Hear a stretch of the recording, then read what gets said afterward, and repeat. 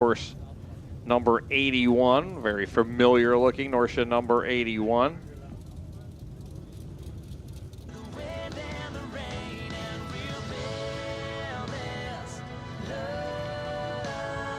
Sean Gilmore in the 29, second time out in that 29 sprint car there in turn number 1.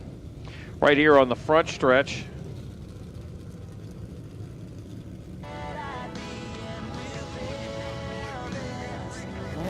David Malozar right here at the start-finish line in the Sportsman G&T Erectors number 32C. Mike Toth in the 89. And one of our rookies right there, that is the black and red number 3. That is Chris Bergstrom. Ethan Bill, who's already got a victory here, is in the Izzy number 14, heading down to turn number 1, currently second in points by 4 points. And the driver he's chasing in points is right in front of him on the track right now, that orange number 5W. That is the current Crate Sportsman point leader after 2 races. That is Pat Wall in the 5W. Wall also had a different car here last week, painted the same way. His other car with a modified motor in it. First cylinder, number 26, runs both here and at Bridgeport.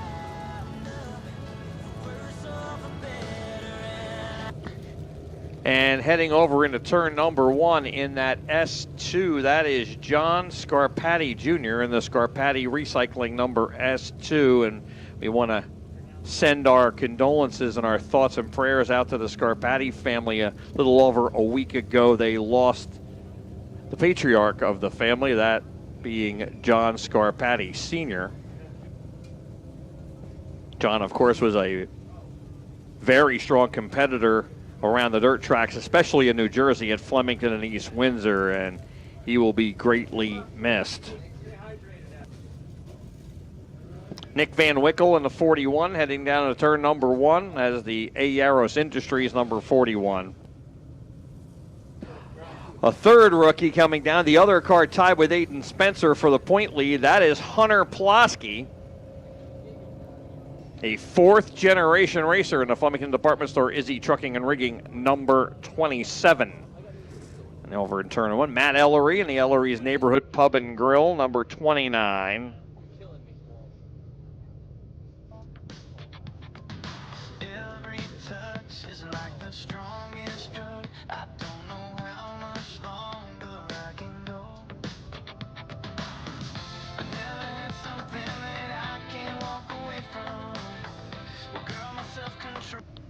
Ryan Godown bringing the car out for some hot laps tonight as he comes by here. Current a 6-time modified champion here. The number 26. Modifieds, of course, off tonight, as they were supposed to have had their short track race this past Tuesday. That was postponed, so the short track Super Series will be here Tuesday, July 8th, coming up in about a week and a half, about 10 days. So that is probably Ryan's short track Super Series car to get some hot laps in. As the Sportsmen make their way out, Dan Fleming led them out in the 17. He's over in turn number 3. Will Pertenick right behind him in a 3. WP, the 34 Dylan Morris. The 1W is Lexi Wilson. The 18R is Ryan Krasinski. The 81 is John Norcia. Glenn McIntyre's in the 88. Ethan Bill in the 14. There the car is out on the Speedway here for the first session for Sportsman Hot Lap.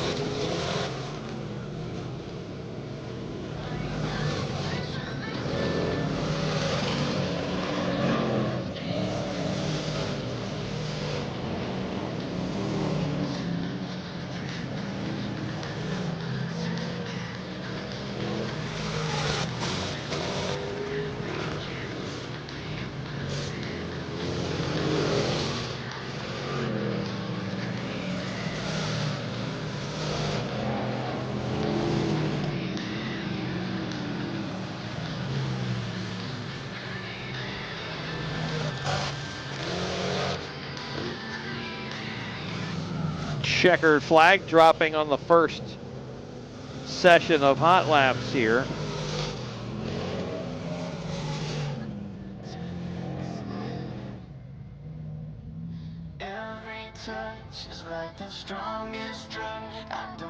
Mike Toth rolling out in the 89. He'll lead him out. Our defending champ, Ryan Simmons, in the Elegant Exteriors number 20. Our current point leader, Pat Wall, in the 5W. John Scarpati Jr. in the S2. All right, so the iceless number 4 coming out over in turn 1 is Steve Davis. Steve Davis in the iceless number 4, the black, white, and red number 4 in turn number 1.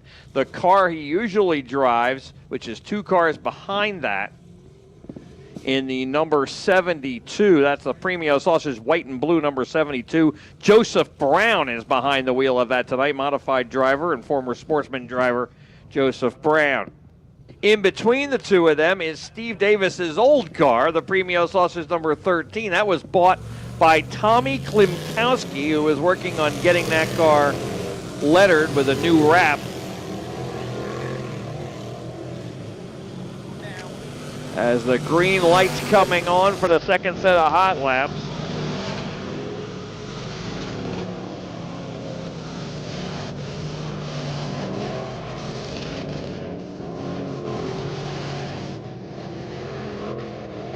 Cale Van Noort in the 29J. That is the yellow 29J coming down the front straightaway right now.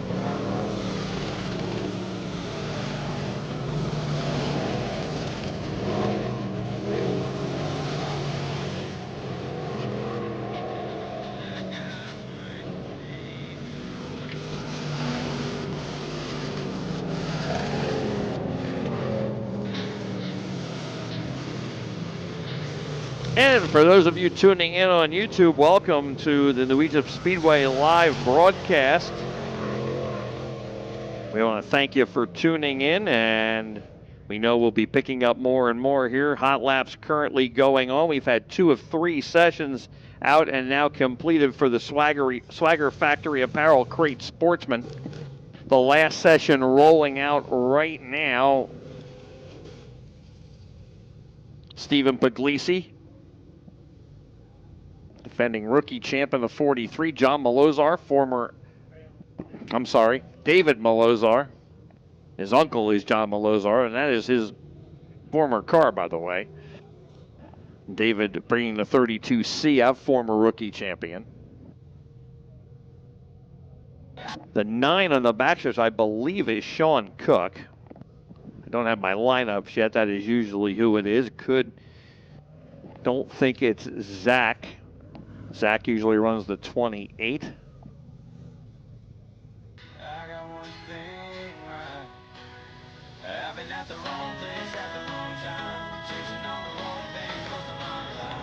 Mike Butler in the 04. The 41 is Nick Van Winkle. Sean Cook right behind him. There's Puglisi in the 43 and Malozar in the 32C. Matt Ellery is out there in the 29.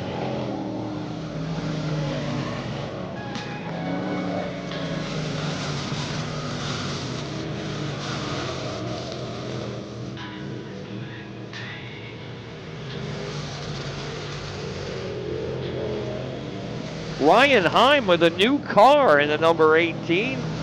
The Kettles A+ spray foam installation number 18. Nice looking car.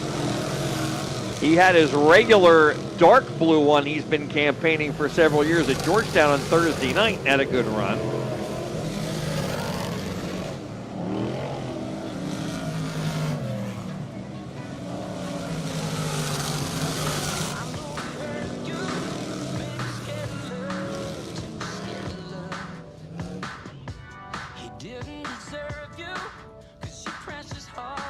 Checkered flag coming out. And that 18 over there is Ryan Heim.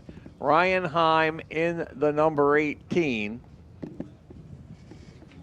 New paint scheme, new car, it looks like. He had his regular car out at Georgetown Thursday night and finished second. Real nice run for him down there.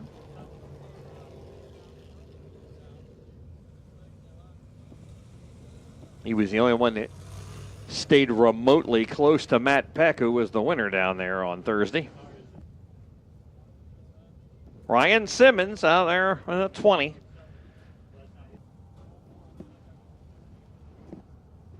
Along with our 3 rookies, Aiden Spencer in the 921 and Hunter Plosky in the 27, who are tied for the point lead, and Chris Bergstrom in the number 3, who is currently 3rd, right behind the 2 of them.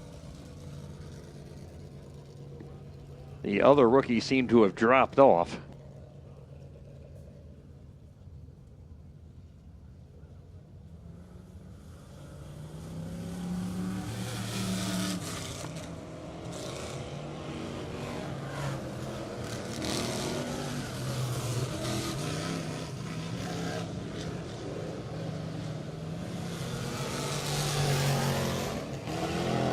Ryan Simmons must have had a problem and asked to come back out for a lap or 2 to see if he's got it fixed.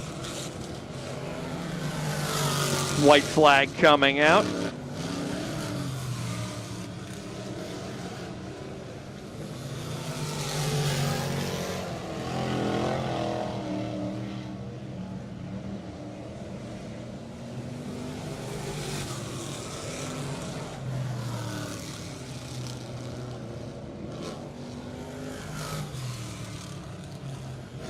There's Nick Leach going by in his golf cart.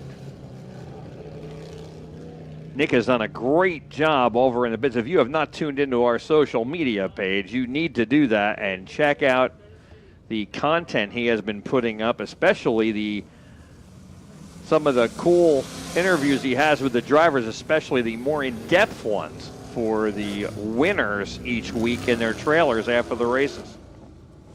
And you can find that on our YouTube page for New Egypt Speedway. As the street stock's coming out, Patrick Force in the 18 on the backstretch was our winner last week and will be the favorite here tonight coming into the Bill Liedtka Memorial event. 31 laps for them tonight. Chris Lane in the 88 is here. Darren Cox in the 92. Shane Grosso in the 17. Now we'll cut over to turn number 2. And that looks like Spider Enzinger Jr. This in the yellow and green number 9. The 704 is Corey Fleming, and he is always fast. I think he's finished second in every race so far this year. Gary Klimchek, former champion here, is in the yellow number 11 as the green flag waves on the field. Scott Freed, the new number 72. Nice looking car. Jeff Handel in the 11H. Joe Reed out there in the 44.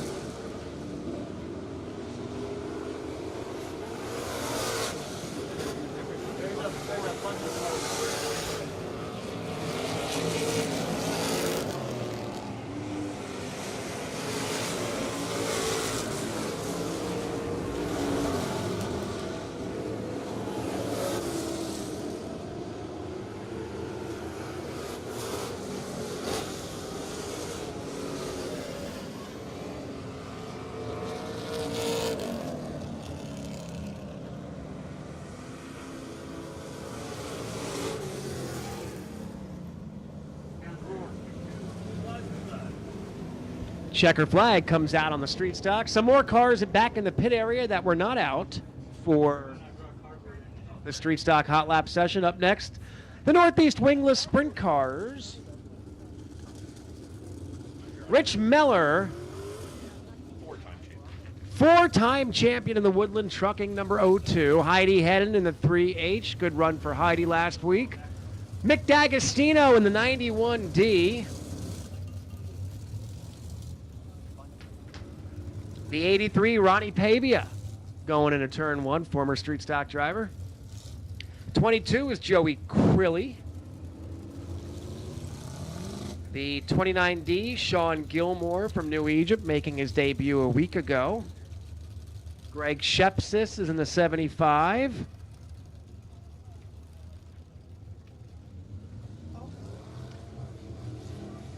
And the green comes out on our wingless sprint car hot lap, as Rich Meller charges into turns 1 and 2. Heidi Hedden, Mick D'Agostino, Ronnie Pavia.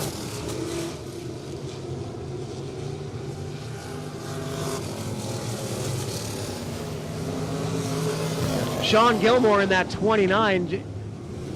Never drove a sprint car before until last week, and he's getting the feel of it in a hurry out there.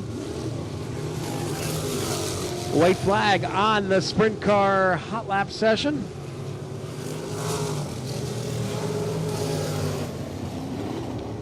Sean's actually from Fairless Hills, Pennsylvania, in that 29D.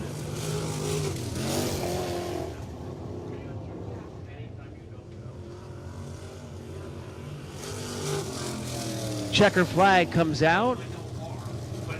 And up next, our four-cylinder.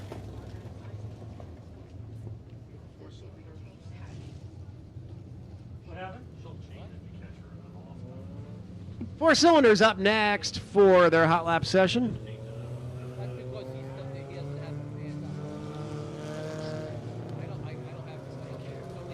Penny Dunn out there in the 51P. That 97, Robbie Steinmetz. Justin Dunn on the front stretch in the 69. Of course, Kyle Hurley's in the 23. Robbie Dunn in the 03. Dom the Bomb Antonelli's in the 88. Joe Gary's in the 26. And Eric Degler back with us in the number 1.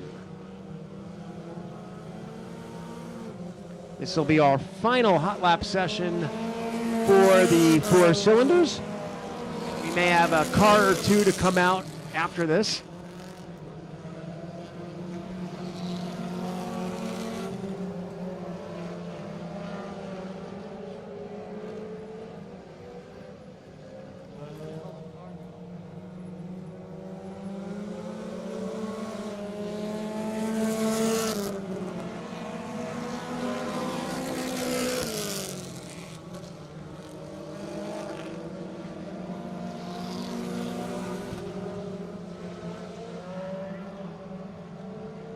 Checker flag ready to come out on the final session of hot laps. Again, we may have a car or two left after this, but for our main hot lap sessions, this will bring an end to them. And we do have Ryan go down and another driver.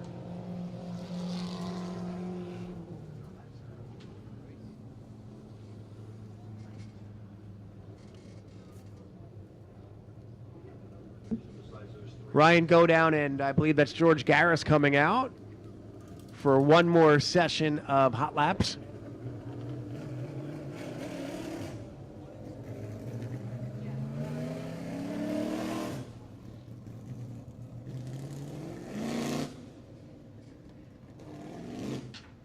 George Garris Jr., we are told, moving up to the modified division in that number 92. And our track champion Ryan Godown out in front of him.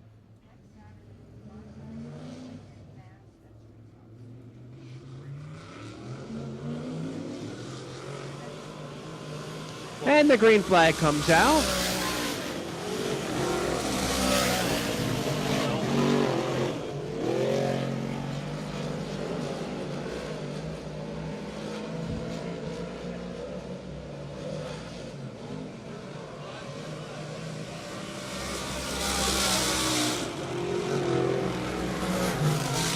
Ryan Godown and George Garris Jr. turning some quick laps in their modifieds.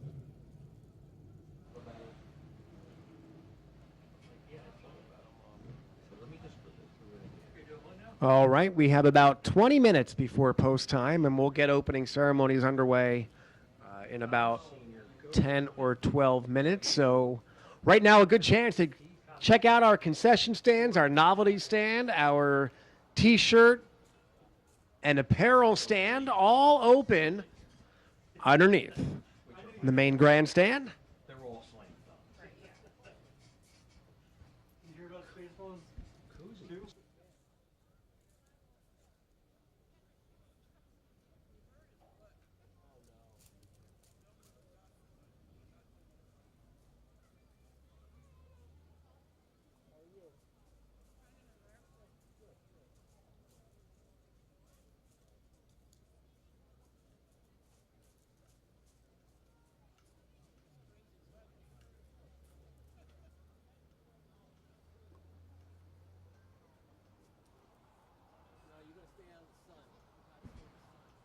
For you viewers checking in on our live YouTube stream, again, it will come back in about 20 minutes.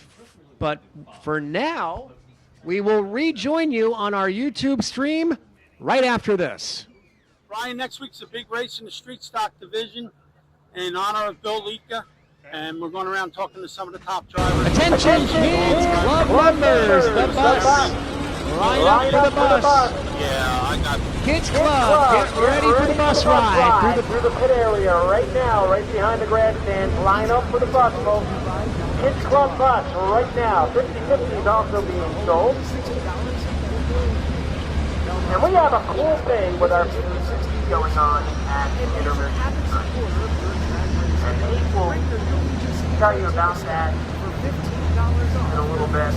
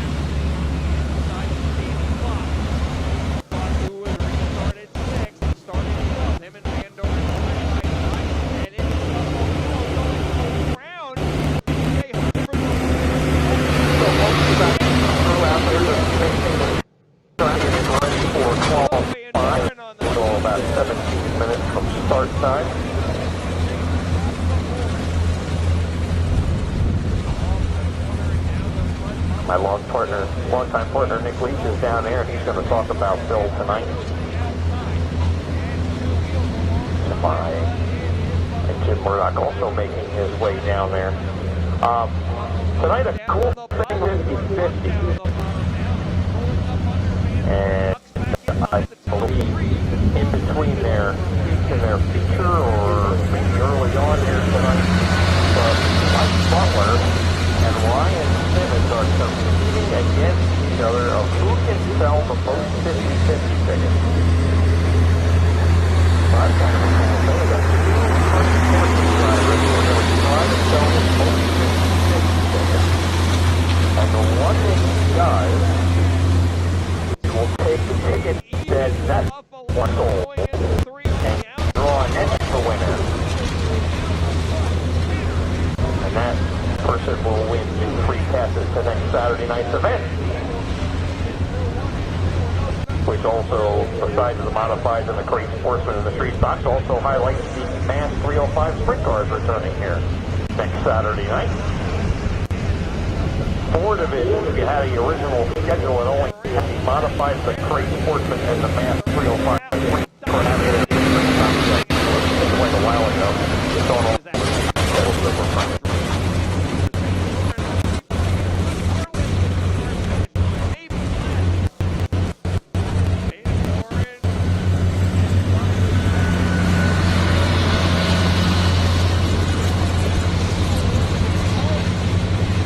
Our Hall of Fame night is coming up in 2 weeks, and that is on July 12th, 2 weeks from tonight. You don't want to miss that. We'll have a lot of track of us on Facebook, Instagram, Twitter, and especially on our website at www.newegyptspeedway.net, as we will be inducting our first class of the New Egypt Speedway Hall of Fame.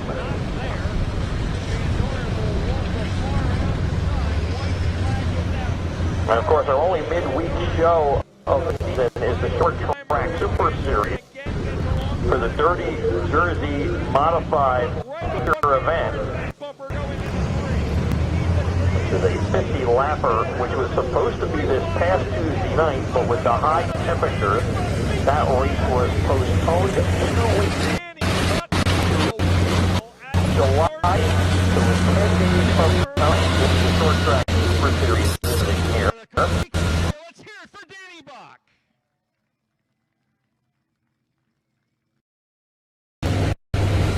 As a Short Track Super Series California event.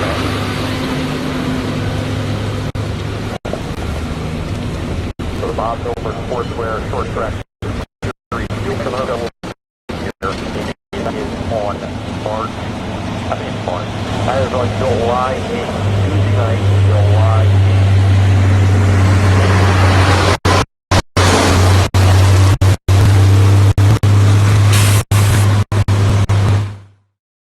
Are also here that night as a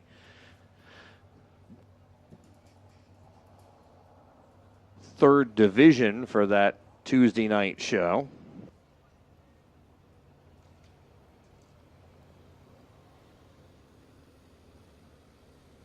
And of course tonight the Bill Liedtka Memorial, and tonight is sponsored by Extreme Diesel Performance, XDP if you will, and they are also the title sponsor of our street stocks.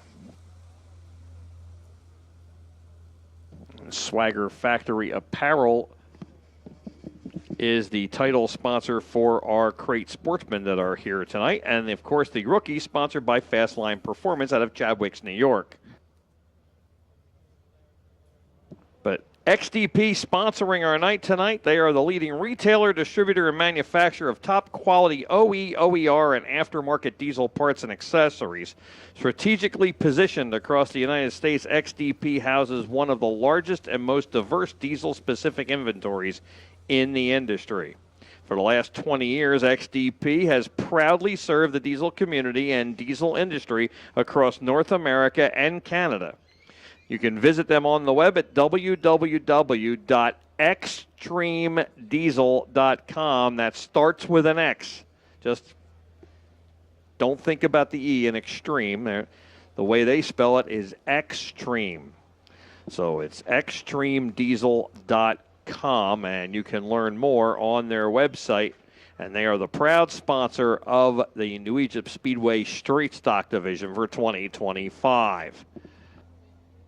All our caution flags each and every race night here at New Egypt Speedway are sponsored by the Roost Restaurant, a local American restaurant located 10 minutes up the road in Cream Ridge at the Cream Ridge Golf Course.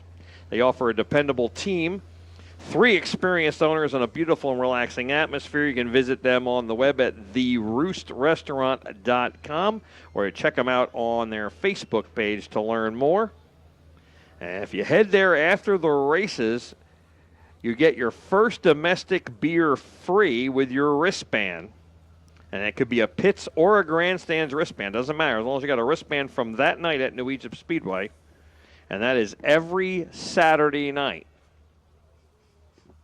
So check out the Roost Restaurant after the races on Saturday night and get a free domestic beer, your first one, with your wristband from the races.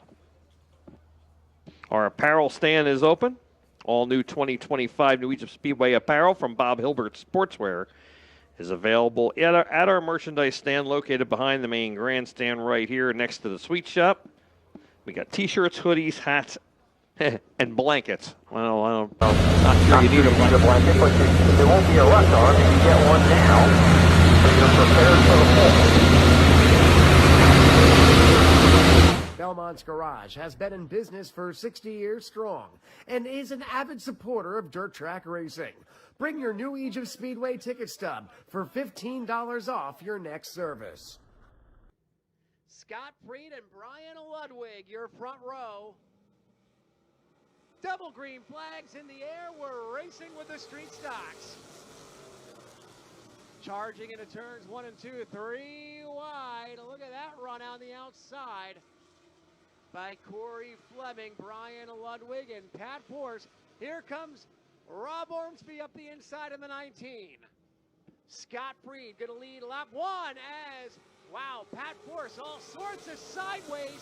They're going to go 3 wide into turn 1. Look at that battle on the outside. Corey Fleming gets by. He now has his sights set on Scott Freed. Charging out of turn 4. Scott Freed in the 72, your leader. Here comes Fleming. Corey Fleming in the 704, using that outside groove to keep the momentum up. He's going to switch lanes, dives to the inside, gets a nose under Scott Freed. He's going to back off. Entering turn 3, now out of 4, he's going to step on that throttle side by side. New leader, Corey Fleming. A great piece of drying by Corey Fleming as Freed tries to challenge back on the inside. Nothing there. That battle coming out of turn 4. Look at Chris Allen to the outside wall. Chris Allen nearly scraping the outside wall as here comes Climb Check. 3-car battle exiting turn 2. That battle is for 5th, 6th, and 7th. Good 3-car racing out of turn 4 once again. Oh, and Climb Check and Ludwig get together. Moves to the far outside. That'll allow the leaders to get by on the inside. No, not that time. 2 laps to go. 2 to go, and the battle for the lead is heating up. Fleming slowing down. Here comes Patrick Force on the outside. A lap and a half remain. Now that lap car is being used as a pick by Pat Force. White flag, 1 lap to go. Ormsby makes it a 3-car dance for the lead. Out of turn 2. Once again, Fleming sideways. That allows Patrick Force to drive away. He's got a 2-car length lead, but a big burst of speed by Fleming. Gets into turn 3 and 4 hard. Out of turn 4 this time by slow car right in front of your leader. Your winner, Patrick Force. A great race for the street stocks. Caution free, green to checkered, no yellows to help anybody. And that's what Patrick Force needed as he climbs out of the car. Folks, give him a hand. Pat Force, your street stock winner.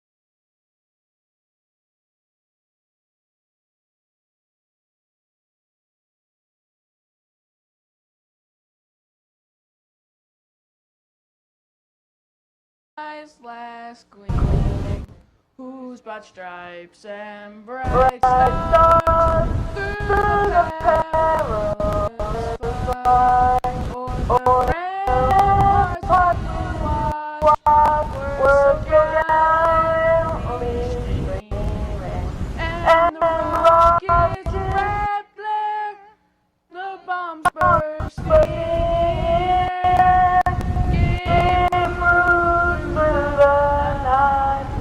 That our flag was still there.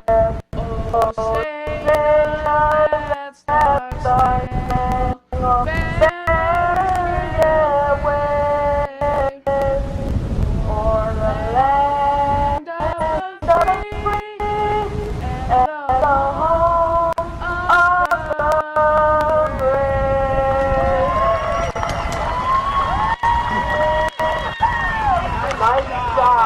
Nice job. And he's also going to throw the green flag for the street stock feature, Bryce Liedtka. Well, we're ready to go. A couple of rules before we begin. One of these rules are very important tonight. They're all important. Rule number one, when we announce our favorite driver's name, you have to make some noise. Let the people know around you who you're cheering for, so they can become fans as well. Rule number two, and we had some violators of this rule last week. There's no smoking in the grandstands. This is not a cigar lounge. It's not a dispensary. It's not a tobacco shop. And we're polite. We try to give you folks leeway, but there's going to be no warnings. If you're smoking, you're going to be asked to leave. No questions asked, no refunds. That's got to happen. Rule number three, when you come back next week, bring a first-time race fan with you, because if it's not for your support, we wouldn't be here. And we love coming into Egypt each and every Saturday night. Take photos, take videos, tag us on all the social media accounts. Tell your friends across the country to watch us on YouTube as well. So now you know the rules. You've seen all the cars out here. We know what this night is for. Big Bill Wildfield's watching down on us. Pete Warburton's going to be calling all the action in the tower. With the first lineup, I believe it's a rookie feature. Pete, take it away. Thanks a lot, Jim, and once again, welcome to XDP night here at the Norwegian Speedway. It is the Bill Liedtka Memorial. 31 laps and $1,310 to win for the XDP Street Stocks. Extreme Diesel Performance XDP, not only the title sponsor of the Street Stock Division, but the title sponsor of this very special night for the Street Stock. Swagger Factory Apparel Crate Sportsman are on hand, along with the 4 cylinders of the Northeast Wingless Sprint Cars, and the first division on the schedule here, which is the Fastline Performance Rookies. Now, we have only had 2 rookie features this year so far, and we have a tie for the point lead. So the rookie season will continue into the summer. Don't have a graduation date as of yet. We will announce that on our page well in advance. So we want to try to get some more races on the of these rookies graduate them into the Sportsman division.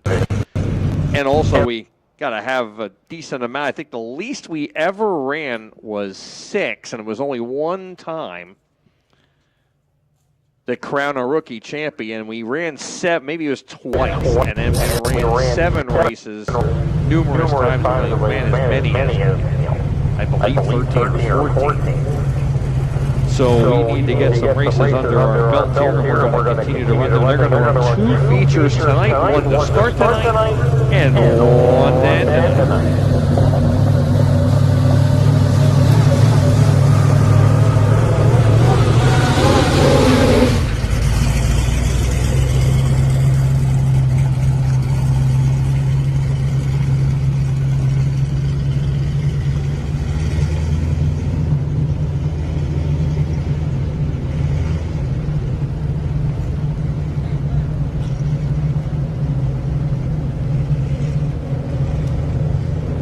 Copy, 8 laps.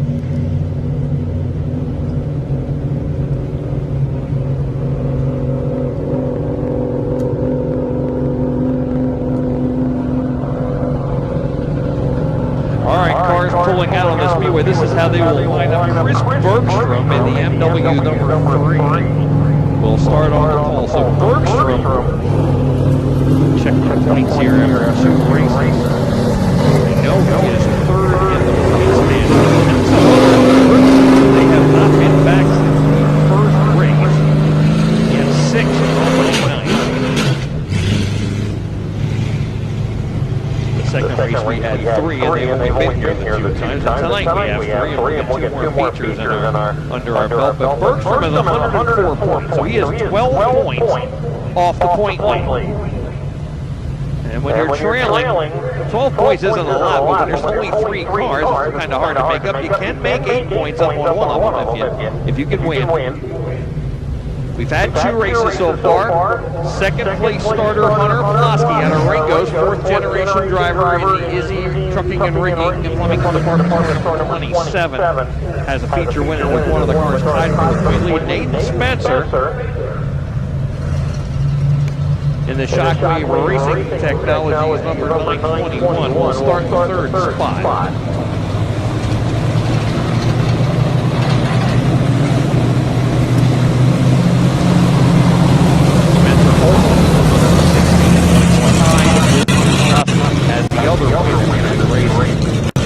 Bergstrom has finished 3rd in both events to these 2 drivers.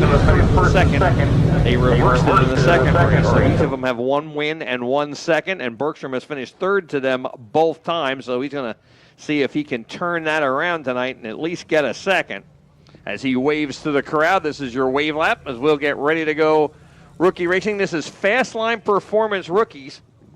Fastline Performance based out of Chadwicks, New York. Is a proud sponsor of our 2025, our rookie season, and race number 3 and 4 tonight for the rookies. And Bergstrom will bring him to the green. Hunter Pulaski alongside Aiden Spencer on the back bumper of Bergstrom. All right, here they come. Green is out. And we're underway. Bergstrom down on the bottom. Hunter Pulaski on the outside. Pulaski goes right up in a guardrail and gets within a few inches of it and makes it stick, and he will take the lead going down through the tri-oval. And he'll back it around on the outside, and Pulaski showing signs that he has it in him from his grandfather as he is right up on the outside, and he opens up 5-6 car lengths on the field as they work on lap number 2. Bergstrom 2nd, holding off Aiden Spencer. Spencer right on him. Bergstrom's going to try that far outside. Whoa, gets way up there and actually lost a little ground there, and Spencer takes the inside route by him for a second. 2 down, 6 to go as we work down lap number 3. Into turn number 3, it is Hunter Pulaski by half a straightaway. Pulaski will set it right in the middle groove now with no challengers, and he'll complete lap number 3. Spencer pulling away from Bergstrom as Bergstrom back in the 3rd spot. It'll be halfway already. 4 down and 4 to go on the field as they come down the front.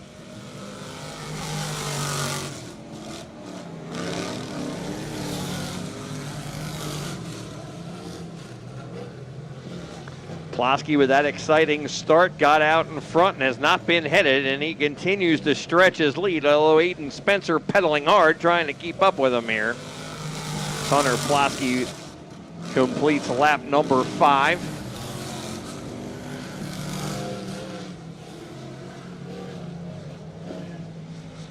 Bergstrom getting around well. He just is not quite there with Spencer as he tries to reel him back in. 2 laps to go. 2 to go, and almost a full straightaway now for Hunter Pulaski. That time got in hot again in turn 2 and backed out of the throttle. Shrunk his lead down to 3/4 of a straightaway as the white flag waves on Pulaski down the front.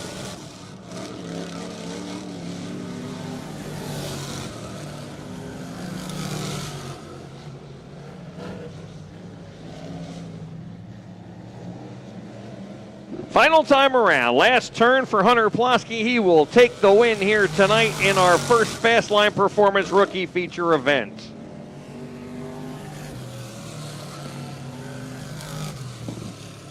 Aiden Spencer is second, and Chris Bergstrom is third.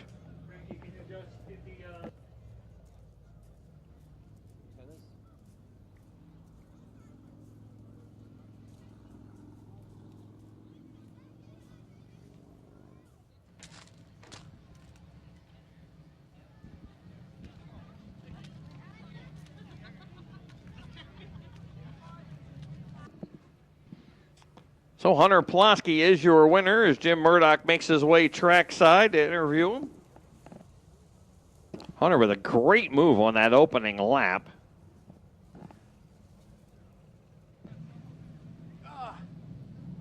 Well, after a wild first set of turns for Hunter Plosky, he got that car straightened out and did a number on the rookie field here. We are waiting for him at the scales, which he has just cleared. Track's got a lot of bite in it, too. Wow. That extra water they put down is doing wonders out here. A lot of bite, a lot of traction. Very, very tacky and heavy track. We'll see how long that can last in this hot sun out here. As Hunter Plosky brings the Flemington Department Store, Izzy Trucking and Rigging Incorporated, Bob White Fence Company, Dave's Ringo Sunoco Towing, number 27 into Victory Lane.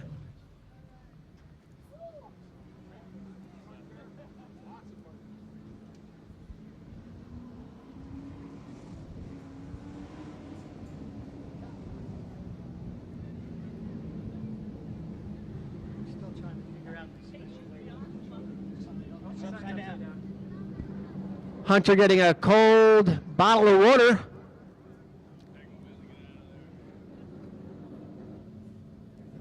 I thought he was going to end up in the fence in turn 2, that opening laps, as did his crew out here. I was like, I'm going easy. The flaggers are having the red flag ready to wait. Hey, climbing out of the car, your rookie feature number 1 winner, Hunter Plosky.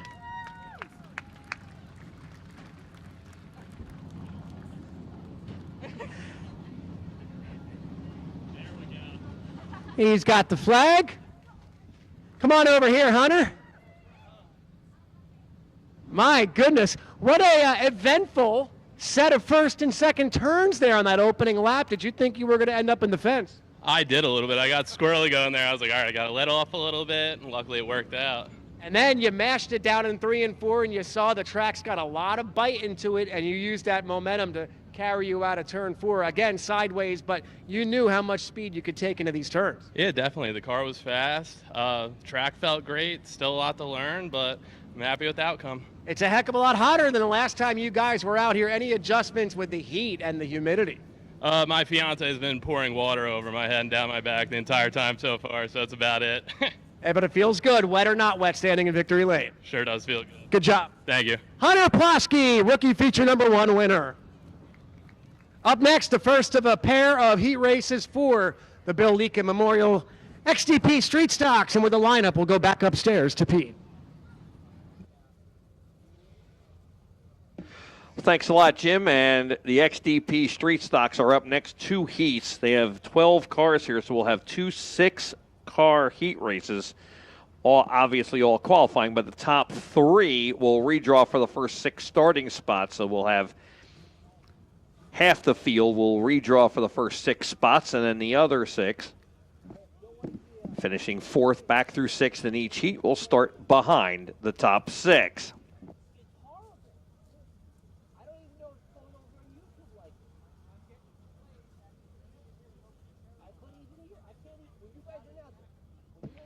Heat number 1 will find Joe Reed in the 44 lining up on the pole.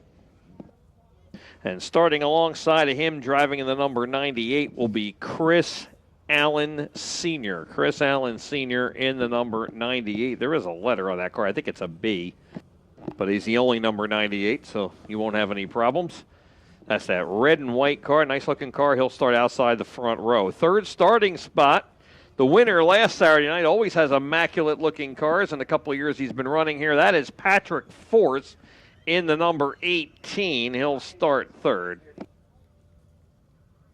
And lining up alongside of Patrick Force, driving the number 92, is Darren Cox. Darren Cox also drives a 305 sprint car when they're here, and the Voorhees Racing number 86, and he should be here again next Saturday with both cars, as the street stocks, the XDP street stocks, will be back with the Mass 305 sprint cars.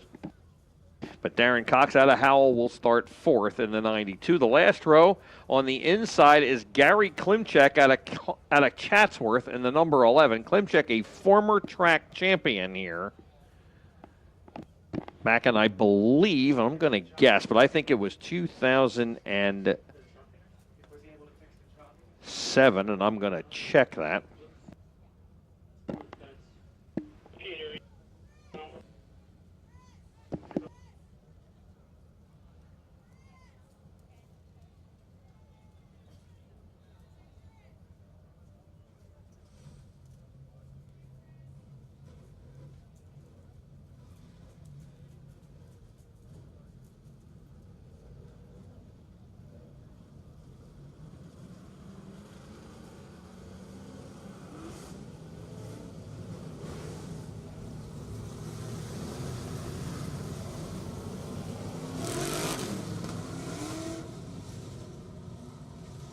Klimchek was the 07 champion. Wow, I impress myself sometimes. But Gary Klimchek, our 2007 champ, starting fifth in the yellow number 11 and starting last on the field out of Toms River in the 11H. That is Jeff Handel. Jeff Handel in the 11H. Top three will get to be handicapped in the first six starting spots. You finish fourth, fifth, and sixth. Well, you're going to start on the inside row. Inside of row 4, 5, and 6 in the feature event.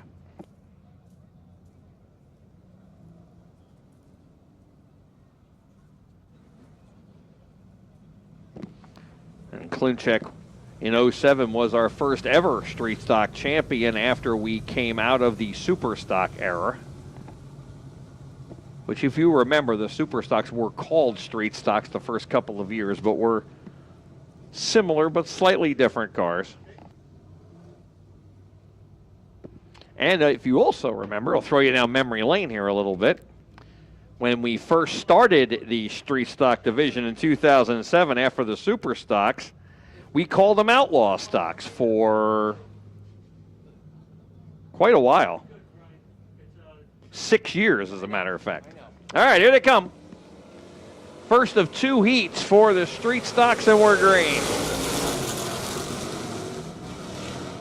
And we are underway, and it is Chris Allen Sr. off the outside grabbing the lead with Darren Cox following him through and right on his bumper down the back as they are 1 and 2. Klimchek quickly into a handicapping spot. He is up into third now in the number 11 as he gets by fourth. Oh, look out. Jeff Handel using the extreme outside. Driving the track kind of like a slot car. They go down the back, the top four right together. Reed trying to keep up there. He's right behind that top four within a couple of car lengths. But it's a freight train down the front, and Patrick Force would like to get handicapped. Now keep in mind, you finish fourth, you're going to start seventh, right outside the top six.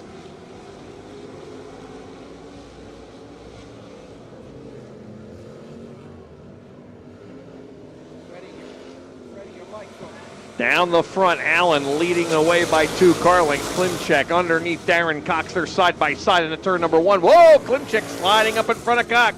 Nice slider there in turn 1 by Klimchek. Darren Cox tucks back underneath him. Boy, those 2 cars are pretty evenly matched. Force right on their back bumper. Off the corner, 2 laps to go, 2 to go. 6 lap heat races for these street stocks as they work through 1 and 2. Chris Allen leading the way, but he has a 2 car length lead over the other 3. Klimchek now takes second, puts Darren Cox on the bubble, And Cox has to deal with Patrick Force, who's down on the bottom. White flag is out. Only 3 get their handicapping. But keep in mind that whoever finishes 4th is going to start 7th, right outside those top 6. Into turn number 3 and 4 for the final time. It is Chris Allen taking the win.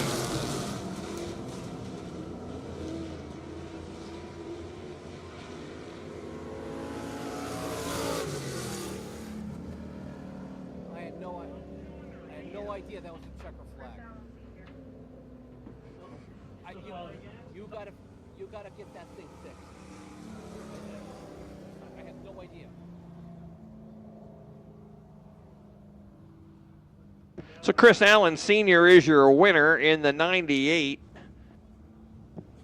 The 98B to be exact. Gary Klimchek is second in the 11. Darren Cox third in the 92. And Patrick Force comes home 4th in the number 18. He'll start 7th in the feature. The other 3 get their handicapping back and will be handicapped with whoever finishes in the top 3 here in heat number 2.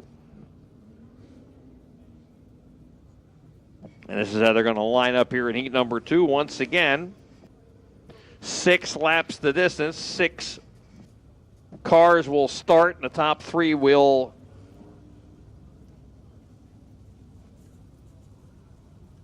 take back about the handicapping. The top 3 out of each heat are going to redraw for the first 6 starting spots. So those 3 into the redraw. And this is the way they'll line up here in heat number 2. Brian Ludwig in the 94 out of Pemberton will start on the pole. Alongside of him in the 9 junior, that is Spider Enzinger Jr. Spider Enzinger Jr., the Spider-Man, starting outside the front row. 3rd starting spot from Milford in the 704 is Corey Fleming.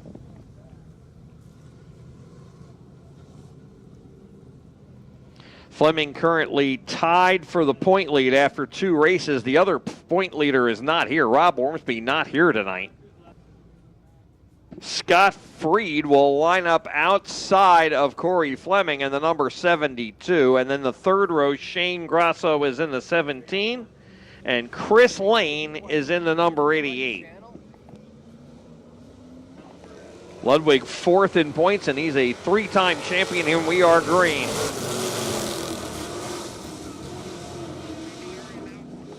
Through 1 and 2 over the first time, angling out now and down the back. It's Spider Enzinger Jr. off the outside of the front row. Then Ludwig, Corey Fleming really backing it around. And there is Chris Lane up from last, putting on the pressure there to try to get into the redraw.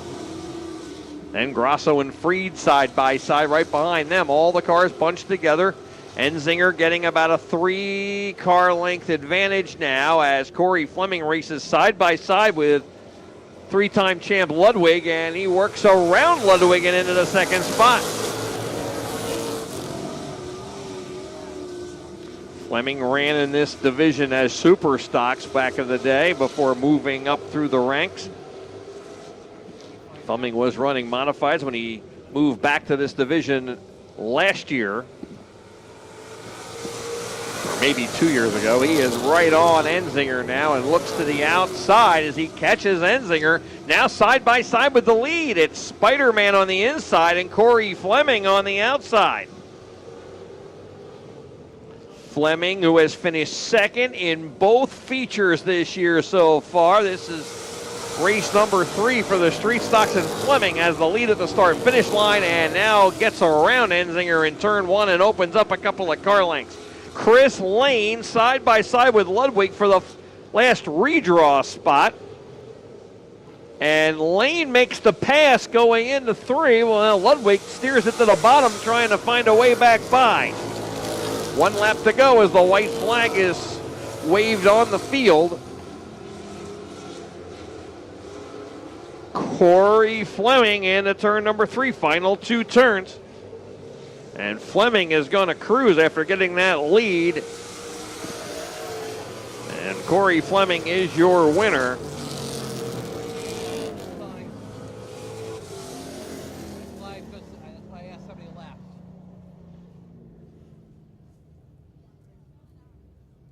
So Corey Fleming is your winner here in heat number 2. He'll move into the redraw with 2 other cars. The other cars are the second place finisher, Spider Enzinger Jr. in the 9 Junior, and Chris Lane in the number 88, who finishes 3rd. Brian Ludwig, a 3-time champion here, settles for 4th.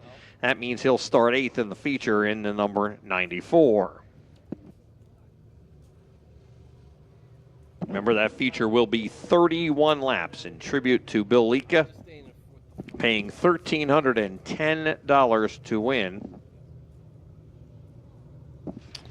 And the Swagger Factory Apparel Crate Sportsman coming out on the Speedway, and this is how they are going to line up for their first of 3 heats. 26 Crate Sportsmen signed in. Add the 3 rookies to that, we got 29 of them here.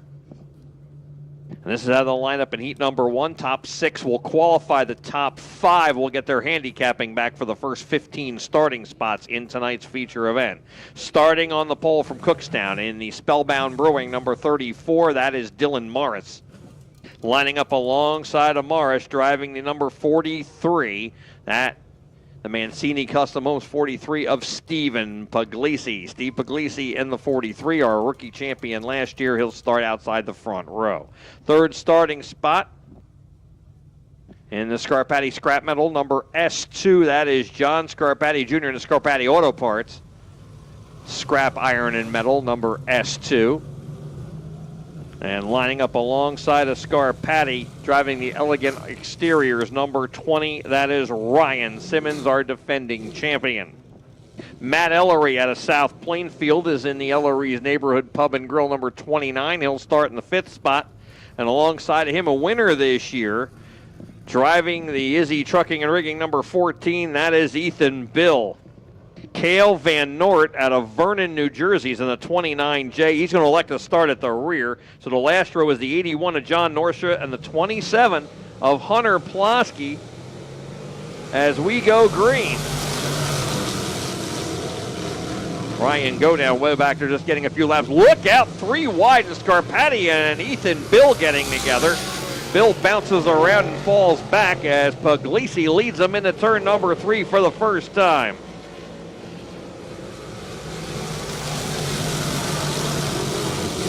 One lap in the books, Puglisi, followed by Simmons and Ellery as they quickly move into 2nd and 3rd. Ethan Bill getting by a couple of cars and now into 4th after falling back to 7th there at the start. Then Scarpati 5th. There are your 5 handicap cars. Your 6th and final qualifier spot right now, side by side between Norsha and Morris. Morris back on the outside. Norsha had gotten under him. Good battle there for 6th. And the 29J of Van Nort pulled off right away and is in the infield. He didn't make a lap. 3 laps complete, working off the corner and down the back now. It is Puglisi out in front of Simmons.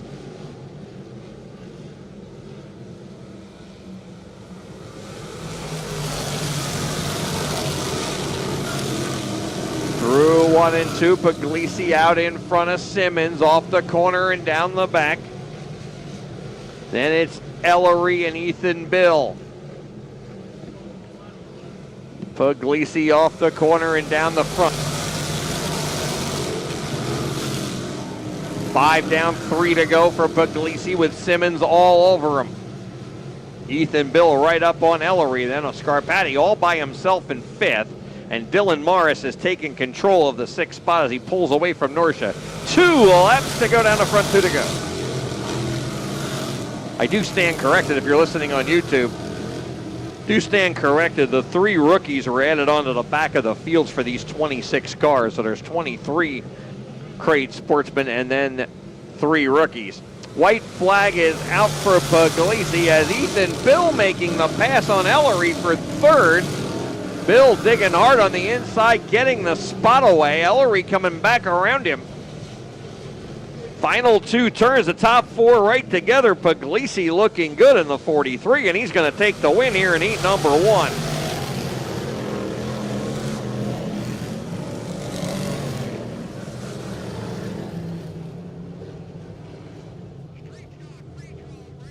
So your winner is Stephen Puglisi, last year's rookie champion in the 43. Ryan Simmons, our Crate Sportsman champion. finishing second in the number 20, defending champ. Ethan Bill came home third in the 14, a feature winner this year, one of the two. Matt Ellery was fourth in the 29, and John Scarpati was fifth in the S2. They got their handicapping back, Dylan Morris.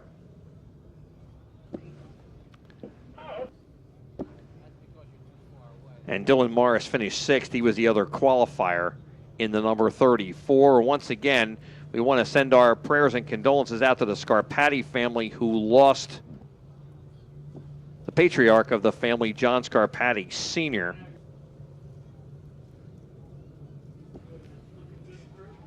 about a week and a half ago, and good to see John Jr. out here running as he always does every Saturday night. And I know they race with heavy hearts. John Sr. was a heck of a competitor, especially at Flemington and East Windsor during his career. I watched him when I was growing up. And that familiar number S2. All right, second heat is on the Speedway. Glenn McIntyre in the 88 will line up on the pole. Mike Toth is in the 89. He'll line up outside the front row. Then Ryan Heim in a brand new number 18 sitting down there in the third spot. Really nice looking car. And outside of him, the 41 of Nick Van Wickle. Mike Butler is in the short load ready mix concrete 04. He'll start fifth. Then it's Tommy Klimkowski in the number 13, sixth. Ryan Krasinski is in the 18R, and Joseph Brown is in the 72. Aiden Spencer, the rookie, not running in a heat race in the 921. All right, here they come racing. So far, none of the rookies have taken a green here. Each one of them is supposed to be at the rear of these heat races. Down the back for the first time, it is Glenn McIntyre out in front. Ryan Heim quickly moving into second now and looking underneath McIntyre, but he'll settle for second at the conclusion of lap number 1. Remember, 5 get their handicapping back off, 6 qualify. 88 of McIntyre showing the way here on lap number 2. Heim, then Butler and Van Wickle side by side. Butler had the spot. Van Wickle back even with him. Van Wickle in the 41 underneath Butler. Butler in the 04 getting back around and into the third spot. Mike Toth is fifth, and then Krasinski and Joseph Brown really battling for the final transfer spot. Brown again sticks his nose under but can't get by. Klimkowski also close right behind them there in the 8th spot. Field all right together, track in great shape here. They work through 3 and 4 and back down the front.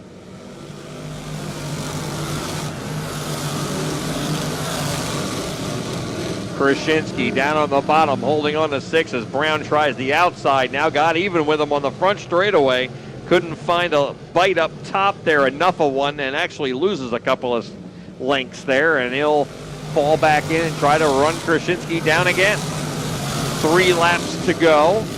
Glenn McIntyre is led from the start, and he's actually pulled away from Heim a couple of car lengths. That's about a 4-car length lead as they come into 2 to go now off of turn number 4. 2 laps to go. Krasinski, with the pressure coming from Joseph Brown, turns up the wick, and he's got the nose under Mike Toth as he's trying to get 5th and get into the handicapping here. Good battle now, and here comes Joseph Brown. White flag is out one more time around, and McIntyre, who's leading, Heim is reeling him in. Heim's within a car length now as they exit turn 2 on the final lap.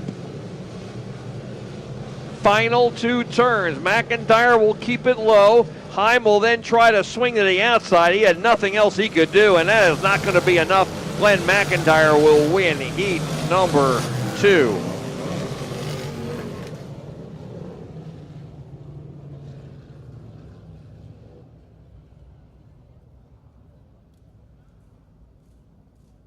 So your winner is the 88 of Glenn McIntyre, finishing second, the 18 of Ryan Heim. Third was the 04 of Mike Butler. 4th, the 41 of Nick Van Wickle, and finishing 5th, the 89 of Mike Toth, your 6th and final qualifier, the 18R of Ryan Krasinski, who only got that spot by half a car length over Joseph Brown. Brown in the Masker Racing 72 tonight. All right, third and final heat race, and we'll see if the rookie comes out to try to run. Remember, I think the rookies, because they have a feature at the very end of the night as well, are not risking their cars. They want to run that race at the end of the night. Lexi Wilson, she drives the 1W, is scheduled to go from the pole here in heat number 3 in the 1W. And lining up alongside Alexi in the Flemington Auto Body, Campbell Electric. Champion tire number 17, that is Dan Fleming. Fleming out of Washington, New Jersey.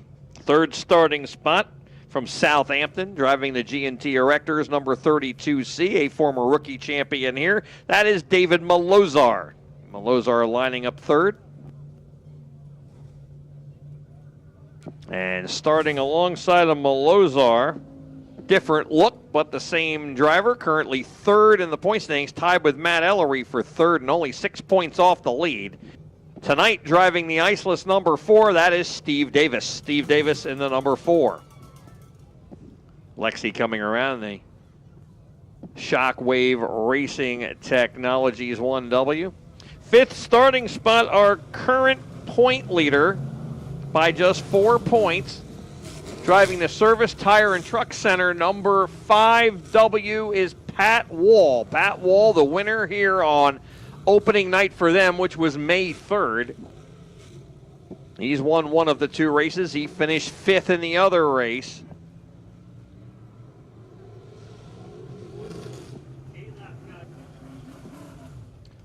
Pat Wall will line up 5th in the 5W, and lining up alongside of him, driving the 3WP is Will Protinick. Sean Cook is in the 9X. He's out of Wrightstown. He'll start 7th. And that rookie, Chris Bergstrom, does come out, but is going to hang way back from the field as we go green. He's going to use it kind of like a hot lap session, and he should get into the feature now by being the only rookie to start. That means we only have 24 cars that have taken the green in heat races. Through 3 and 4 for the first time, Lexi Wilson leading a gaggle of cars down the front. Steve Davis and Malozar battling for a second. Davis will get the spot from the outside and tuck in behind Wilson as Lexi leads them into turn number 3. Malozar, then Protinick up to 4th. Dan Fleming has fallen back to 5th, the last handicapping spot. And the car he's ahead of is the current point leader, Pat Wall. Wall would like to get into the handicapping. I mean, he would be handicapped pretty far back anyway, but right there in heat number 3 would mean 18th starting spot for Wall if he finishes 6th. Whoever the 6th place finisher is. Top 4 remain the same. Steve Davis right on Lexi Wilson, a nose underneath her going into turn 3, but Wilson holds. Whoa, but Wilson getting a little loose there. She just got in a little hot, and the car kind of bounced around, and Davis able to drive underneath. Lexi stays right with him, though. And now Davis by 3 car lengths. Lexi second with Malozar right on her. She gets through that corner much smoother that time. With Malozar third, Protinick fourth, Dan Fleming and Pat Wall. Literally a freight train. The bumper's practically touching there from 4th through 6th. Pat Wall would like to move up a spot. And he is having a lot of problems with some veteran racers right ahead of him. 2 laps to go already. We've run 6. Only 2 to go here in these Crate Sportsman heat races. Steve Davis with things in hand now as the white flag comes out. He's got about a third of a straightaway, maybe a little less than that, maybe a quarter of a straightaway over Lexi Wilson. Malozar right on her, but she holds him off. Lexi doing a great job. Top 6 remain the same. Some close racing back there, 4th, 5th, and 6th. Here's a checkered flag for Davis down the front.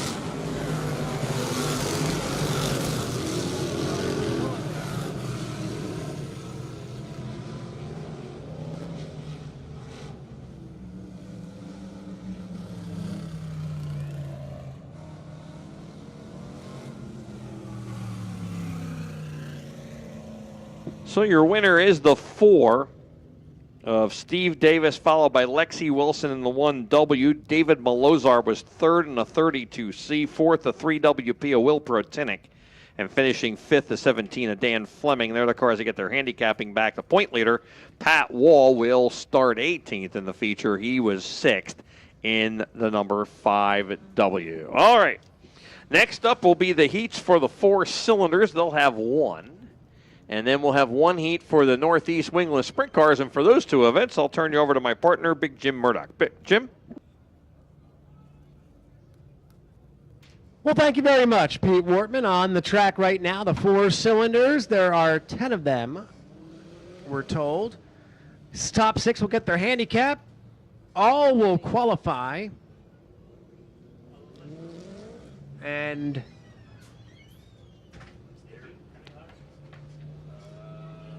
it'll be an 8-lap heat race. 1 heat. 1 heat.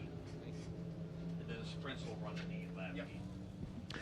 Starting on the pole in the familiar number 88A, Dom the Bomb, Dominic Antonelli. On his outside in that purple and black, number 51, she hails from Hamilton. That's Penny Dunn. Row number 2 on the inside in the 03, the driver out of Yardville, that's Robbie Dunn. And on his outside, Robbie Steinmetz in the 97S. Row number 5 features Kelly Fleming on the inside in the 44 from Milford, and Justin Dunn on her outside in the 69. He's also out of Yardville. Joe Gary Sr. back with us tonight in the 26. He's from Trenton.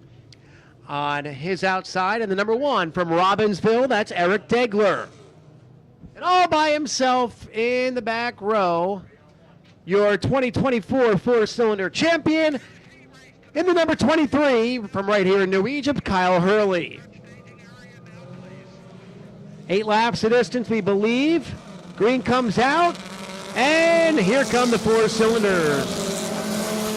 Dominic Antonelli on the inside being chased and by a gaggle of Dunn. The whole family Dunn is on Dominic Antonelli's tail. Every Dunn in the phone book is following Dominic Antonelli.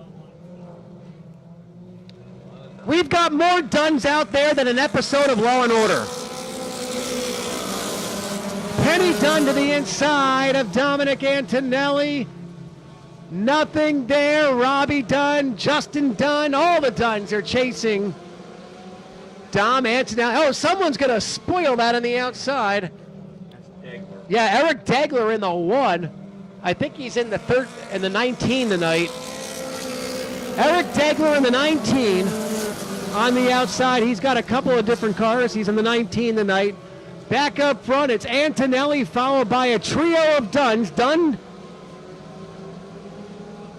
cubed, and then we've got Kyle Hurley sneaking around Eric Degler. 3 laps in. Justin Dunn now reeling in Dominic Antonelli. Behind them, great battle for 3rd on back. The battle's in the middle of the backstretch. We've got Robbie Dunn, Penny Dunn, Eric Degler, and Kyle Hurley. 3rd on back. They're 3 wide out of turn 4 that time. Still 3 wide as Degler swings high to the outside. Now tries to diamond cut the corner. And that actually allows him to have a pretty good run on the 03. Degler with a great move in turn 1 and 2. Keeps that momentum up, gets to the inside of Degler. Degler wants more. He's now drafting Kyle Hurley. Battle for 3rd. Here comes, they're thinking about 3 wide in the trial. This time by, it'll be 2 laps to go. 2 to go for Dominic Antonelli. Justin Dunn hot on his tail, but everybody's watching that battle for third on back. Look at this battle for third on back. Kyle Hurley comes out of that gaggle up in third. Eric Dagler right behind. Penny Dunn, Justin Dunn, Kelly Fleming. We haven't talked about her much this race, but they're all holding strong there in the middle of the pack. White flag, 1 lap to go for Dominic Antonelli. Dom the Bomb with a white flag waving. He's got a big challenge by Justin Dunn. Battle for the lead. Battle for third, battling all over the track. Half a lap to go. Justin Dunn looks high, nothing there. Gets back in line of Dominic Antonelli. He's going to try one last move on the outside. Antonelli holds him off. Dominic Antonelli's going to pick up the win in the 4-cylinder heat race. Justin Dunn is second. Kyle Hurley, Degler, Penny Dunn, another Dunn, a Gary, and a Fleming.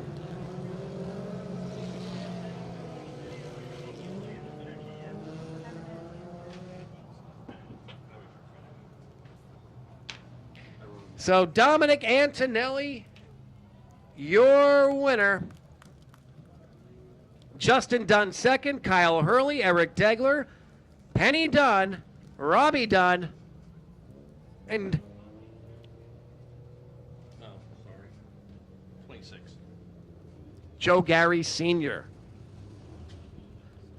A very entertaining 4-cylinder heat. Let's see what the sprint cars can do if they can match that action. Actually, Pete, we've had some great racing in all the heat races. The track is in spectacular condition. Got to walk across it after the rookie feature. Really no dust at all out there. Really good job by the track crew in the final minutes of track prep to put that extra water down and provide with a very racy surface on a hot and humid evening. In that 4-cylinder division, you got all our championships but 1 year represented, as Joe Gary Sr. and Justin Dunn are 3-time champions.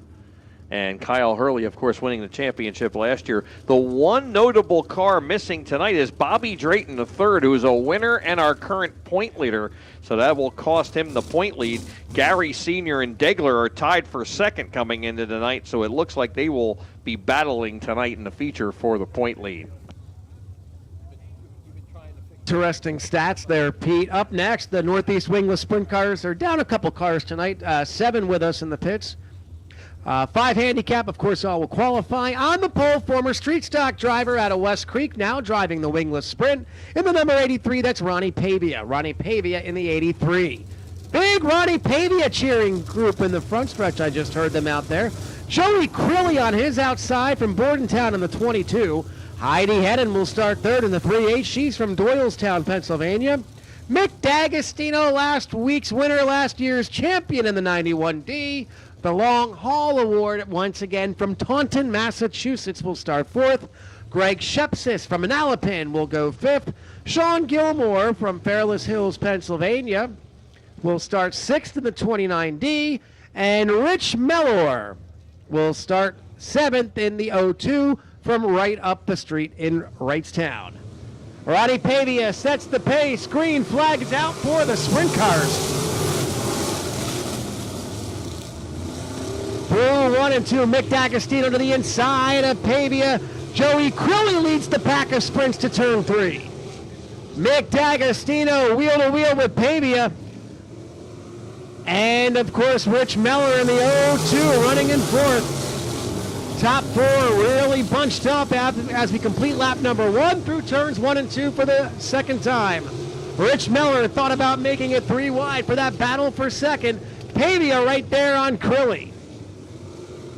Crilly not getting away from Pavia. Boy, Ronnie Pavia's adjusted well in the sprint car this year. A totally different machine from the street stock. A lot faster. You cannot obviously rub wheels like you can rub fenders in the street stocks. And Pavia doing a masterful job trying to retake the lead from Crilly. Crilly's got it right now. Mick D'Agostino watching that battle in third. Here comes Pavia. Pavia dives to the inside, side by side, wheel to wheel, Nerf bar to Nerf bar through 3 and 4. Ronnie Pavia once again tries the inside, nothing there. Mick D'Agostino goes to the outside groove. Halfway, here comes D'Agostino to the outside of Pavia. Pavia and D'Agostino wheel to wheel back into 3. Joey Crilly leading Mick D'Agostino, who got around for second, and Ron Pavia a strong run in third. Mick D'Agostino has a run to the inside. Crilly's going to try to block that move. As D'Agostino slides to the outside, he's going to try to keep that momentum up. And they're going to cross the line with 2 to go. Side by side, drag racing down the front stretch. Now Mick D'Agostino gets a good run with that big right rear tire, gets to the outside. Oh, that was close there behind them. D'Agostino gets the lead, and there's problems for Crilly. Joe Crilly braking in turn 4 on the white flag lap. Joey Crilly coming up lame to the outside wall. We're going to have to go yellow flag caution on the Speedway for what could be the first yellow of the night. If you're the owner of a black Jeep, you must move it now. A black Jeep V23RMM. V23RMM. The owner of a black Jeep, you have to move it right now. V23RMM. You must move. You are in somebody's reserved parking spot. It's a black Jeep. Yeah, it looks like an SUV, a Cherokee most likely.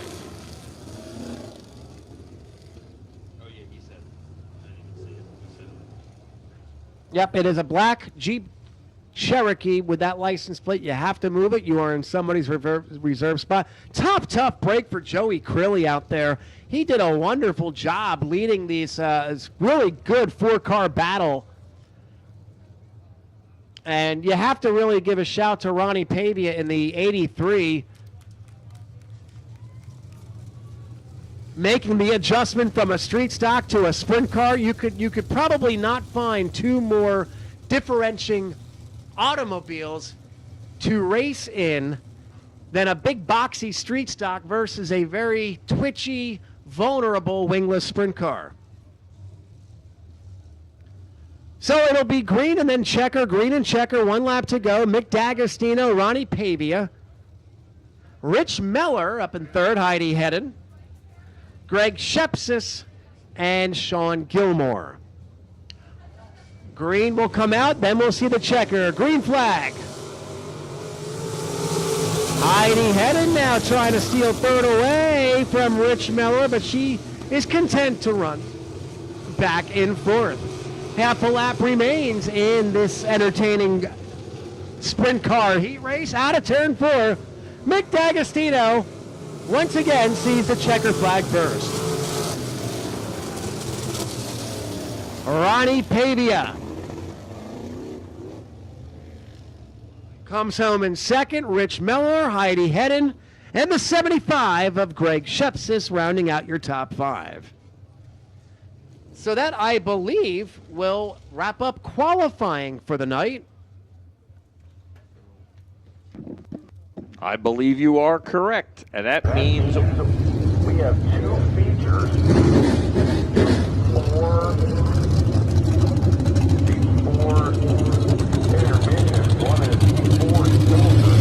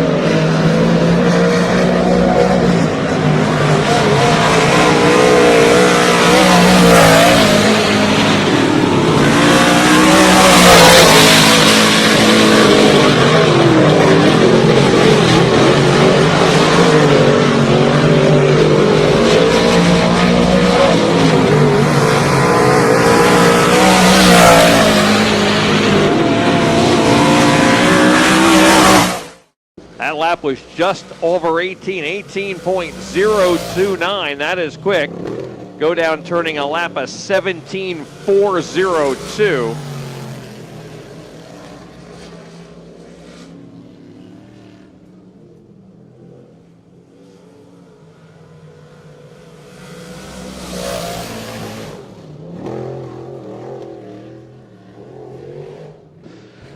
So go down, whoa, go down, getting way outside, coming off a 2 there, and he will fly it into 3 and 4. His fastest lap so far, 17.402.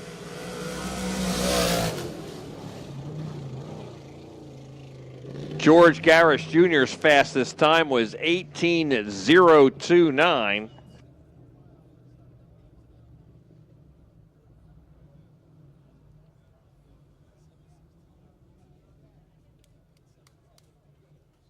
Which last Saturday in the heats, that would have been half a second faster than the fastest time.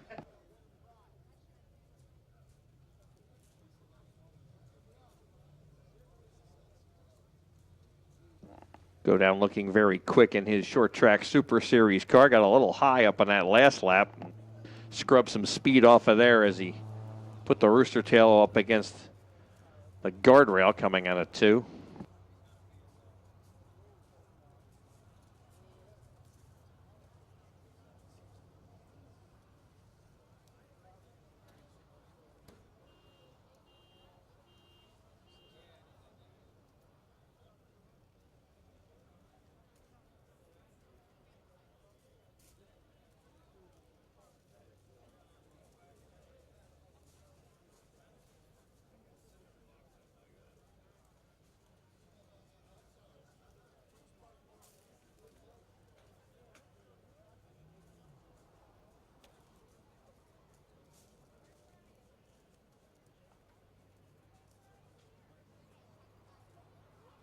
All right, folks, so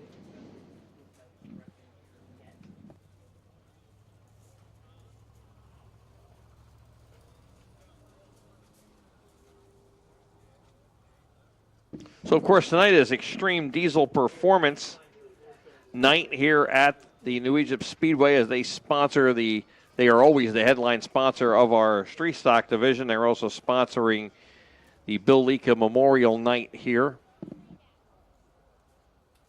An XDP, Extreme Diesel Performance, is a leading retailer, distributor, and manufacturer of top-quality OE, OER, and aftermarket diesel parts and accessories. They are strategically positioned across the United States. They house one of the largest and most diverse diesel-specific inventories in the industry, and for the last 20 years, they proudly served the diesel community and the diesel industry across North America and Canada. Visit them on the web at www.xtremediesel.com. And for those of you watching at home on our free YouTube channel feed, we are going to go to commercial, and we will be back in just a few minutes. With the start of our 4-cylinder feature. We are buying them some time. Their heat was just a few minutes ago. So we'll be back in just a moment on YouTube. Brian, next week's a big race in the street stock division in honor of Bill Liedtka, and we're going around talking to some of the top drivers, basically all the drivers, to give us a memory of Bill Liedtka that you had. Yeah, I got many memories of having a lot of fun on the track with Billy here.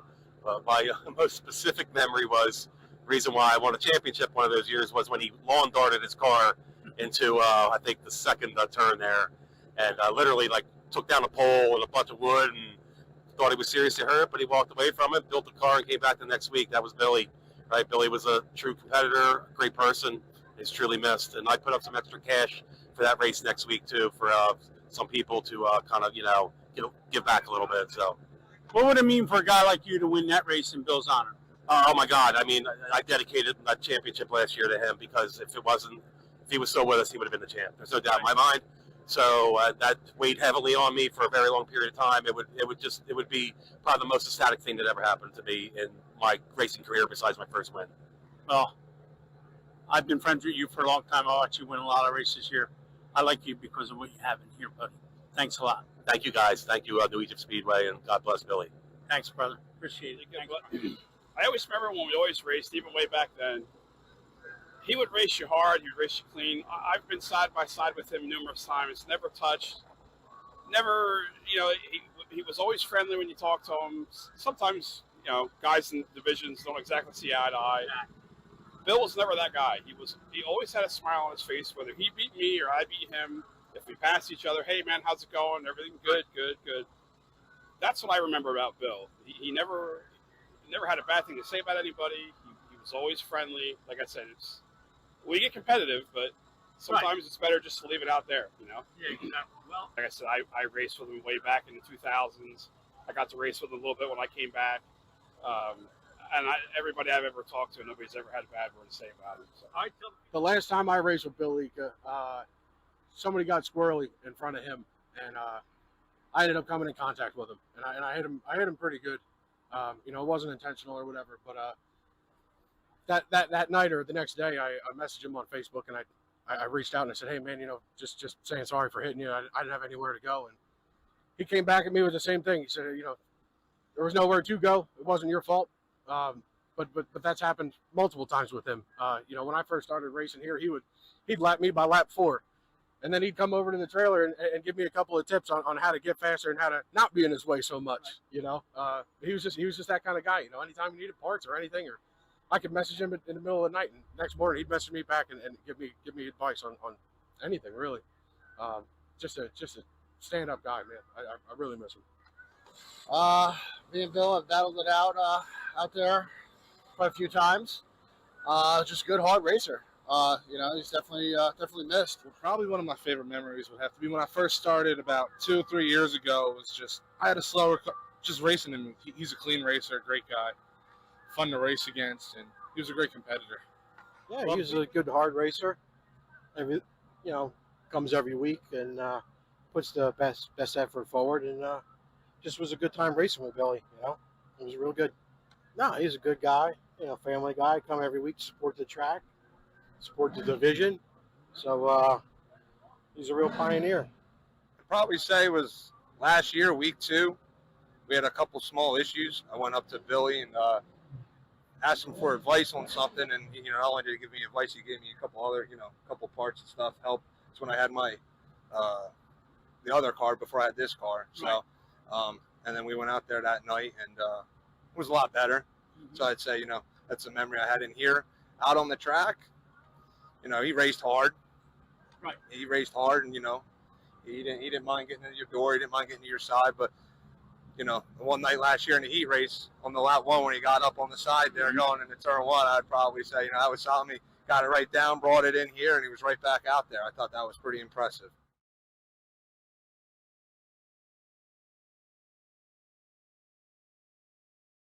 These highlights are brought to you by Belmont's Garage. Located in Langhorne, Belmont's is the home of the $60 synthetic oil change.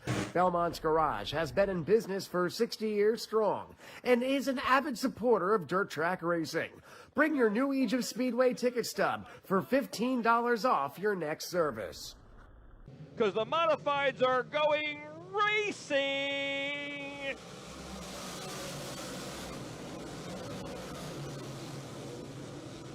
And the modifieds are underway as they work through 1 and 2 and down the back for the first time. Anthony Tramontana grabbing the early lead. No, that's DJ Hunt, the 24. Before green in the air, racing. And we're back underway, working through 1 and 2. It is DJ Hunt going right back to the front, with Buffolino chasing after him.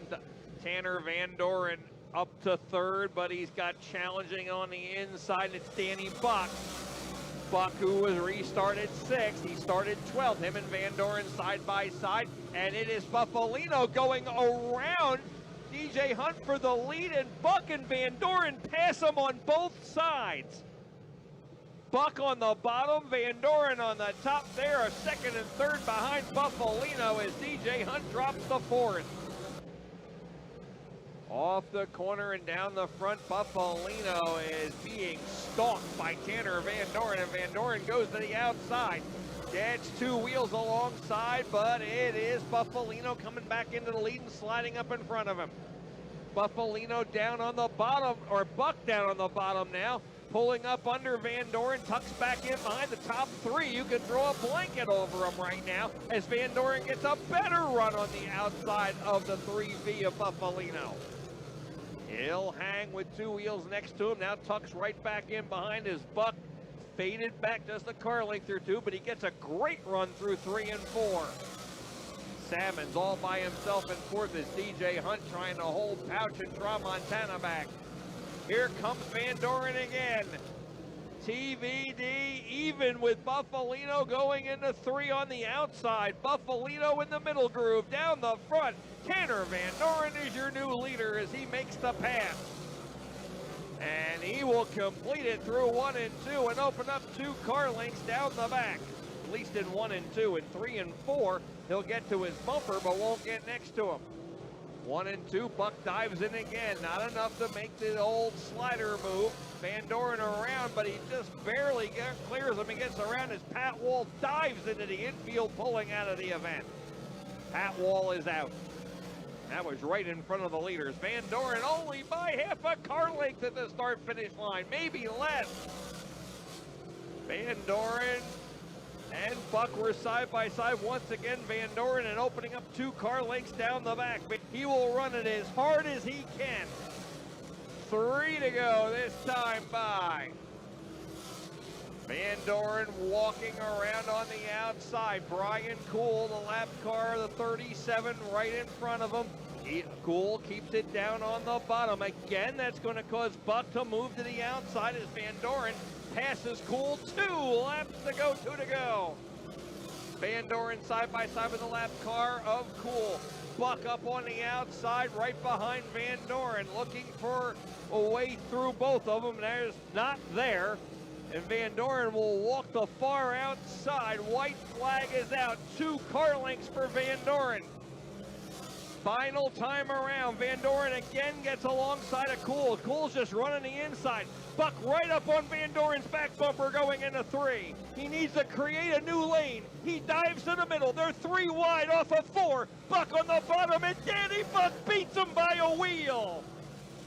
Danny Buck by a wheel at the start-finish line on the last turn pass.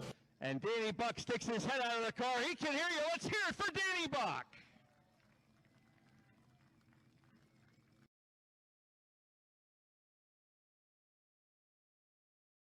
These highlights are brought to you by Belmont's Garage. Located in Langhorne, Belmont's is the home of the $60 synthetic oil change. Belmont's Garage has been in business for 60 years strong and is an avid supporter of dirt track racing. Bring your new Age of Speedway ticket stub for $15 off your next service. There they come. Brendan Hires kicks the wheel. The green is in hand, and we are racing. Underway, Hires with Crilly right on his back bumper as they race through 1 and 2. Heidi heading 3rd, and then D'Agostino trying to follow her through there on the inside as Pavia got up a little high. Whoa! Crilly getting way outside, and he is going to stop. Hires again kicks the wheel, and we are underway.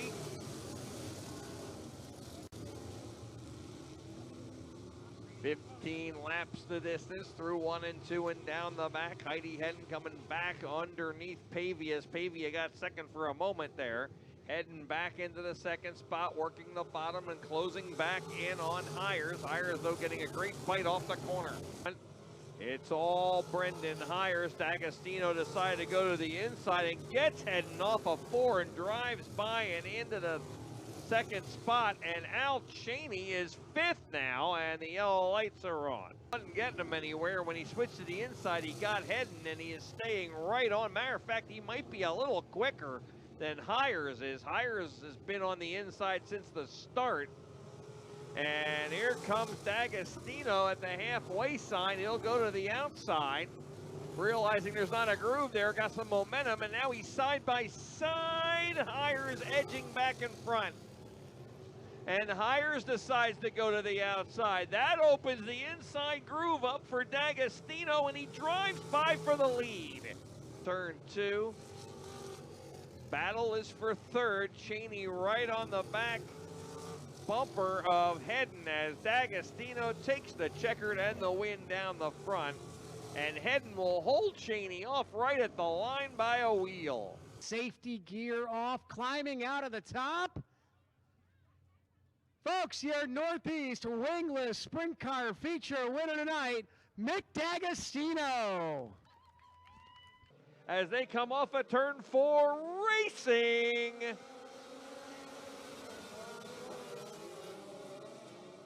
And we are underway, working through 1 and 2, beginning out in front as they go down the back with Gio Sutton right behind him going into turn number 3. England working his way up, already up to 4th, got the door shut on him as he tried to get underneath the 9 of Richie Hitzler. Hitzler running in that 3rd spot. England trying to build up some momentum. Gio Sutton staying glued to Beginning's back bumper there as they head into turn number 3. And we got another fast mover back here in the 5th spot. That is the 4X Griffin Endershot running in the 5th position. Cars under 20 seconds in that 19.5, 19 3/4 range. Checkered flags coming out. Your winner is the 29 of Doug New Beginning. Getting the cage hatch open, climbing out of the car, your 600 XL modified winner, Doug New Beginning.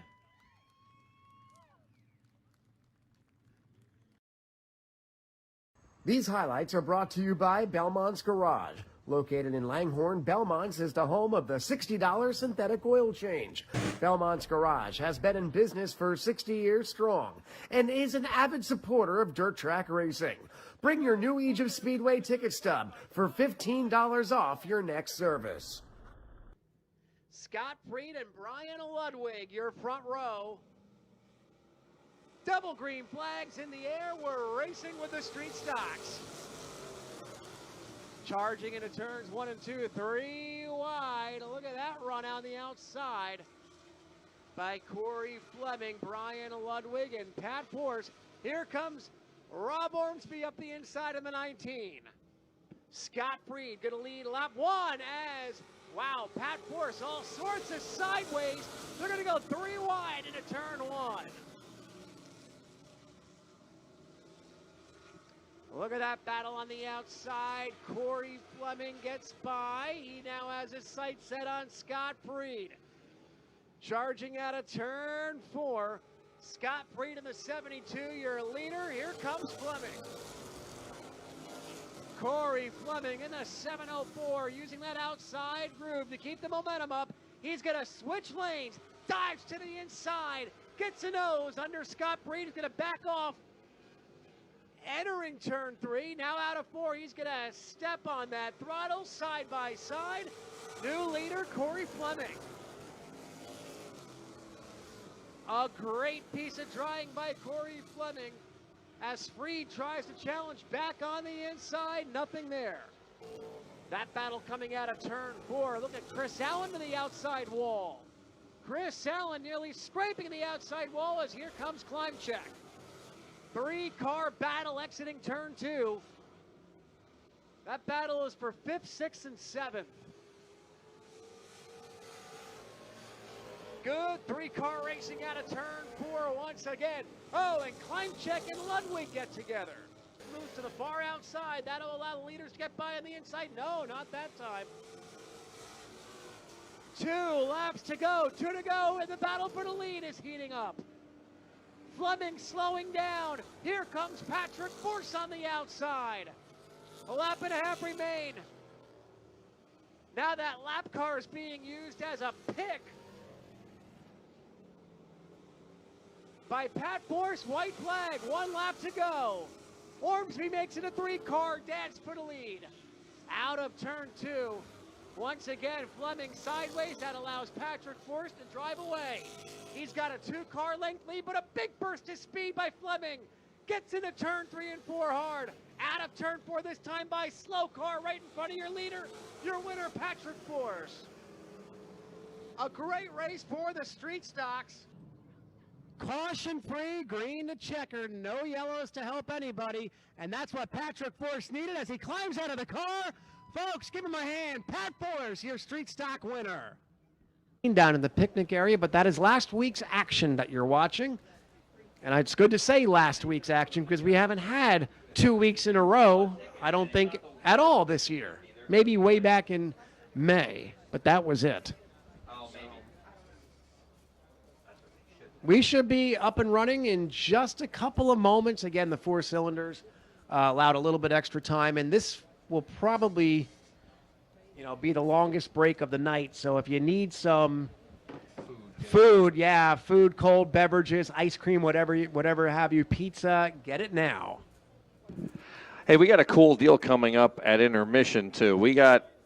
And it'll be after the Sportsman feature, so they'll be done for the night. So I think that's another reason that we had, the way the schedule works out. But 2 Sportsman drivers, Flagler Factory Apparel Crate Sportsman drivers, are defending champ Ryan Simmons and Mike Butler, the driver of the 04. They are going to compete against each other in who can sell the most 50-50 tickets, which is kind of a cool deal. Something we've never done here before. And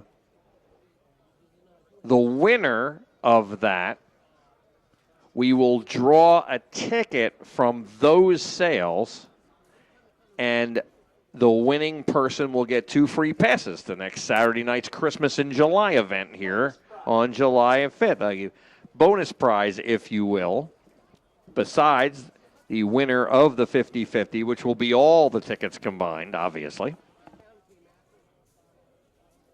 So this is kind of a fun deal and something Chris Moore thinking out of the box here for that one.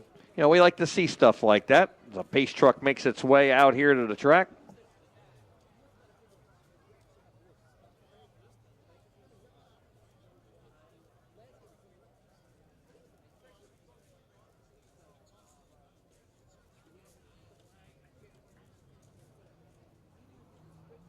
All officials to their post. All race officials to their post, please. All right, 4 cylinders coming out. And for the call of the 4-cylinder feature, I'm going to turn it over to Jim Murdoch, and he will call the action here for the full-fendered 4-cylinder division. Here we go, Pete. 15 laps away the distance for our 4 cylinders. If you're watching on YouTube, you were watching highlights from last week and interviews from last week. This is live as the 4 cylinders make their way to the front stretch, and this is the way they'll take the green flag. Remember, folks, cheer loud when you hear your favorite driver's name called. I want to hear it in the announcing booth, and let those people know who you're sitting with, they need to be watching out there. On the pole, a very popular driver from Jackson in the 88, Dominic Dom the Bomb Antonelli. And now we've got a whole bunch of Duns. Penny Dunn in the 51P, Robbie Dunn in the 03, and Justin Dunn in the 69. Eric Degler will start 5th in the number 19. Feature winner this year, correct? Yes. Kyle Hurley, he's won a bunch of them. Last year's champion will start on his outside in the 23 from right here in New Egypt. Welcome back, Joe Gary Sr. in the 26. Kelly Flemings in the 44, and I don't see Robbie Steinmetz in the 97S. Yeah, he was slow in the heat. He had problems. Now Kelly Fleming waiting for her car to start down there in the 44. There she goes. So we'll go with 8 cars for 15 laps. We'll see if Dominic Antonelli can hold off the challenges of the Duns. This will be your wave lap next time by. So starting in the pit grandstands in turn 4, We want you to wave your hats, wave your arms, wave your kid, wave whatever you have, wave those baskets or those bags you all got when you came in.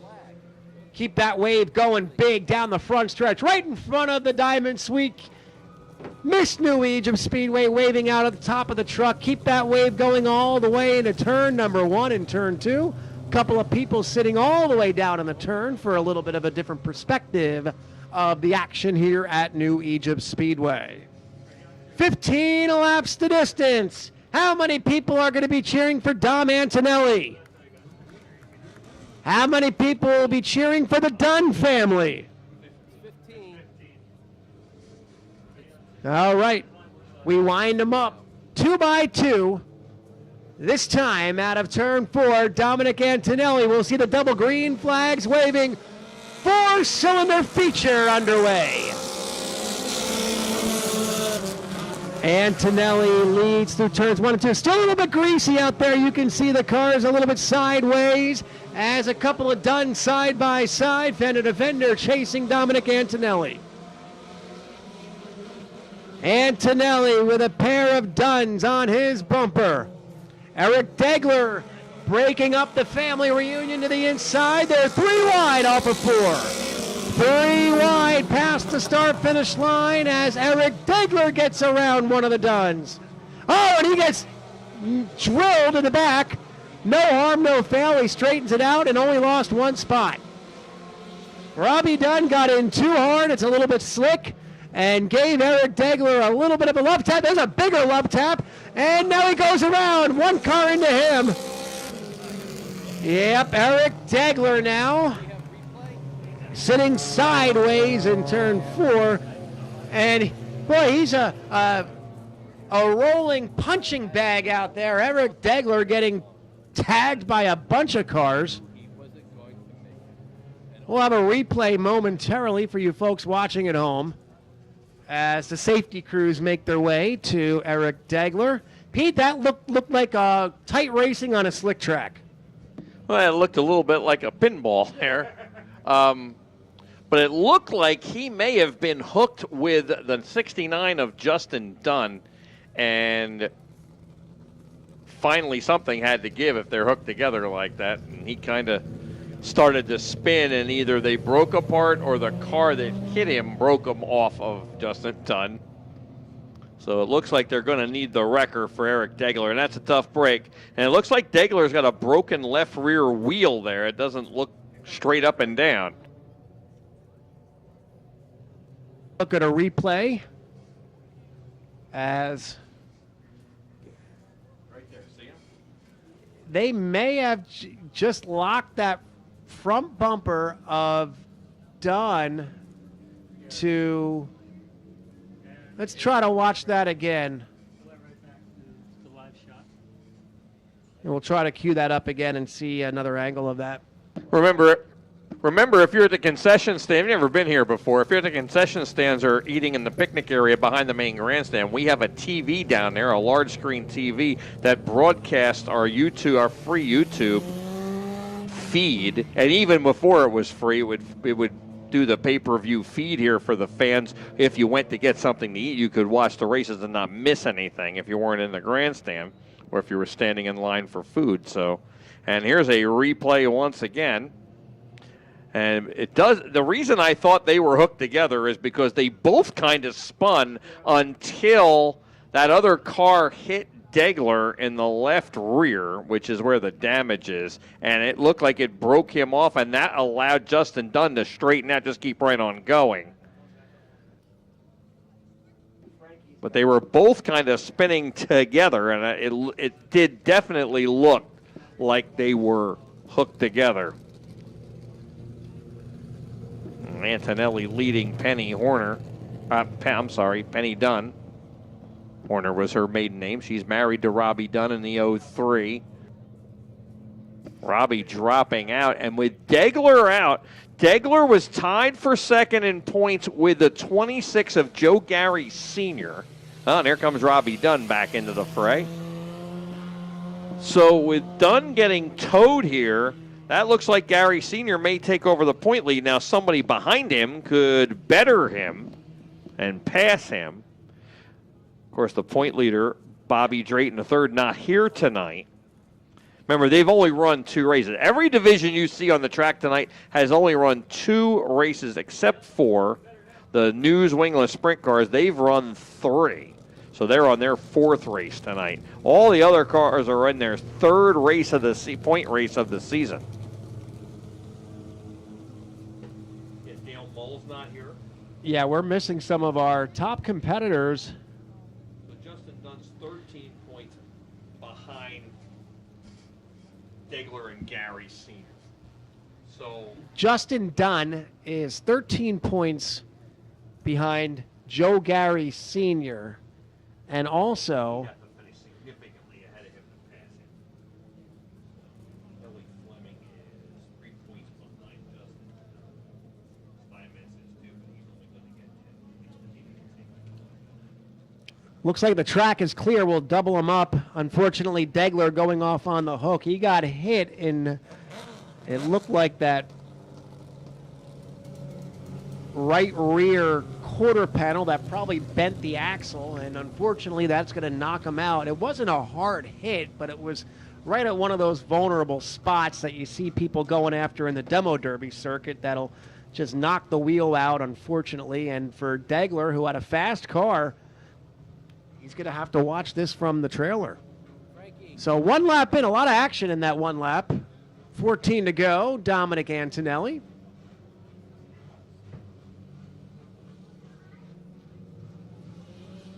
On the pole as we go back to racing. Penny Dunn challenging on the outside. Joe Gary Sr. following Dunn. Kyle Hurley mixing it up in the inside. Joe Gary Sr. almost pushing Penny Dunn on the exit of turn 2. Kyle Hurley thinking about making it 3 wide. Here comes Justin Dunn. Justin Dunn with a big power move on the outside in the 69. 3 wide out of turn 4 again for second. Joe Gary Sr. now fender to fender with Penny Dunn, and look at Justin Dunn trying to stick his nose in that. He wisely backs off. Joe Gary Sr. now up to second, but he drifts. He slips a little bit in the loose stuff on the outside, or the wet stuff, I should say. Kyle Hurley, Penny Dunn, Justin Dunn 3 wide going into 1. All this battling has allowed Dominic Antonelli to break out with a 6-car length lead as we complete lap 4 this time by. Dominic Antonelli making his way on the front stretch past some very creative chalk drawings down there. As the action is hot and heavy on the race for second position, Justin Dunn working his way up to 3rd.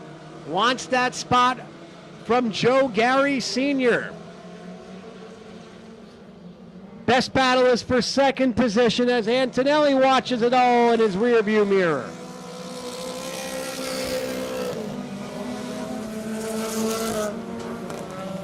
Third of the race complete, 5 down, 10 to go. Joe Gary Sr. holding off the challenges of Justin Dunn for now, as Antonelli finds his lead down to about 4 car lengths over Joe Gary Sr. And whenever Antonelli's out front, I hate to say it, we have to worry about the motor. Uh-oh, speaking about the motor, the 03 just came up lame. The 03 of Robbie Dunn, it revved real high, and now it sounds like it's shut off.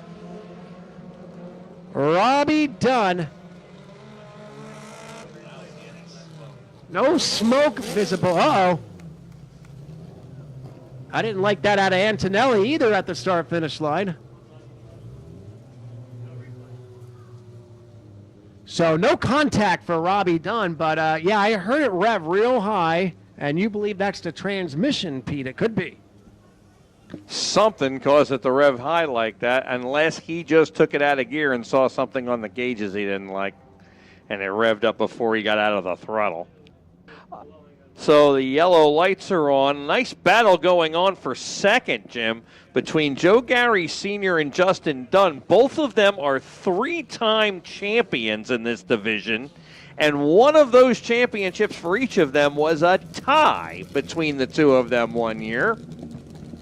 And I'll tell you what year that was. That was in 2020. The COVID year. Yeah, if you remember, that was abbreviated, but we started racing on 4th of July weekend, and we're only 2 races ahead of that right now this year, if you think about it. Northeast has been battling the weather pretty much since we opened the gates back in March. All right, we're 2x2, 6 laps in. Green comes out.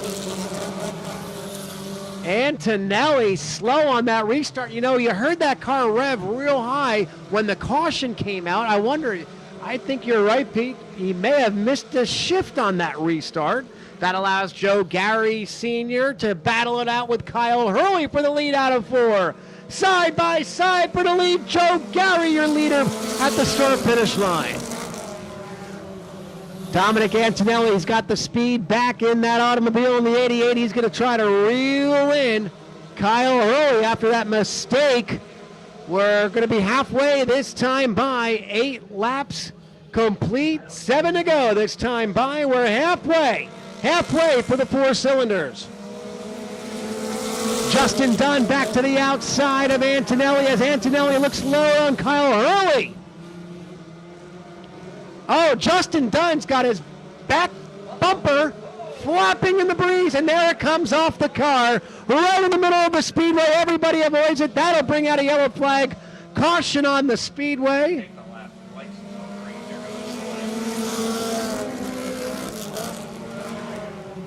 At the completion of lap number 9. So, Justin Dunn's rear bumper decides to part ways, and it's lying in the middle of the backstretch, right behind the Sunoco race fuel sign. So they'll have to retrieve that. It's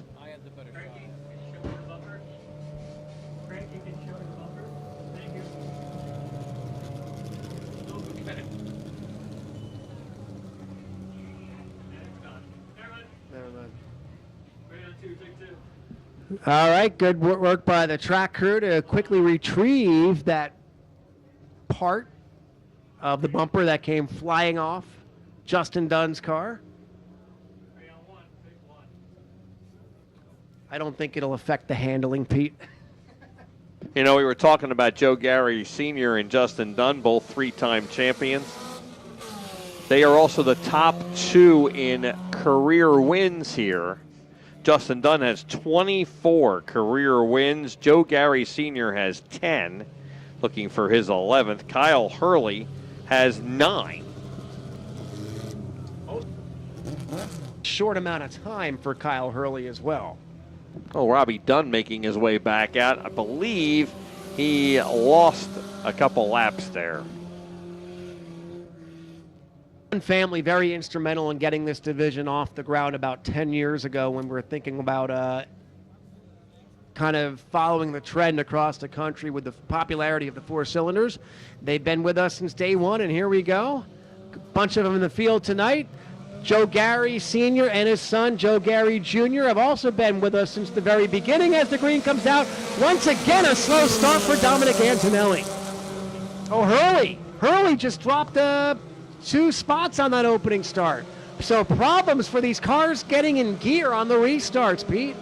A lot of issues for the 4 cylinders, and now it's Kyle Hurley who finds himself having to play catch up. And now we've got problems for Kelly Fleming, who just tapped the wall in turn 3. That'll bring out a yellow flag. Caution on the speedway for Kelly Fleming, whose car went straight into the wall, not hard, but very slight contact. We did get that lap in. Single file restart coming up with 5 to go. If you're new here to the New Egypt Speedway, in qualifying action, we have double file restarts until the end, and then in our feature events, we have double file restarts until 5 laps to go.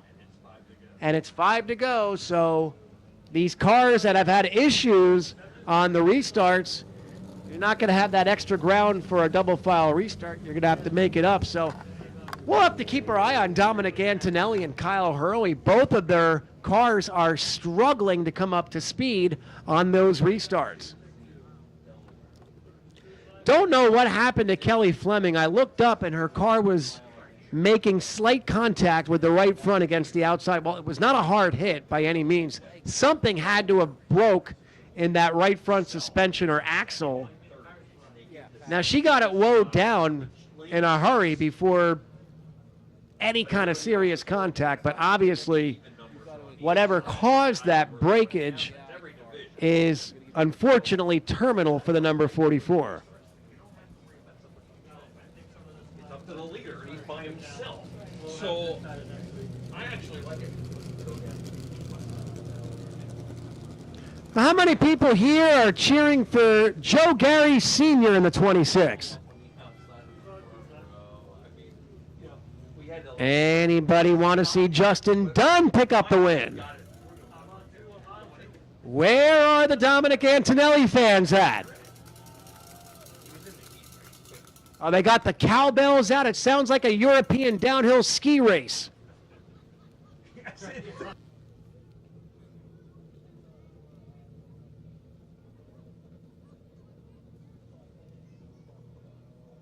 Hey, we need more cowbells. Maybe it's speed skating. That means there's 1 lap to go, right? We have 5 laps to go. Here comes a name I can't pronounce coming down the final gate in the slalom, and the cowbells go crazy, yes. Just watch any ski event from like Austria, and that's all you hear in the crowd are the cowbells. Oh, that's lovely. I love the enthusiasm of our New Egypt fans. That's fantastic. Watch this. Dominic Antonelli. They just cheer when you say his name. All right, we got 5 laps to go. This will be the hi, how are you lap. Joe Gary Sr., Justin Dunn, Antonelli, Kyle Hurley. And we go green. Let's see if we can, again, look at Kyle Hurley. He was struggling there. That car is not shifting properly. Here comes Justin Dunn to the outside. Joe Gary Sr. has it for now. Antonelli looks low. Kyle Hurley getting back up to speed. Gary drifts high. That's going to allow Justin Dunn to get a nose on the inside. Side by side, fender to fender. Justin Dunn leads lap number 11. Justin Dunn leads lap 11, but here comes Joe Gary, Dominic Antonelli, and Kyle Hurley. You don't need 20 of them out here for a good show. The top 4 putting on a whale of a race in the 4 cylinders. 3 laps to go, this time by 3 to go for Justin Dunn.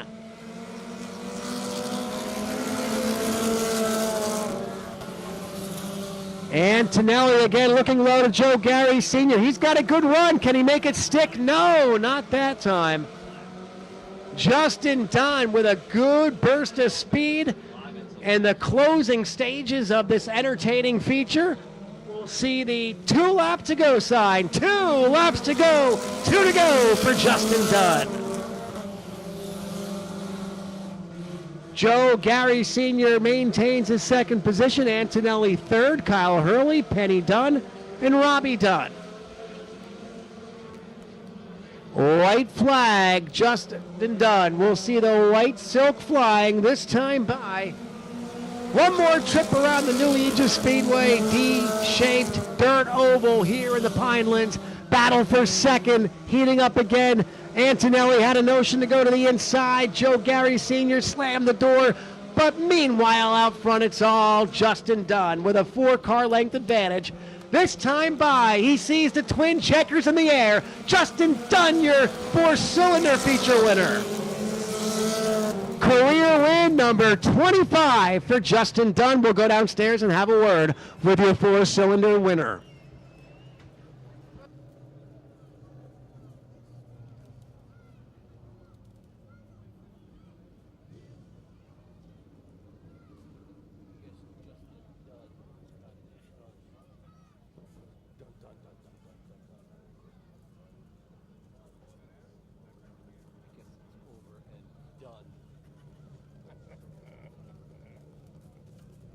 I'll be here all day. So Justin Dunn picking up career win number 25. As we wait for him to clear the scales, he does. And we'll have a chat with Justin Dunn in just a moment.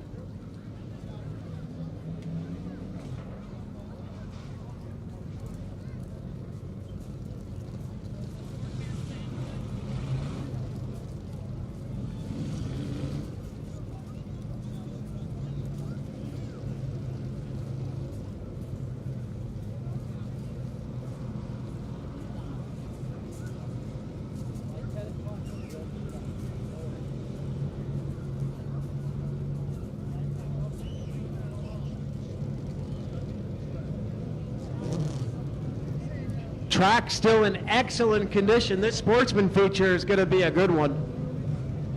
We just had a good 4-cylinder feature. We're waiting for our winner, Justin Dunn.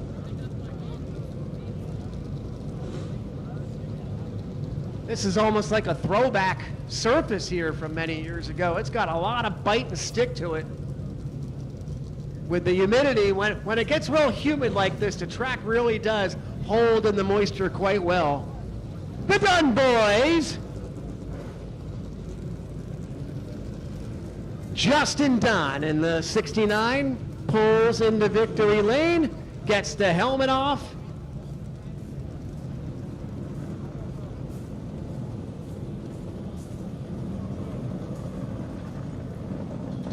He's getting ready to celebrate. Folks, how about a big New Egypt Speedway round of applause for your 4-cylinder winner, Justin Dunn.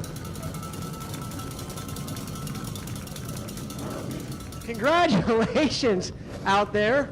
Hot in that car, I'm sure, tonight with all the humidity, but that was not an easy one, and the top 4 cars, that was a whale of a battle out there. Really entertaining for the fans, and probably for you in the car as well.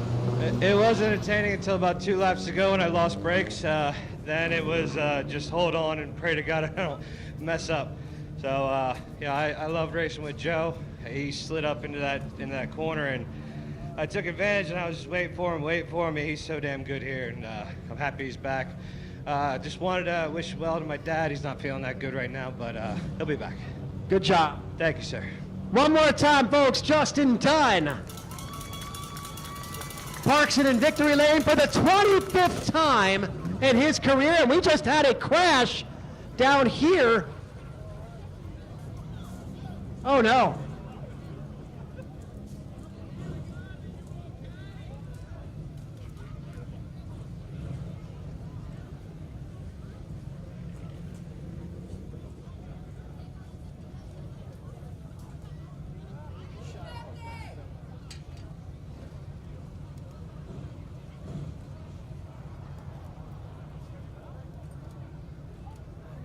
Managed to hit them.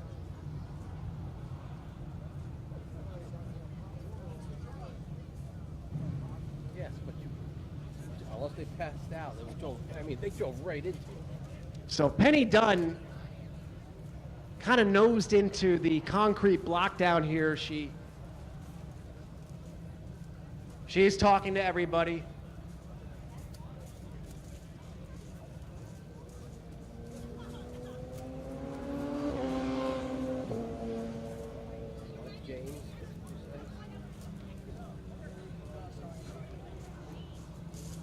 We'll stay away and let the official. She's talking. So can you fix it or no? She may have bumped her nose a little bit, so.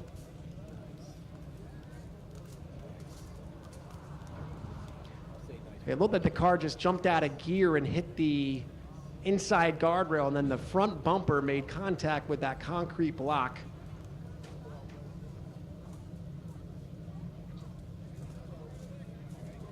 So. Again, she's talking with everybody. Just may have had a little bit of a bump on her nose, and that's never fun. So we'll let the officials do their job, let the EMT crews take care of Penny Dunn.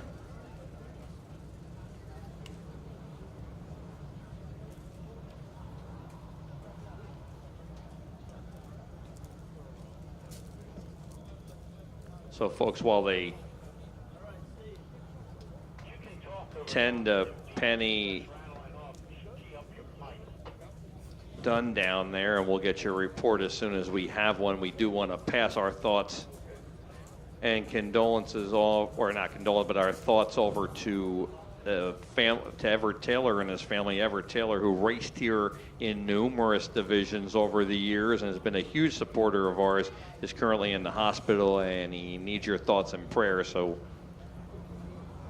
and we'll pass along what's going on with him down the road as we hear each week. But right now he could use your prayers and thoughts as he is currently in the hospital.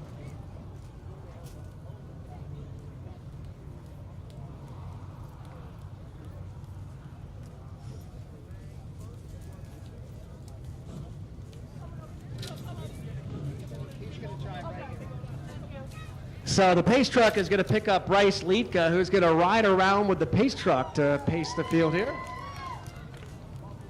If we can...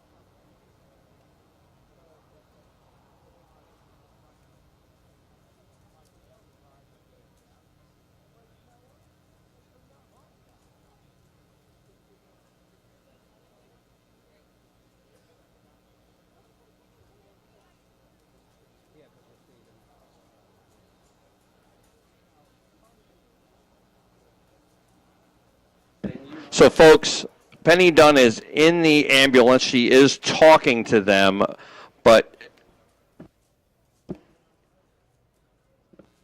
apparently she passed out while she was bringing the car around, and that's why the car hit that, but she had taken her helmet off because she was over the scale from what I hear. I'm not down there, but so she hit her head when it hit the steering, when it hit the guardrail. So they're going to call a helicopter to take her to the hospital to be safe here and get her there as quickly as possible. So we are on hold until the helicopter gets here.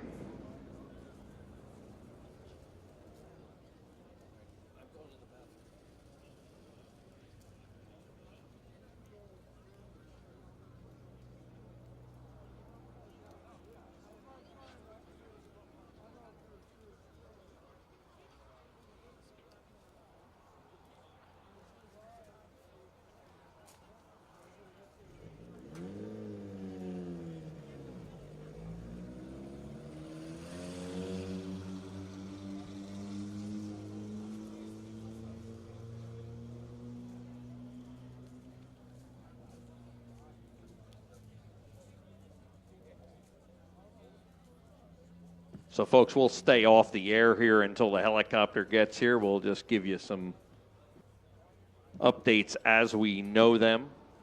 But she was talking to the first aid crew in the ambulance.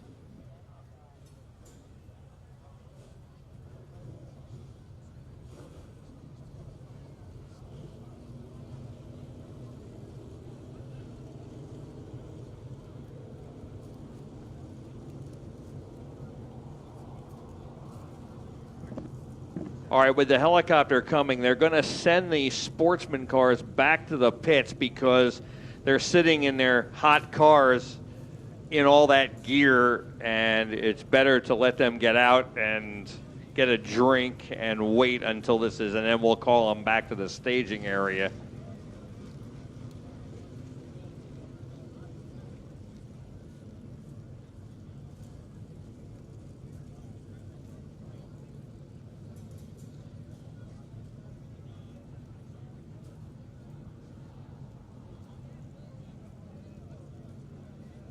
Not sure where the helicopter will be landing, and I've seen it done both ways, one out in the back parking lot, and I've seen it land in the infield before, so.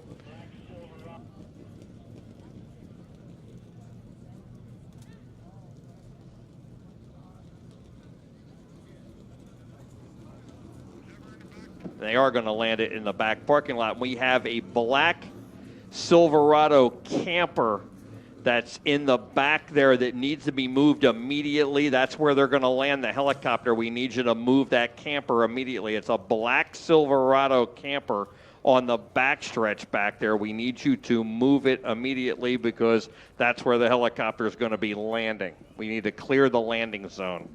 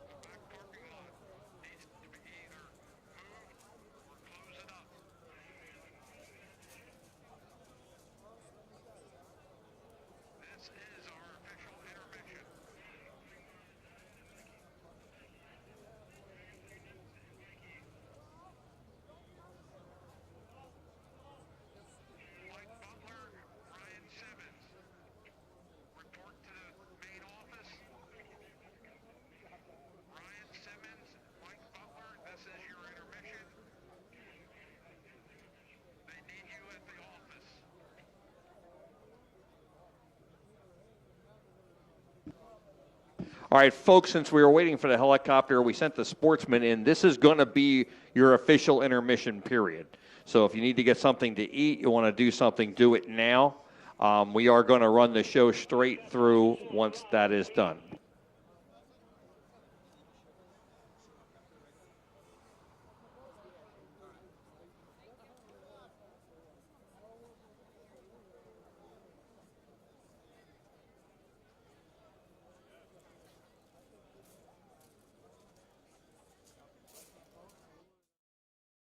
Brian, next week's a big race in the street stock division in honor of Bill Liedtka, and we're going around talking to some of the top drivers, basically all the drivers, to give us a memory of Bill Liedtka that you had.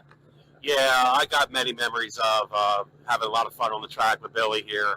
But my most specific memory was the reason why I won a championship one of those years was when he lawn darted his car into, I think, the second turn there, and literally like took down a pole and a bunch of wood and thought he was seriously hurt, but he walked away from it, built the car, and came back the next week. That was Billy, right? Billy was a true competitor, a great person. He's truly missed. And I put up some extra cash for that race next week, too, for some people to kind of, give back a little bit. So, what would it mean for a guy like you to win that race in Bill's honor? Oh, my God. I mean, I dedicated that championship last year to him because if he was still with us, he would have been the champ. There's no doubt in my mind.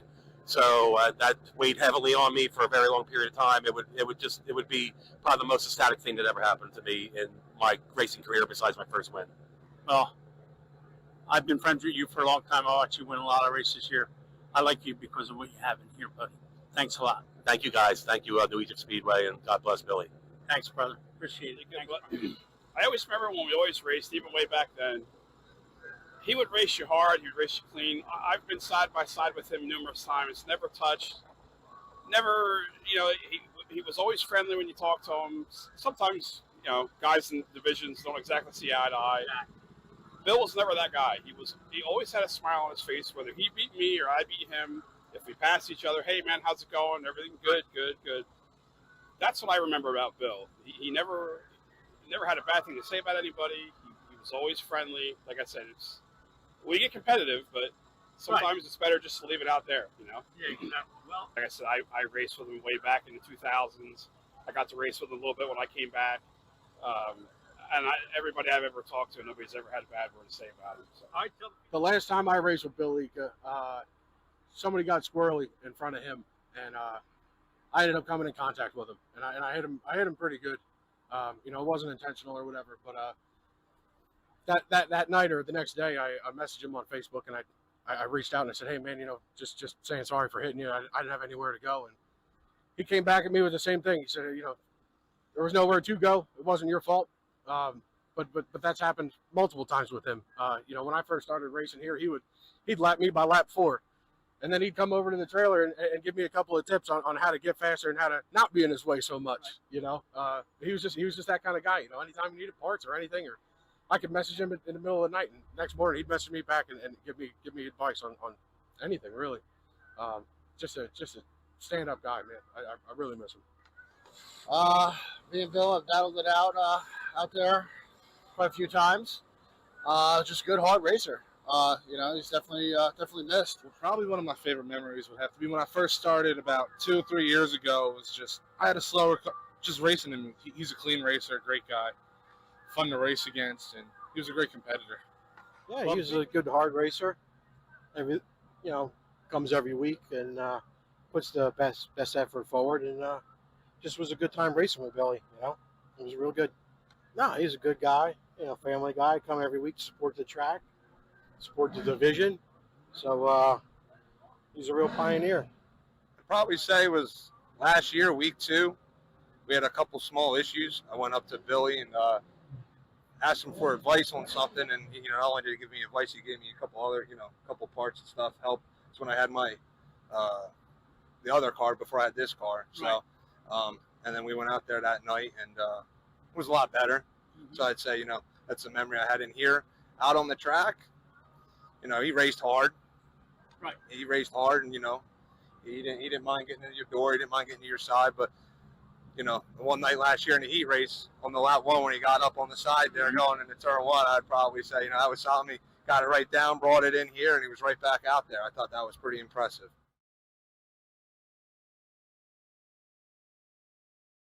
These highlights are brought to you by Belmont's Garage. Located in Langhorne, Belmont's is the home of the $60 synthetic oil change. Belmont's Garage has been in business for 60 years strong and is an avid supporter of dirt track racing. Bring your new Age of Speedway ticket stub for $15 off your next service. Because the modifieds are going racing.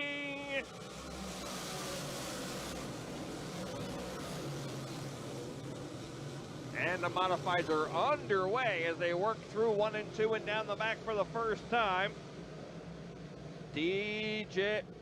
Anthony Tramontana grabbing the early lead. No, that's DJ Hunt, the 24. Before green in the air, racing. And we're back underway, working through 1 and 2. It is DJ Hunt going right back to the front with Buffalino chasing after him. Tanner Van Doren up to third, but he's got challenging on the inside. It's Danny Buck. Buck, who was restarted 6th. He started 12th. Him and Van Doren side by side. And it is Buffalino going around DJ Hunt for the lead, and Buck and Van Doren pass him on both sides. Buck on the bottom, Van Doren on the top. They are 2nd and 3rd behind Buffalino as DJ Hunt drops the 4th. Off the corner and down the front, Buffalino is being stalked by Tanner Van Doren, and Van Doren goes to the outside. Gets 2 wheels alongside, but it is Buffalino coming back into the lead and sliding up in front of him. Buffalino down on the bottom, or Buck down on the bottom now, pulling up under Van Doren, tucks back in behind the top 3. You can throw a blanket over him right now as Van Doren gets a better run on the outside of the 3V of Buffalino. He'll hang with 2 wheels next to him, now tucks right back in behind his Buck. Faded back just a car length or 2, but he gets a great run through 3 and 4. Salmon's all by himself in 4th as DJ Hunt trying to hold Pouch and Tramontana back. Here comes Van Doren again. TVD even with Buffalino going into 3 on the outside. Buffalino in the middle groove, down the front. Tanner Van Doren is your new leader as he makes the pass. And he will complete it through 1 and 2 and open up 2 car lengths down the back. At least in 1 and 2. In 3 and 4, they'll get to his bumper but won't get next to him. 1 and 2, Buck dives in again. Not enough to make the old slider move. Van Doren around, but he just barely clears him and gets around as Pat Wall dives into the infield, pulling out of the event. Pat Wall is out. That was right in front of the leaders. Van Doren only by half a car length at the start-finish line, maybe less. Van Doren and Buck were side by side once again. Van Doren and opening up 2 car lengths down the back. He will run it as hard as he can. 3 to go this time by. Van Doren walking around on the outside. Brian Cool, the lap car, the 37 right in front of him. Cool keeps it down on the bottom. Again, that's going to cause Buck to move to the outside as Van Doren passes Cool. 2 laps to go, 2 to go. Van Doren side by side with the lap car of Cool. Buck up on the outside right behind Van Doren, looking for a way through both of them. There's not there. And Van Doren will walk the far outside. White flag is out. 2 car lengths for Van Doren. Final time around. Van Doren again gets alongside of Cool. Cool's just running the inside. Buck right up on Van Doren's back bumper going into 3. He needs to create a new lane. He dives to the middle. They're 3 wide off of 4. Buck on the bottom, and Danny Buck beats him by a wheel. Danny Buck by a wheel at the start-finish line on a last turn pass. And Danny Buck sticks his head out of the car. He can hear you. Let's hear it for Danny Buck. These highlights are brought to you by Belmont's Garage. Located in Langhorne, Belmont's is the home of the $60 synthetic oil change. Belmont's Garage has been in business for 60 years strong and is an avid supporter of dirt track racing. Bring your new Age of Speedway ticket stub for $15 off your next service. Because the modifieds are going racing.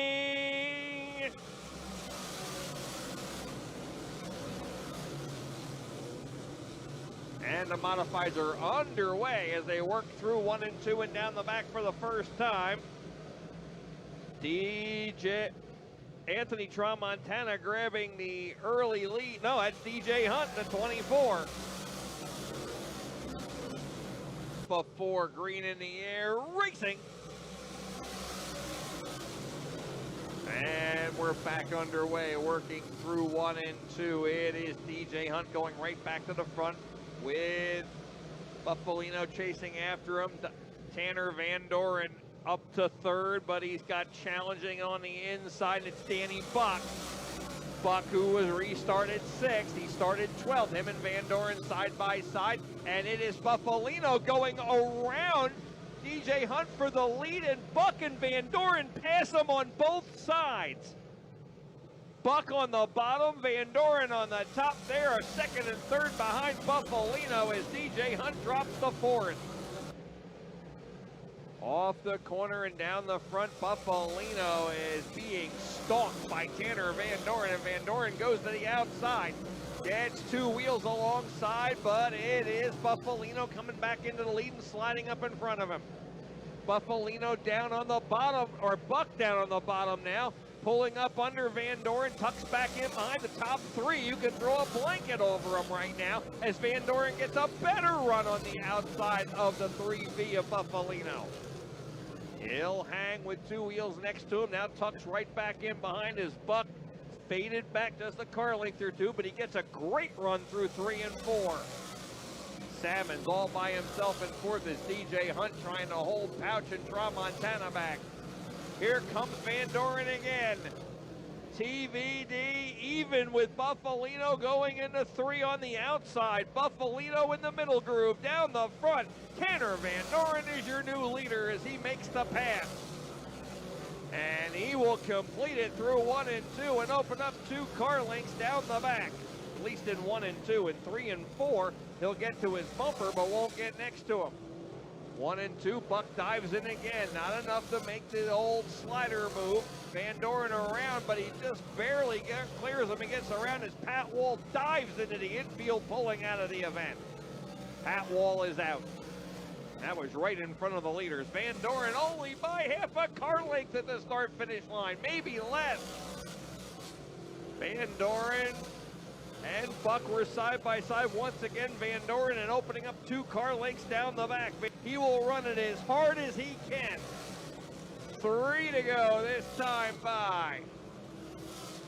Van Doren walking around on the outside. Brian Cool, the lap car, the 37 right in front of him. Cool keeps it down on the bottom. Again, that's going to cause Buck to move to the outside as Van Doren passes Cool. 2 laps to go, 2 to go. Van Doren side by side with the lap car of Cool. Buck up on the outside right behind Van Doren, looking for a way through both of them. There's not there. And Van Doren will walk the far outside. White flag is out. 2 car lengths for Van Doren. Final time around. Van Doren again gets alongside of Cool. Cool's just running the inside. Buck right up on Van Doren's back bumper going into 3. He needs to create a new lane. He dives to the middle. They're 3 wide off of 4. Buck on the bottom, and Danny Buck beats him by a wheel. Danny Buck by a wheel at the start-finish line on a last turn pass. And Danny Buck sticks his head out of the car. He can hear you. Let's hear it for Danny Buck. These highlights are brought to you by Belmont's Garage. Located in Langhorne, Belmont's is the home of the $60 synthetic oil change. Belmont's Garage has been in business for 60 years strong and is an avid supporter of dirt track racing. Bring your new Age of Speedway ticket stub for $15 off your next service. Here they come. Brendan Hires kicks the wheel. The green is in hand, and we are racing. Underway, Hires with Crilly right on his back bumper as they race through 1 and 2. Heidi heading 3rd, and then D'Agostino trying to follow her through there on the inside as Pavia got up a little high. Whoa! Crilly getting way outside, and he is going to stop. Hires again kicks the wheel, and we are underway.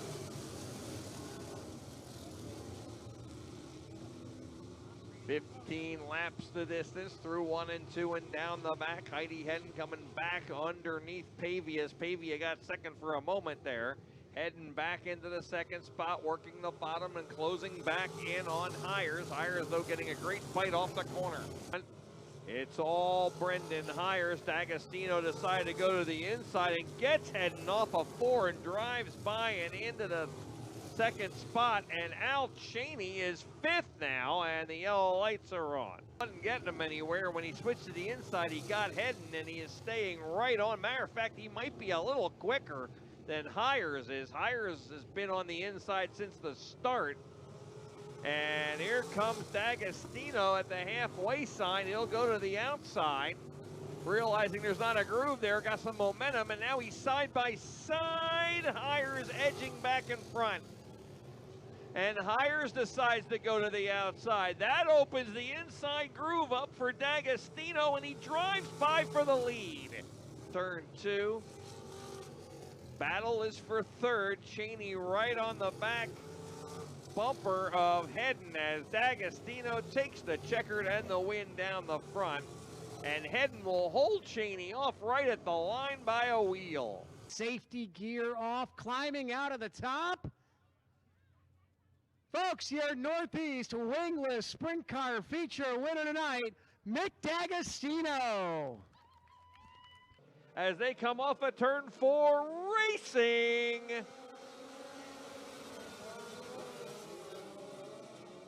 And we are underway, working through 1 and 2, beginning out in front as they go down the back with Gio Sutton right behind him going into turn number 3.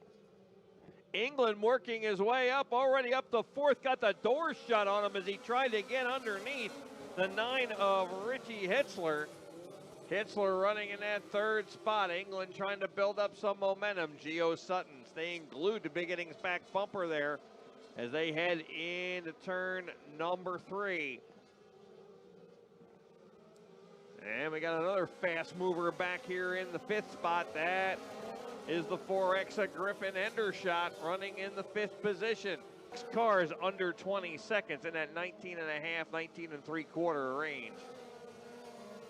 Checkered flags coming out. Your winner is the 29 of Doug New Beginning.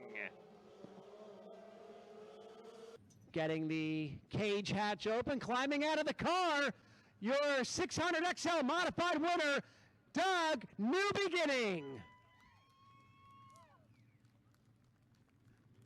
These highlights are brought to you by Belmont's Garage. Located in Langhorne, Belmont's is the home of the $60 synthetic oil change.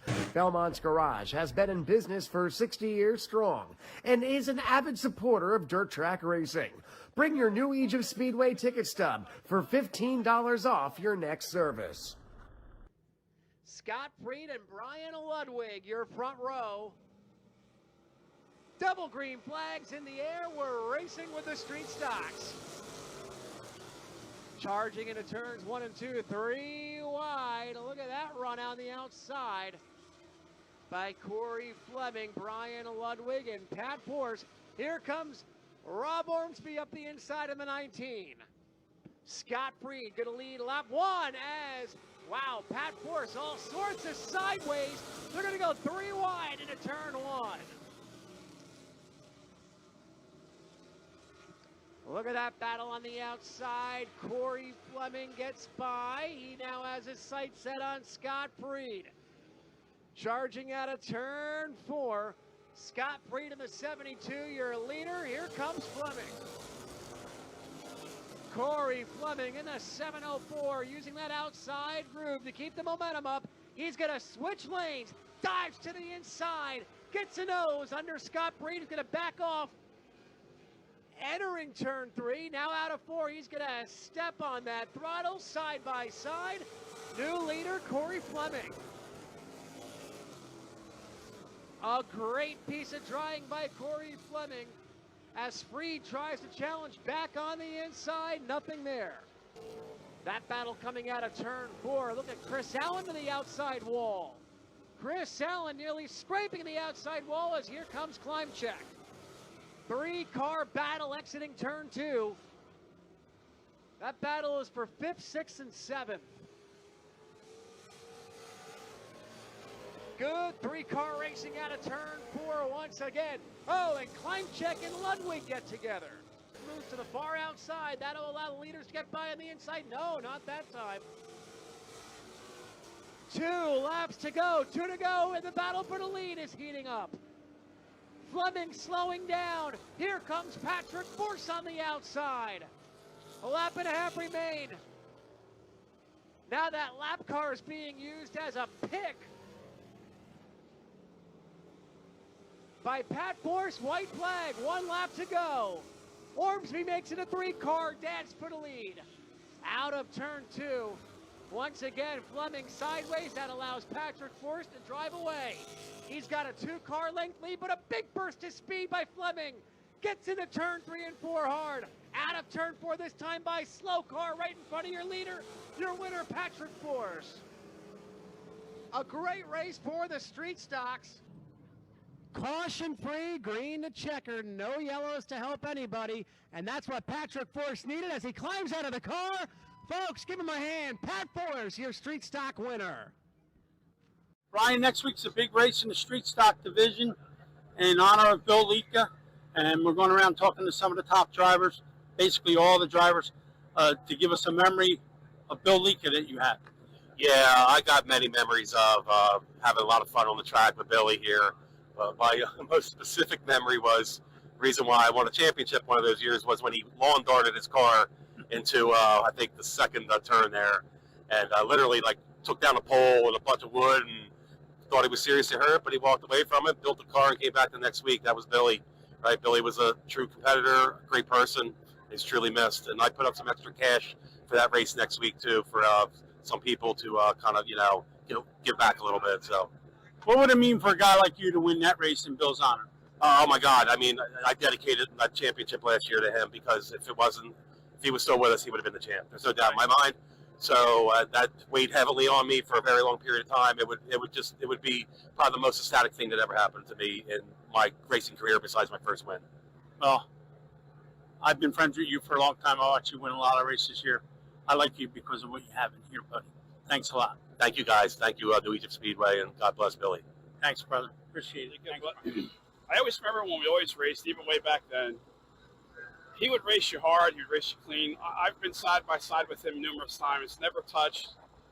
Never, he was always friendly when you talk to him. Sometimes, guys in divisions don't exactly see eye to eye.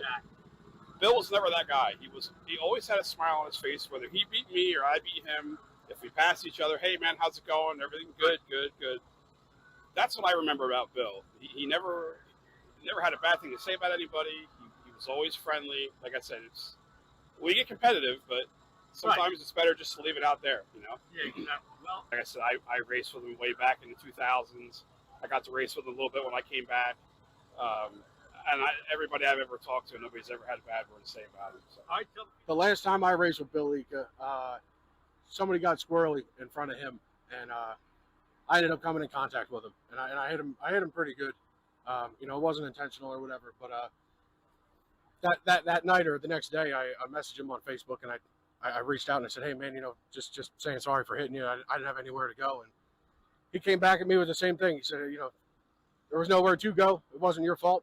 But that's happened multiple times with him. When I first started racing here, he'd lap me by lap 4, and then he'd come over to the trailer and give me a couple of tips on how to get faster and how to not be in his way so much. He was just that kind of guy. Anytime he needed parts or anything, or I could message him in the middle of the night, and next morning he'd message me back and give me advice on anything really.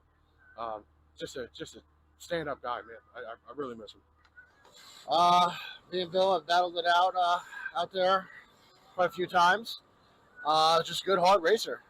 He's definitely missed. Well, probably one of my favorite memories would have to be when I first started about 2 or 3 years ago. I had a slower car, just racing him. He's a clean racer, great guy, fun to race against, and he was a great competitor. Yeah, he's a good hard racer. Comes every week and puts the best effort forward, and just was a good time racing with Billy. It was real good. No, he's a good guy. Family guy. Come every week, support the track, support the division. So he's a real pioneer. I'd probably say it was last year, week 2. We had a couple small issues. I went up to Billy and asked him for advice on something, and not only did he give me advice, he gave me a couple other, couple parts and stuff. Help. That's when I had my the other car before I had this car. So And then we went out there that night, and it was a lot better. So I'd say, you know, that's a memory I had in here. Out on the track, you know, he raced hard. Right. He raced hard, and, you know, he didn't mind getting into your door. He didn't mind getting to your side. But, you know, one night last year in the heat race on the lap one, when he got up on the side there going into turn one, I'd probably say, you know, that was something. He got it right down, brought it in here, and he was right back out there. I thought that was pretty impressive. These highlights are brought to you by Belmont's Garage. Located in Langhorne, Belmont's is the home of the $60 synthetic oil change. Belmont's Garage has been in business for 60 years strong and is an avid supporter of dirt track racing. Bring your new Age of Speedway ticket stub for $15 off your next service. Because the modifieds are going racing.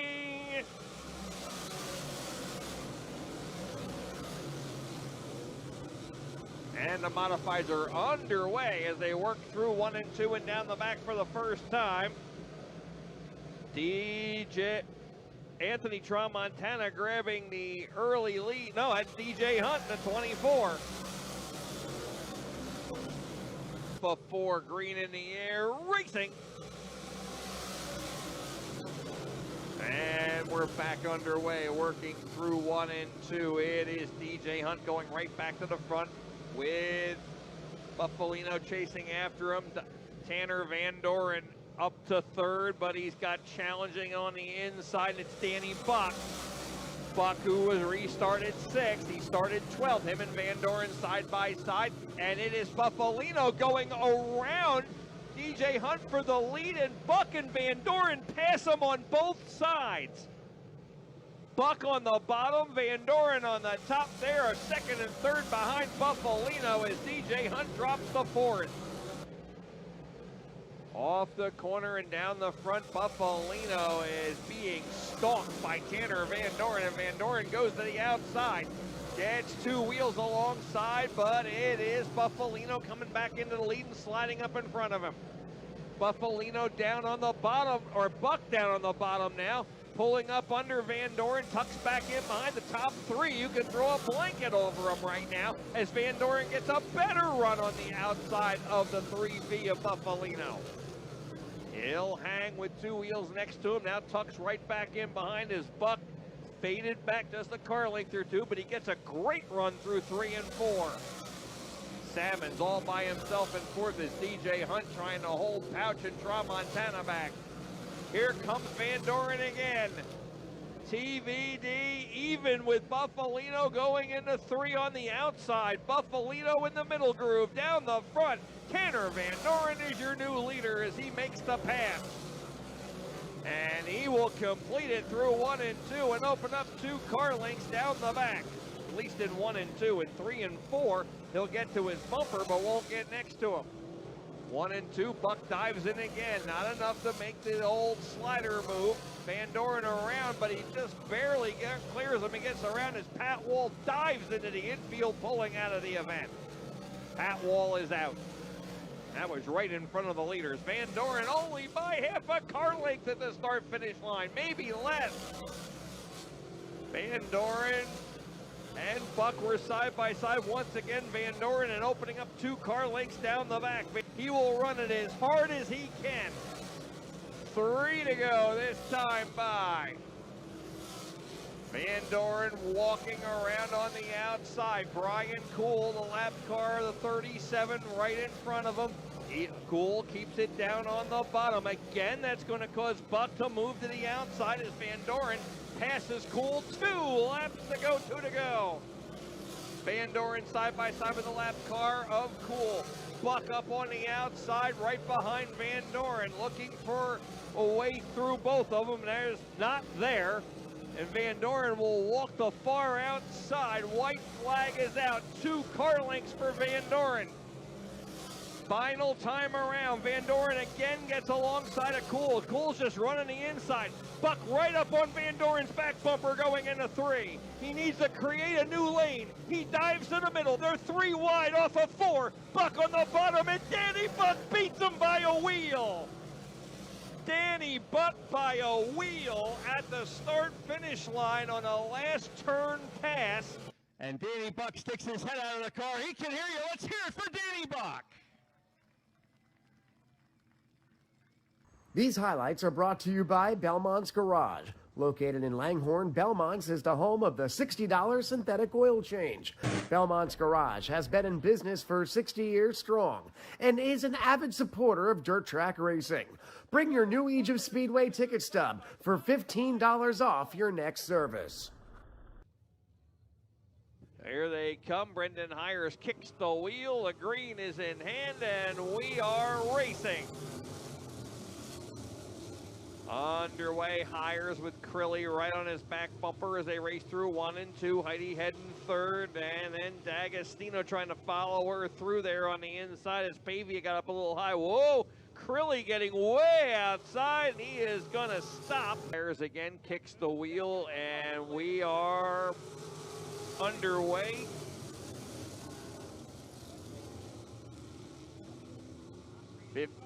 Laps the distance through 1 and 2 and down the back. Heidi Hedden coming back underneath Pavia as Pavia got second for a moment there.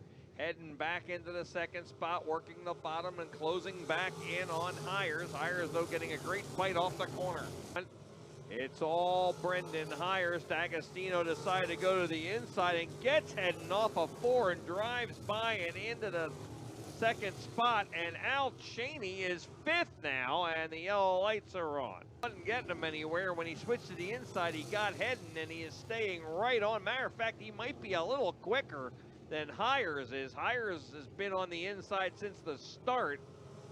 And here comes D'Agostino at the halfway sign. He'll go to the outside, realizing there's not a groove there, got some momentum, and now he's side by side. Hires edging back in front. And Hires decides to go to the outside. That opens the inside groove up for D'Agostino, and he drives by for the lead. Turn 2. Battle is for third. Cheney right on the back bumper of Hedden as D'Agostino takes the checkered and the win down the front. And Hedden will hold Cheney off right at the line by a wheel. Safety gear off, climbing out of the top. Folks, your Northeast Wingless Sprint Car feature winner tonight.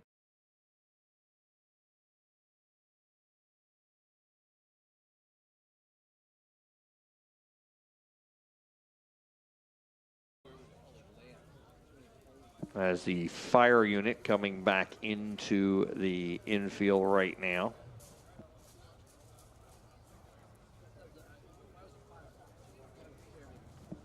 Tonight's street stock feature, of course, in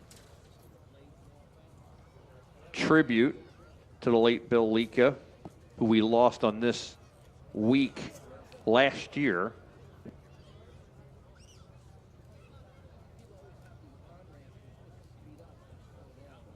And the feature will be 31 laps tonight and pay $1,310 as a tribute to his long-standing number 310. Of course, he ran street stocks, 3-time champion, all-time leading feature winner with 43 career street stock feature wins.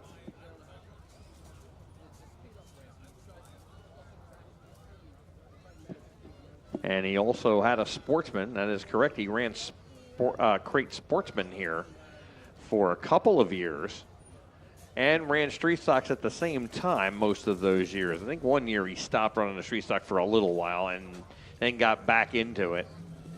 But the Sportsman also number 310, had a couple of paint schemes, had a white one, he had a black one.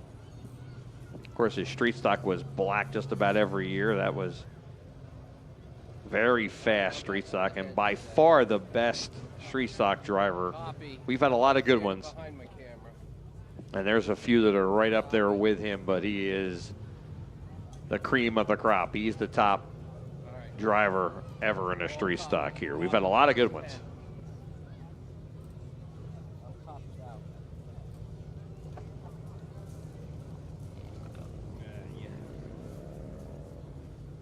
So there's 3 more races. This race and 2 more. Woohoo! This is what, 15? You didn't see he sounded too confident. I'm gonna have to talk to you about your confidence.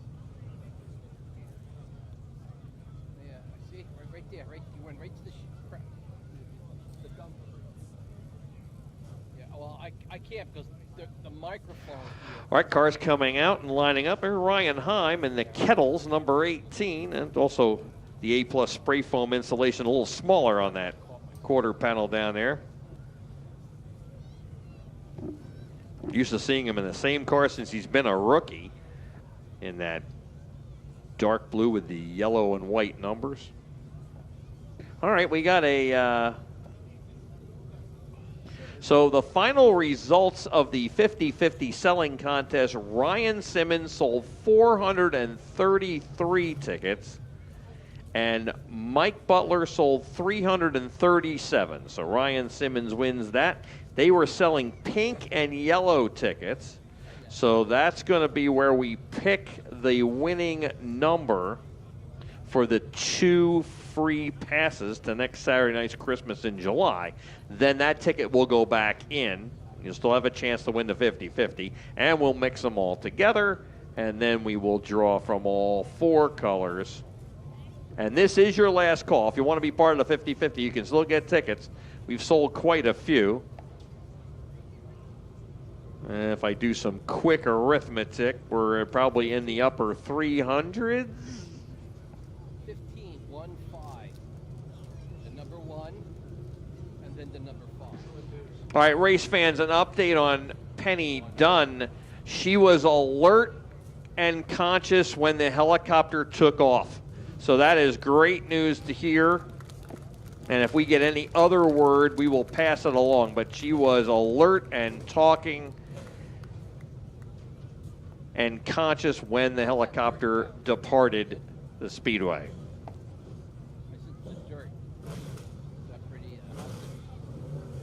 I'm looking at you, and I just see a big pile of, not pile, but this big slew of dirt.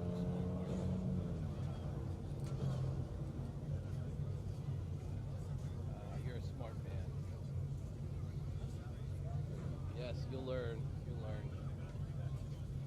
Now you just got to come in pants next time.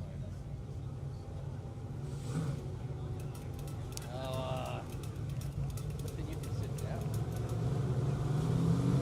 Yeah. Or next time, bring your wall.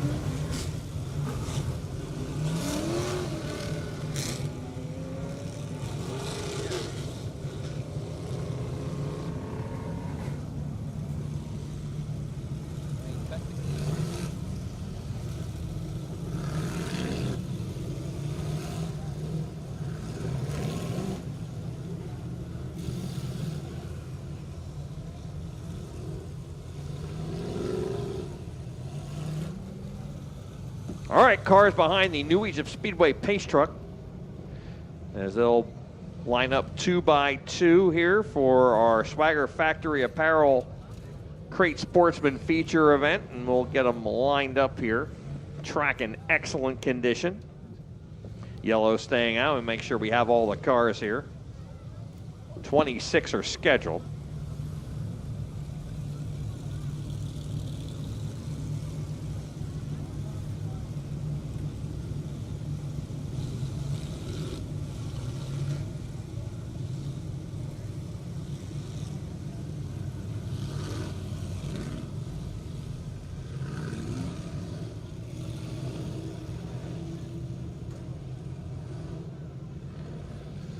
All right, next time by will be your wave lap.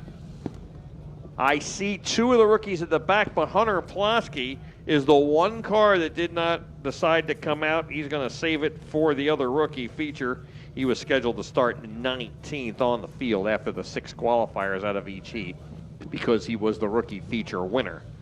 All right, here they come. Wave your hands over your head, wave your hat, wave your bag that you got from XDP tonight, as the XDP Extreme Diesel Performance Night, the Bill Liedtka Memorial, the street stock race coming up next after this event. This is the Swagger Factory Apparel Sportsman event. Miss New Egypt Brianna Hicks waving to the crowd at the top of the pace truck. Lights are off. Race fans, are you ready to feel the thunder in the pines? Great Sportsman coming off at turn number 4. Green is out.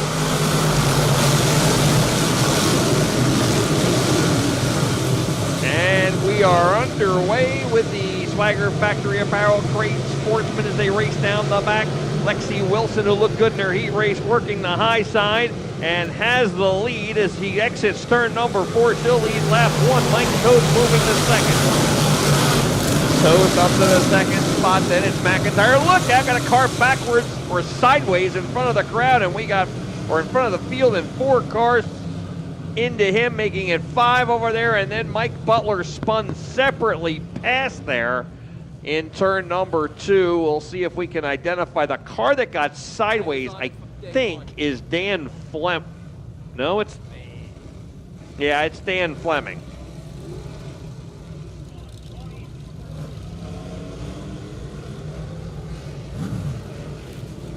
Fleming getting straightened out. Nick Van Wickle was involved in the 41, the 81 of John Norsha, the S2 of John Scarpati Jr., and the 29 of Matt Ellery were the cars involved. Mike Butler spun separately. Dan Fleming got sideways in front of the middle of the pack there, and cars slid into him, including John Norsha, Matt Ellery. Momentarily here, and we'll Come on,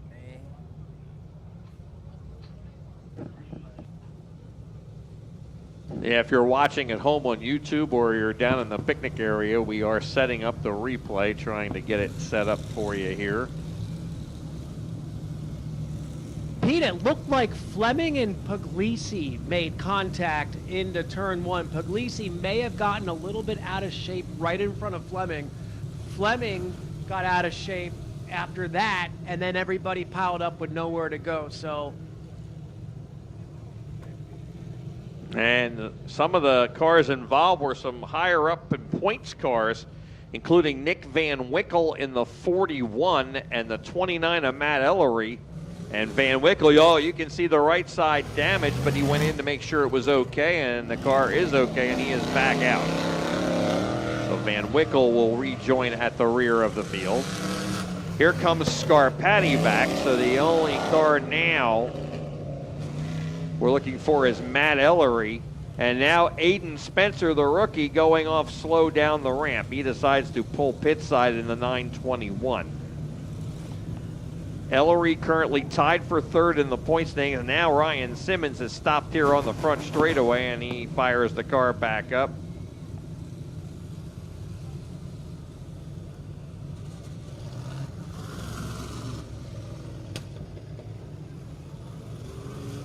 One lap is complete. Simmons pulls back away again.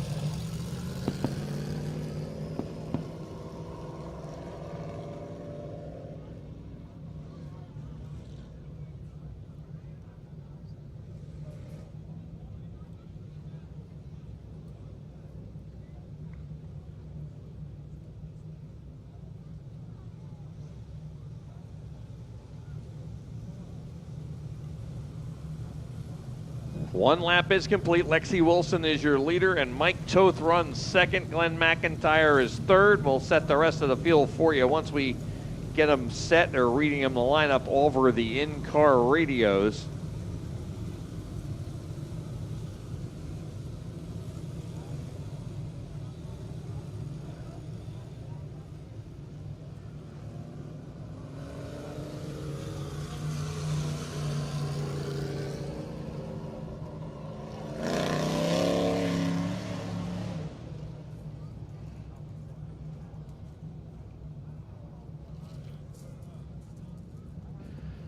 So Ryan Simmons stopped to ask the officials because he was being told he was involved, and when we checked the replay, he was not involved.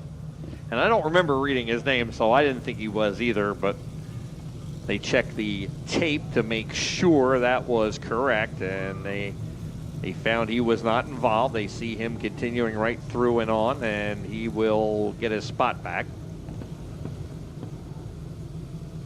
Ellery is the only car that has not returned.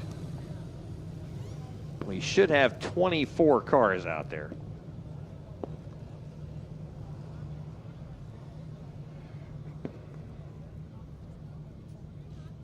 And we do. 24 cars. Matt Ellery is the only car that was involved that went to the pits that has not come back. Van Wickle and Scarpati went in, got checked out, and came back out. Chris Bergstrom just waving cars around him. He was not involved, but he's at the very back, one of the rookies. The only rookie left in the race right now. He just wants to get some laps in back there, get some track time. He doesn't want to get in the way of anybody who's racing for points. Good job by him. All right, field is doubled up. It is Lexi Wilson and Mike Toth on that front row. Toth in the 89, the 88 of Glenn McIntyre. Stephen Puglisi runs fourth right now in the 43. David Malozar fifth in the 32C. Then it's Ryan Heim and his new number 18. Ryan Simmons in the 20 is seventh. The 14 of Ethan Bill is eighth. Bill started 14th. Gained a lot of spots because a lot of cars in front of him were in that accident and ended up going to the back. Plus, he passed a couple of cars, so he's up to eighth in one lap. And then it's Steve Davis and Will Protinick on row number 5. Davis moving up 2 spots. And Protinick coming up 5 spots as well. Another one who was able to avoid that accident.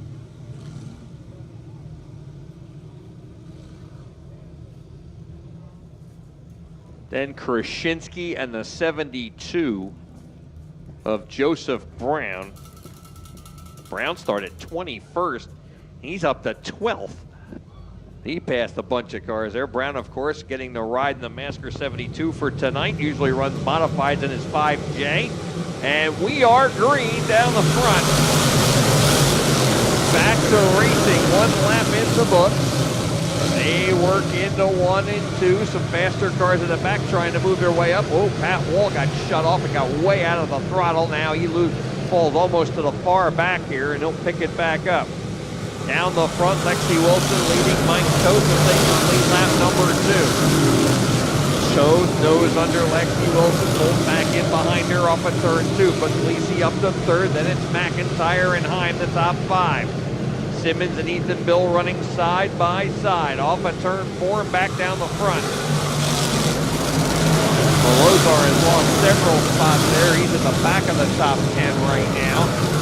Battle continues for the lead. Lexi Wilson setting a nice pace here in the early going with Mike Toth in her wake. Toth getting a little out of shape there as he went from inside to outside, and he'll lose a lot of ground to Lexi Wilson. Now Puglisi on Toth, challenging for second. Toth will try to get his momentum back underneath him. McIntyre and Heim 4th and 5th. Ethan Bill ahead of Simmons on the outside, but they're still virtually side by side. Then it's Davis and Malozar. And Davis getting a run around Simmons now going into 1. Malozar looks to the inside, then Protinick battling with Joseph Brown. Mike Butler back up from the rear of the field is right behind them. At the front, all Lexi Wilson. Lexi will lead lap number 6 back down the front.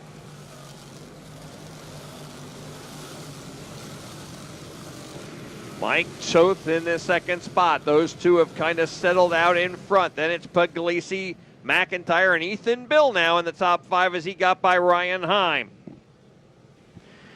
Bill biding his time, looking now to work on McIntyre and tries to get his nose under him going into turn 1. That's the battle, the farthest up front battle. A lot of 2 wide battles. That's the farthest one up front. This is the battle for the 4th spot. And Bill gets a run down the back through the tri-oval and takes over the spot. McIntyre back to 5th and lots of pressure on him. Ryan Heim and then Davis, Simmons, and Joseph Brown. Lexi Wilson about 6 car lengths in front of Mike Toth as the field starts to spread out a little bit. Lexi Wilson running a very nice smooth race here as she completes lap number 9.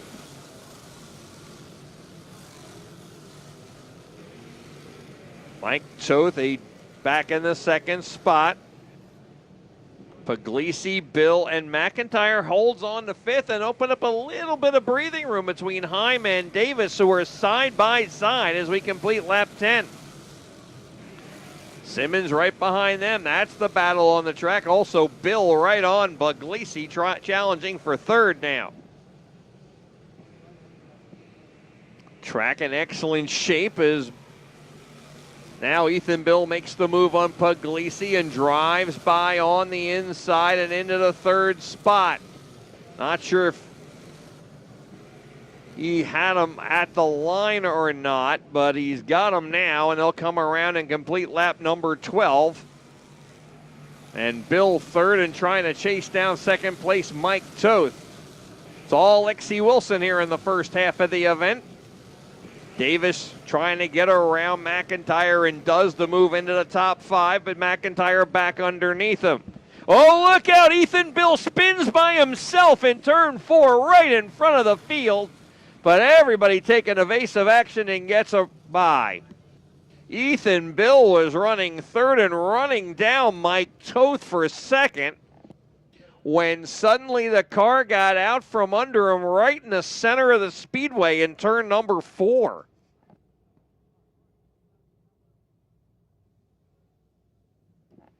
Not sure what happened there. I looked up and he was going around. I know he was right behind Mike Toth, and we are double file until 5 to go, which will be lap 20. So we are 12 laps in, so it'll be green and then halfway the next time by for this 25-lap feature. Had a nice run there, running 11 straight laps. And Lexi Wilson is your leader in the 1W. Been setting an excellent pace at the front of the field. Toth was staying with her within a car length or two in the first about 4 of those 11 laps, and then got a little out of shape in turn 4 as he shot from the inside up to the outside and lost momentum, and that cost him several car lengths. Got challenged from behind for the 3rd spot, or for the 2nd spot, but held him off and then was able to pick up some momentum and get back within 6 or 7 car lengths of Lexi.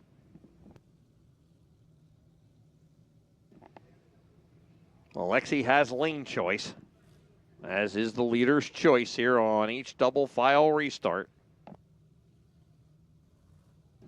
The Egypt Speedway pace truck bringing him around. Mike Toth running 2nd.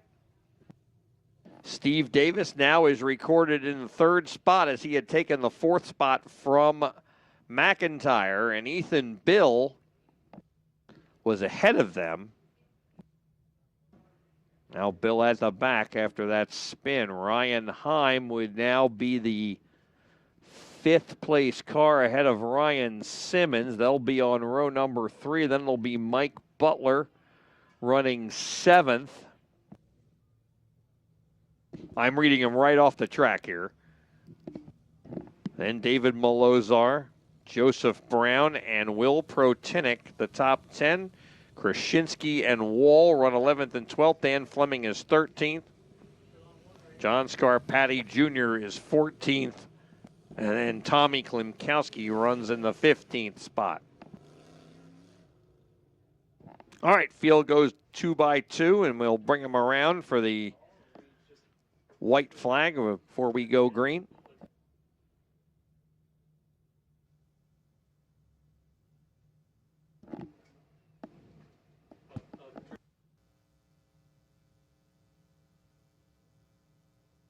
Lexi Wilson, a rookie graduate last year.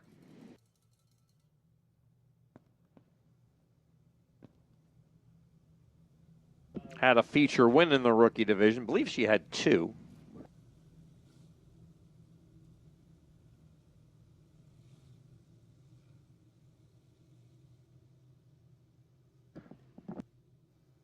Lexi, of course, a second-generation driver. Her dad, Steve Wilson, ran SS Sprints here and I believe a couple other divisions. That's what he was most known for.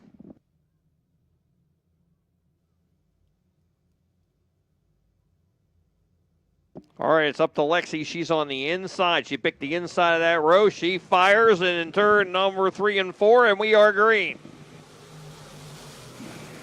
Good restart back to green. Lexi Wilson sliding up. McIntyre got Mike Toth and Davis to take over second.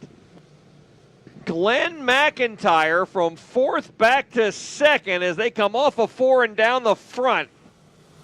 Davis way to the outside, 3 wide with Mike Toth and Ryan Heim. Heim trying to hug the inside guardrail. There's a lot of 2 wide racing going on, side-by-side racing back from fourth back as McIntyre chasing after Lexi Wilson.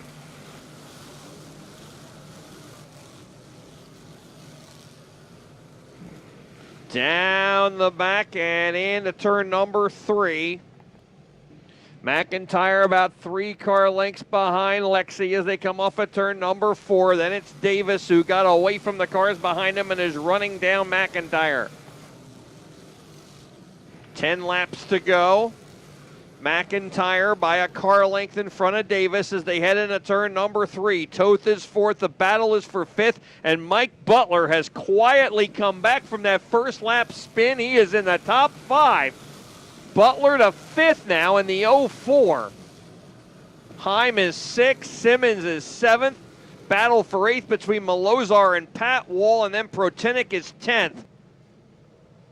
Joseph Brown and Dan Fleming battling for 11th. McIntyre ahead of Davis, second and third as Lexi Wilson continues to lead. In turn number 3, Lexi by 3 car lengths as she exits 4, 7 to go this time by. McIntyre still holding on to second. Davis looks to go underneath him, but tucks back in behind. That's the battle for second. That's just what the leader wants, is a battle to develop for that second spot, so they're worried about each other. Lexi brings it through 1 and 2 now. Davis looks to the high side, can't find a way by. Mike Toth running in the 4th spot, then Mike Butler. Butler, what a great job coming back from the rear of the field. 5 to go, it's the hi-ho Aria lap. Lexi Wilson by 5 car lengths over McIntyre, now over Davis as Davis slingshots by McIntyre. And Davis is 4 car lengths off the lead. Through 3 and 4, 4 to go this time by Lexi Wilson and Davis within 2 car lengths. 4 laps to go, working through turn 2, and Davis right up on the back bumper of Lexi Wilson as they head down into turn number 3. Lexi bringing it through 3 and 4 on the high side. Davis down on the low side. Davis gets a run. Steve Davis will lead lap 22. Slider up in front of Lexi. Lexi tried to diamond the corner and just caught the inside guardrail or got in the brakes to keep from getting in it. Lexi is still within 4 or 5 car lengths of the lead, running a solid second. McIntyre third. McIntyre closes in because Lexi lost some momentum there. 2 laps to go on the field, and Davis with a 7 car length lead. Mike Butler is 4th. Mike Toth running in the 5th spot. White flag is out for Steve Davis. Butler to the outside of the 88 of McIntyre, trying to take over third as Lexi Wilson still runs second. Final turn, it'll be Steve Davis taking the win. Lexi Wilson is her best career finish in second. Mike Butler is third, then McIntyre and Mike Toth. Heim is 6th, Simmons 7th. Pat Wall is 8th, Malozar, and I believe Protinick was 10th. And I believe Ethan Bill got back to 11th.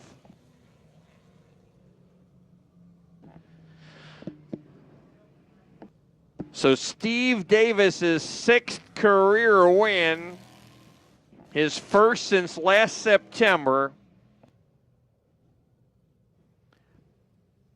But the story of the race is Lexi Wilson, who led for 21 laps and gets her career best finish in just her second year. She finishes second here tonight in the 1W.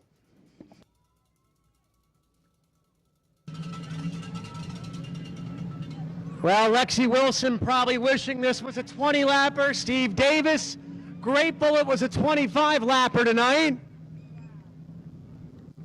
Fantastic, outstanding racing in the Sportsman division.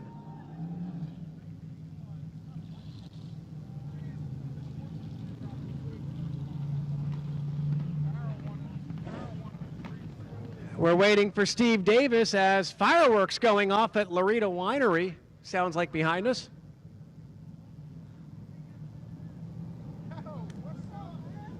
Lexi Wilson drove the race of her young career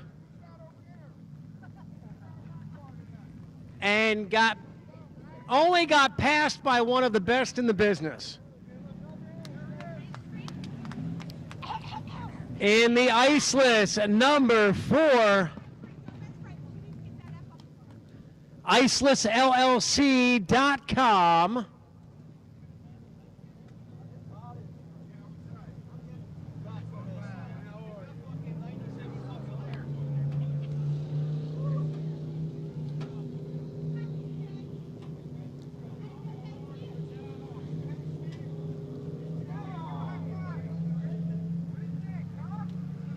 Gets a high five from the sun down here. A very, very happy Steve Davis getting the helmet off. His boy waiting for him with the victory lane checkered flag.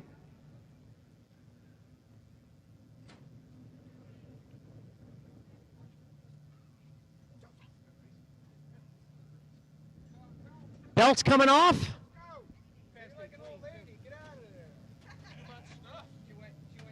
As his crew is harassing him for taking too long to get out of the car. Here he comes, a big New Egypt Speedway. Round of applause. Your great Sportsman winner, Steve Davis.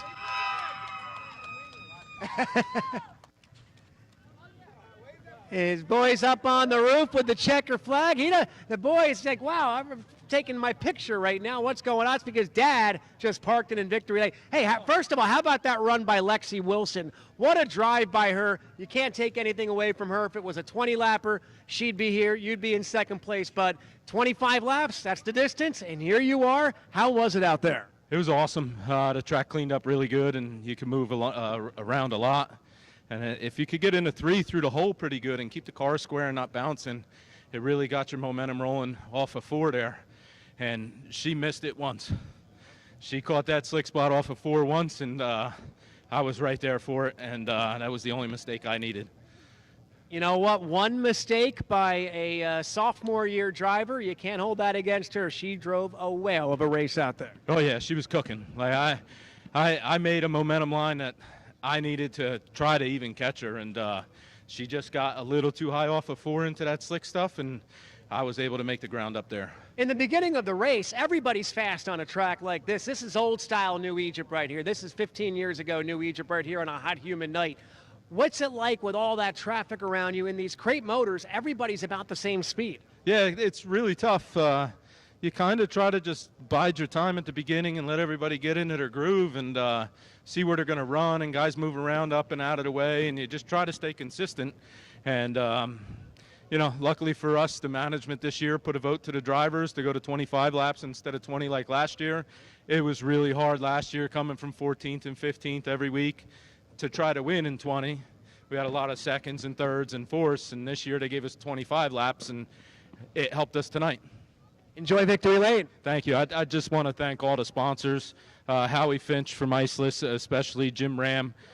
This was a spur-of-the-moment deal to bring it down before the Day-O show and just make sure we got something good here, because we've been kind of struggling with this thing a little bit, and we worked on a bunch of stuff, and Johnny Bangs helped us out some, and you know, the Masker family with the 72, they give me everything I need with that stuff and let us make options, and Joseph Brown works his butt off. He turns a lot of time with the wrenches, and you know, all my sponsors, Premio, Highland Pork. We just can't do it without them guys, and the Olivers are here, Trips up on the car, so that's a good night for them. Good job. Thank you so much. Thanks to all the fans for coming out. I know it's hot out, and really good to have you guys. Car number 4, one to watch on July 8th in a week and a half when the Short Track Super Series rolls into town. Ladies and gentlemen, one more time, put your hands together for Steve Davis, and we have a 50-50. Nope, no, this is the Ryan Simmons. So if you have a yellow ticket that you bought from Ryan Simmons, 686-981, 686-981, 686-981, 686-981. See Chris Moore. You are coming to the races next week for free, and we have our winner right here. Regular 50-50 will be drawn in Street Stock. Regular 50-50 will be drawn at the conclusion of the Street Stock feature. Your winners right here in front. So certainly the number 4 of Steve Davis will be one of those cars to watch when the Tour rolls into town. The best sportsman drivers of the Northeast and modified drivers, of course, will be here in just a week and a half. So up next will be our 31-lap Street Stock feature. Pete, will send it back upstairs to you with a lineup. Well, thanks a lot, Jim. And this is the big one, the Bill Liedtka Memorial. 31 laps.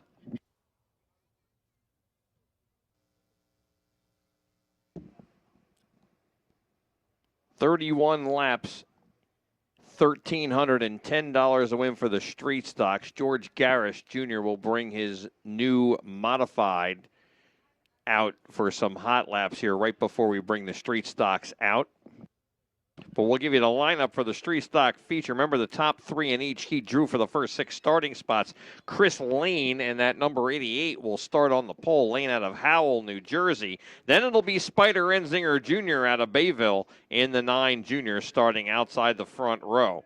Third starting spot will be Corey Fleming in the 704. Fleming currently second. Has finished second in both races so far.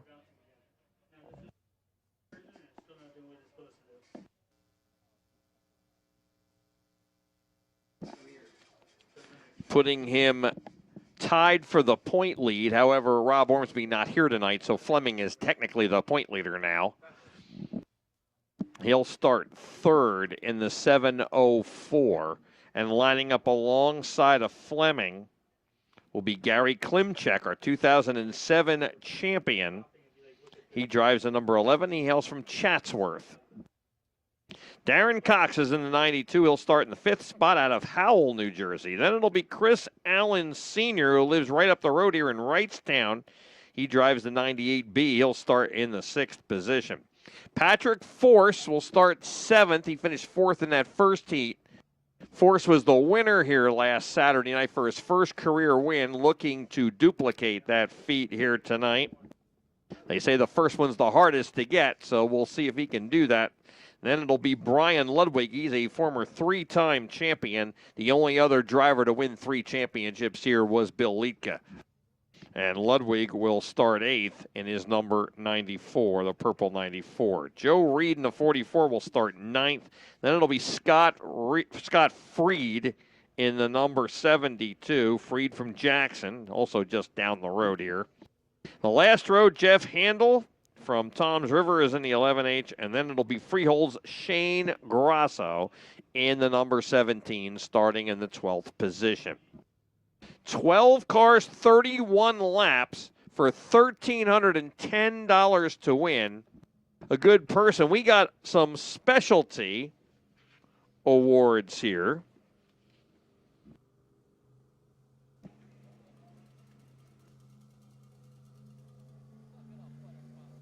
We'll see if we can read them to you.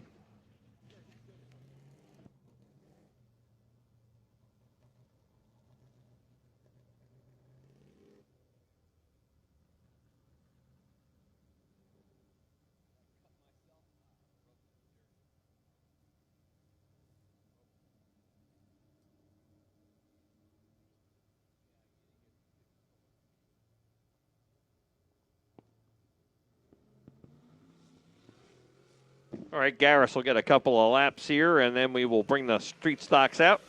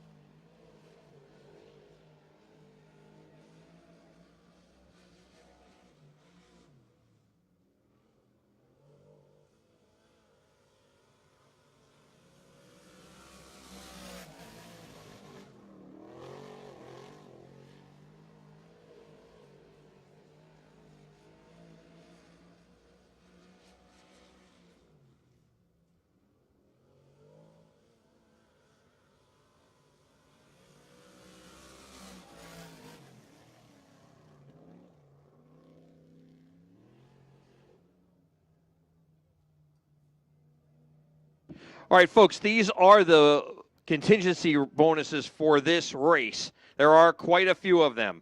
Chris Moore, our promoter, put up $100 to the 9th place finisher extra.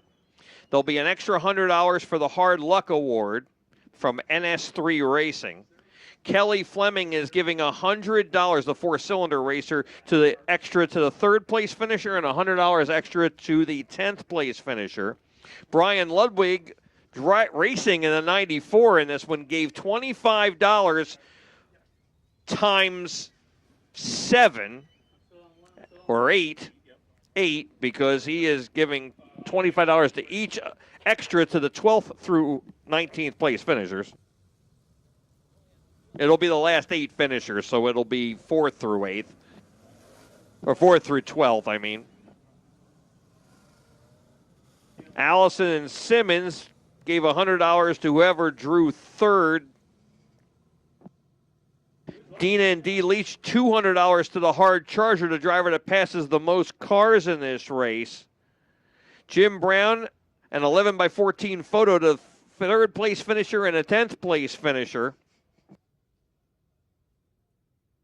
Rusty Ironworks, $100 extra to the first Leaf Spring car across the line. Larry Reed, $50 extra to the 4th place and $50 to whoever's 10th on lap 30.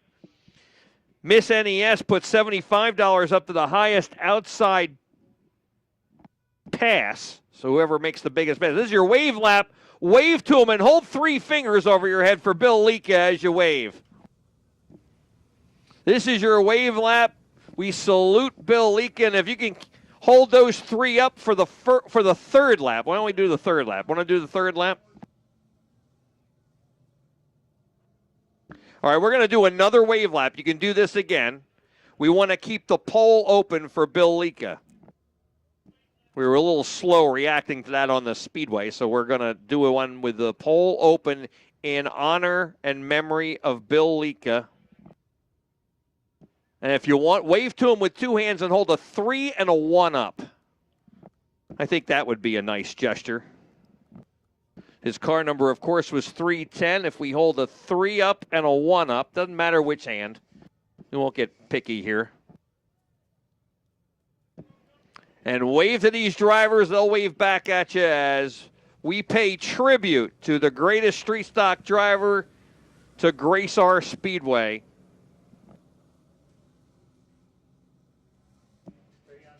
All right, the inside row moves back up, and we are ready. Lights are out. 31 laps.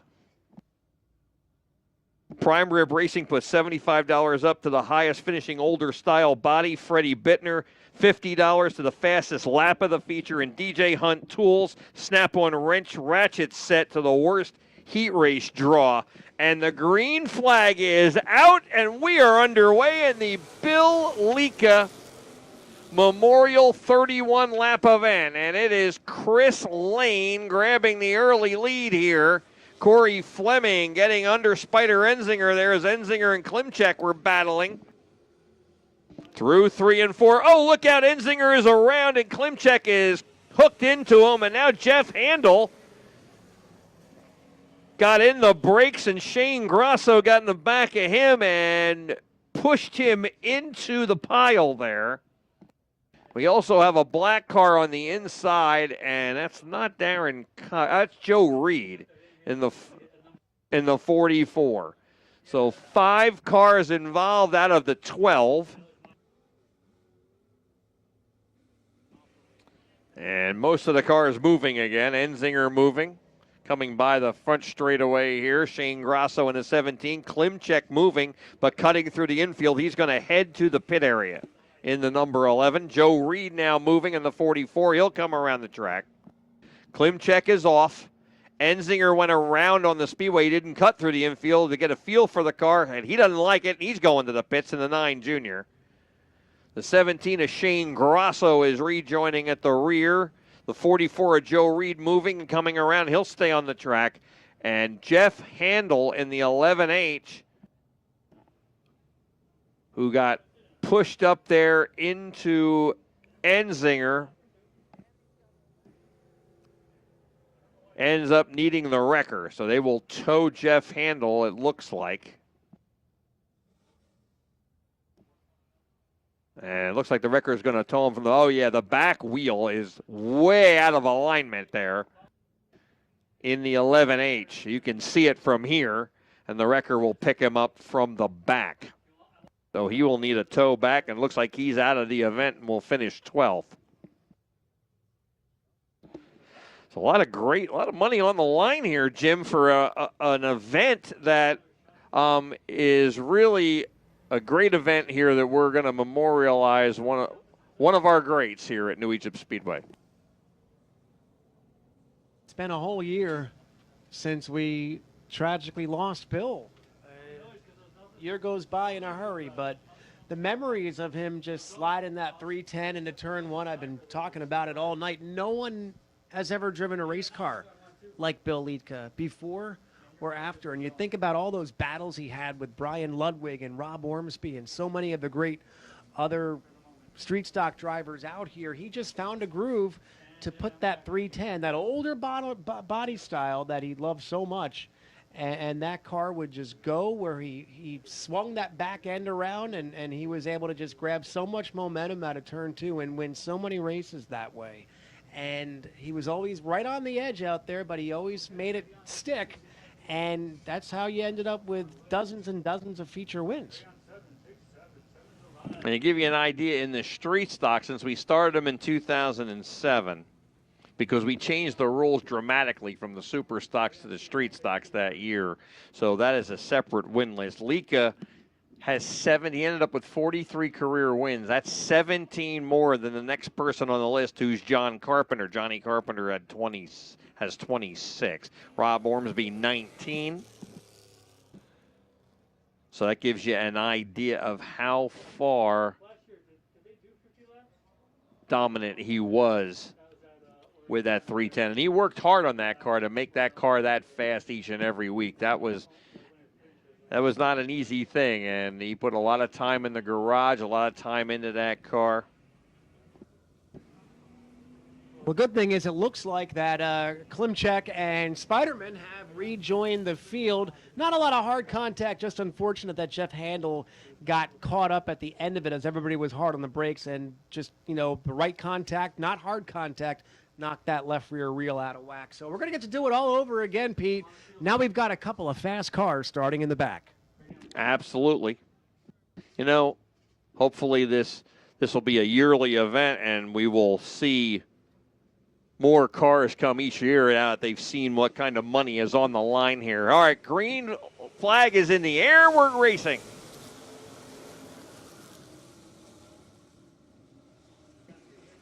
Corey Fleming getting around the outside there of that front row and gets by Chris Lane, exiting turn number 2. Fleming to the lead.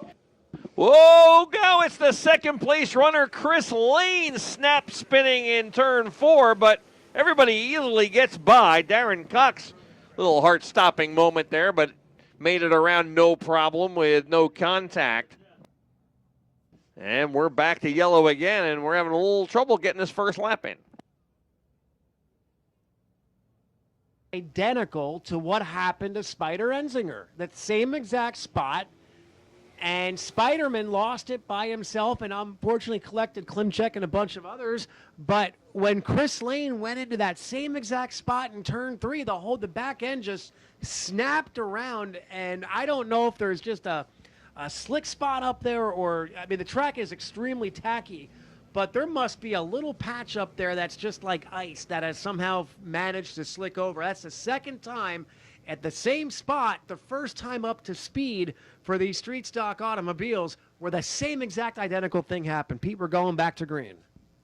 Well, it's funny you say that, because in the Victory Lane interview, Steve Davis said that Lexi caught that one little slick spot over there, and it caused her to get up too high, and that would almost be the exact same spot. So I'm thinking there is one spot. They'll figure it out here that they have to avoid it. All right, here they come. Green is out.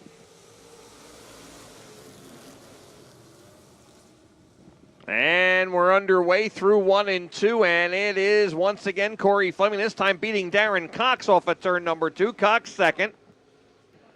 Chris Allen in the third spot as they race through 3 and 4 and back down the front. 1 lap in the books. Corey Fleming working around 1 and 2 down the back. Then it's Darren Cox. Right behind is the 98 of Chris Allen. Then a side-by-side battle going on for 4th. Patrick Force on the inside. He's got a challenger up on the outside. That is the 94 of Ludwig.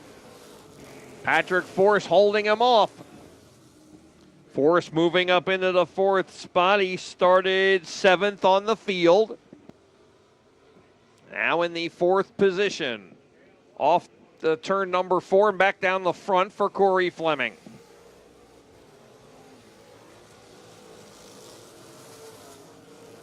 Klimchek battling with Scott Freed, and we got a yellow. I believe all the cars are still running, so I believe we have debris on the Speedway.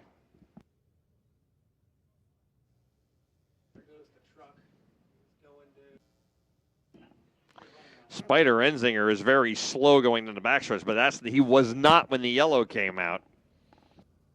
And he may not make it to the gate. Now that is not why the yellow came out. Now he's moving again and he's not going in. Oh, maybe he's pointing to where the debris is. Yeah, Jim with a good thing. Well, now he's going to cut across the infield and go in. Well, I take that back. Maybe he thought he had the issue solved and decided to stay out, and then as he came through turn 4, the car sounded bad or didn't handle right. Now he's going back to the pits. All right, the debris has been picked up. It was over there in the middle of the backstretch by the XDP sign. Ironically, the title sponsor of this division and the sponsor of tonight.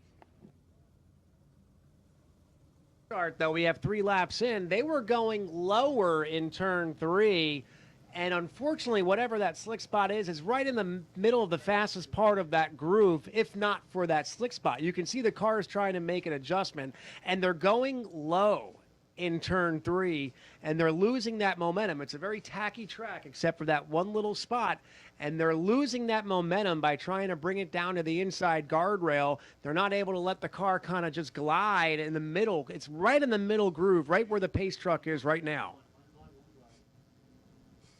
Yep, right up in the outside groove, but in the groove, not on the outside edge of it. So the New Egypt Speedway pace truck bringing them down. We got Corey Fleming and Darren Cox, Chris Allen Sr. and Patrick Force in the 18, looking to get his 2nd career win in as many weeks. Brian Ludwig runs in the 5th spot. Then it's Chris Lane, who started on the pole in the 88. Scott Freed in the 72. Gary Klimchek in the 11. Shane Grasso in the 17. And Joe Reed in the 44. 10 of the 12 cars still on the Speedway. 3 laps complete, 28 to go. Here they come. Fleming elected to stay on the bottom, and he will try to pull a slider there. He had been getting the guys on the outside on those last 2 restarts. This time he stays on the inside, and Darren Cox pulling back up alongside of him. A drag race into 3 side by side. As they come off of 4, it's Fleming by a car length, and Darren Cox crosses them over, dives to the inside side by side with him. Darren Cox with a great battle going on here with Corey Fleming as he has given Fleming everything he's got.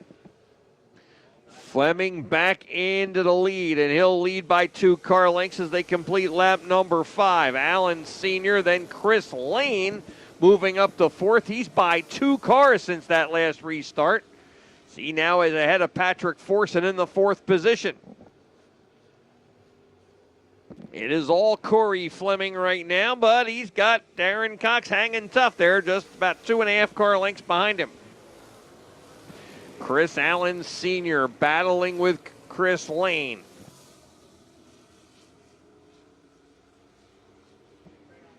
Patrick Forst and Brian Ludwig 6th, and Gary Klimchek is 7th. Off the corner and back down the front as we click laps off here now. Corey Fleming.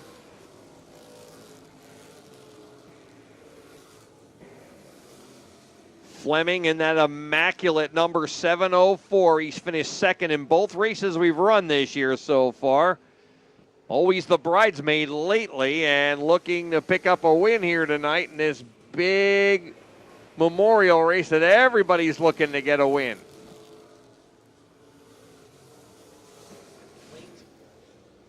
Fleming leading the first few laps. Chris Lane is by Chris Allen and into the third spot now. Lane, who started on the pole and faded back, has come back with a vengeance here. Chris Lane to third, and opening up from Chris Allen Jr. or Sr. and looking to run down the top two. Allen Sr. gets back up on his back bumper there, challenging for the spot. Lane's got some ground to make up. But he's got clear track ahead of him to Darren Cox and then Corey Fleming. Patrick Force up on Chris Allen now, looking to challenge for the fourth spot.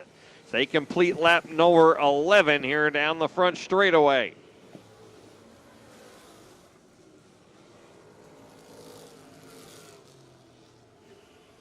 It's all Corey Fleming as he pulls away from Darren Cox. He's about 7 car lengths out in front. And then a gap back to Chris Lane. Lane has separated himself from the cars he's passed. And Lane is getting faster as the track goes, and Joe Reed has a front end problem as you see him front wheels wobbling. Now he's got him back straight again. He looks like he is headed for the pits. We stay green. He will make it off in the 44. 13 laps in the books as Corey Fleming setting a fast pace. Chris Lane is gaining on the top two. Darren Cox remains about 5 to 6 car lengths behind Corey Fleming. Chris Lane is reeling the two of them in. Not super fast, but there's plenty of time in this race. Lane needs to be pretty consistent and hit his marks here if he's going to catch him. He has definitely reeling him in because he has pulled away. He's almost a half a straightaway clear of Chris Allen Sr., who Patrick Force is battling with.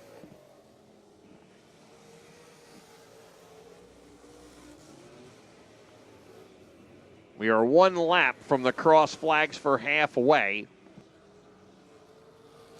And Corey Fleming sees a lapped car up ahead of him as Chris Lane continues to catch the top two. Lane has just come alive here. And we got a car slow in turn 2 now. He's headed for the pits. He's still moving decent. That's Brian Ludwig in the 94. He'll get lapped down the back, halfway on the field, 16 down. Ludwig still running decent on the outside there, and he is going to clear. We will stay green.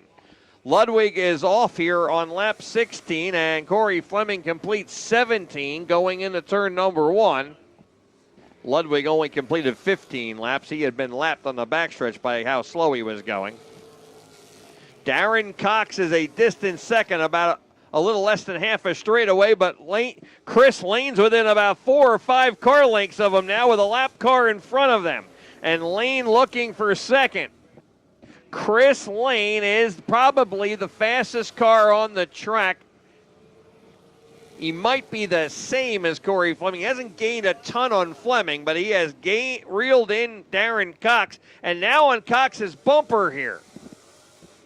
Off of turn 4, they both lap Shane Grosso as they complete lap 19. Lane right on the back bumper of Darren Cox through 1 and 2.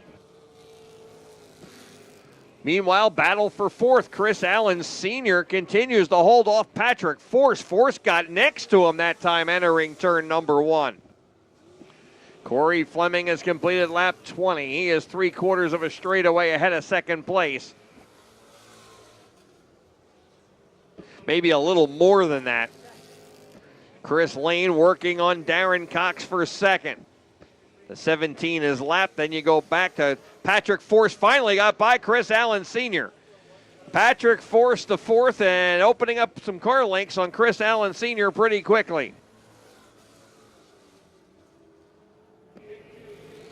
Lane a nose underneath the 92 of Darren Cox. Lane again under him, door handle to door handle. Chris Lane moving ahead of Darren Cox down the front straightaway. Cox will dive underneath him, but he can't make it stick, and Lane is your new second place runner. 9 laps to go, and Lane has gotten to second. Lane has been very fast, but he's a full straightaway behind Corey Fleming now, and actually Fleming extended that lead from 3/4 of a straightaway to a straightaway while Lane was trying to get by Darren Cox. But Fleming has really turned it up a notch here in the second half of the race. Once he saw halfway, he has driven away.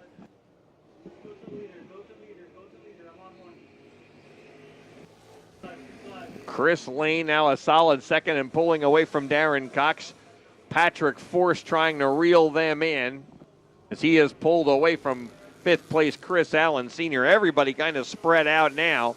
And it's all eyes focused now on Corey Fleming trying to lap Spider Enzinger Jr. in turn 2.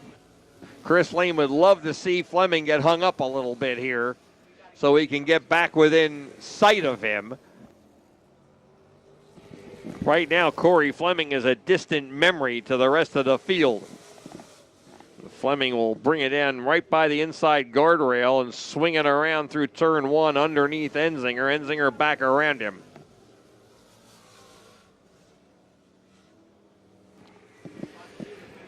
And the 704 of Fleming sliding up in front of Enzinger, and he puts him a lap down. 4 laps to go. We're inside the 5 to go sign. Now we're 4 to go for Corey Fleming. 2 more lap cars in front of him. Still a straightaway or a little bit more lead over Chris Lane. Darren Cox 3rd. Patrick Force slowly catching him, but I think he's going to run out of time. 3 laps to go as they exit turn number 2. Corey Fleming pulling up on Klimchek. And he'll swing it underneath Klimchek. And we got a car slow in the front. That's Shane Grasso, who was lapped. And the yellow lights are on for the first time in quite a while in this event as Shane Grasso dumping fluid on the track and now coasts into the infield. He drives it into the infield, but there is some fluid right in the center of the speedway here. Chris Allen going through it right there. Not a lot of it, but enough that you can see it, especially right here on the front stretch. Flag that Chris Lane was praying for. This is the biggest moment.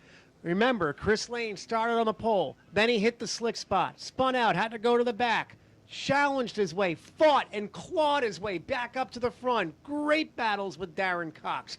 Great battles with Chris Allen. And now he's worked his way all the way back to the runner-up position.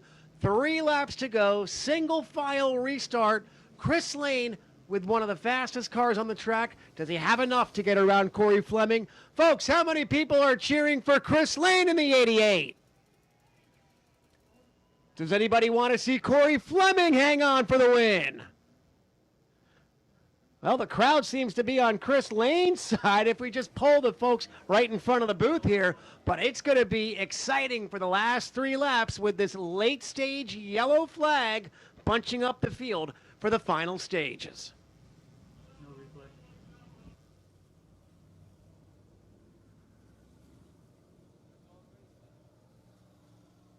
Now, liquid has been dried up here on the front stretch by the cars going through it. 3 laps to go. So it'll be green, and the next time by will be 2 to go. Corey Fleming. Lane was catching everybody. But while he was battling with Darren, catching the last few lengths on Darren Cox and then battling to pass him, Corey Fleming kind of drove off. And Fleming has been very fast. He turned it up the second half. Let's see what these 3 laps, if Lane's got anything. Green is out. And Chris Lane on the hammer, drives it to the inside. Fleming's momentum will take him back around. 2 to go next time, this time by Darren Cox and Patrick Force next in line. Lane got right up to the back bumper of Fleming, but he loses some momentum there and loses a little ground. Patrick Force underneath Darren Cox and into third. Cox back underneath him as they battle for the third spot. Lane staying with Corey Fleming, closing back into within 2 car lengths, white flag in hand. Lane trying to gather some momentum. He is catching Fleming down the front. Patrick Force in third. Lane lays it down on the bottom, slides up, pulled even with Fleming. Fleming pulls back around him. He'll have one more shot here in the final 2 turns. Lane will bring it in hard. Fleming down on the bottom. He'll slide up to the middle groove, and he will hold off all comers. Corey Fleming is your winner of the Bill Liedtka Memorial.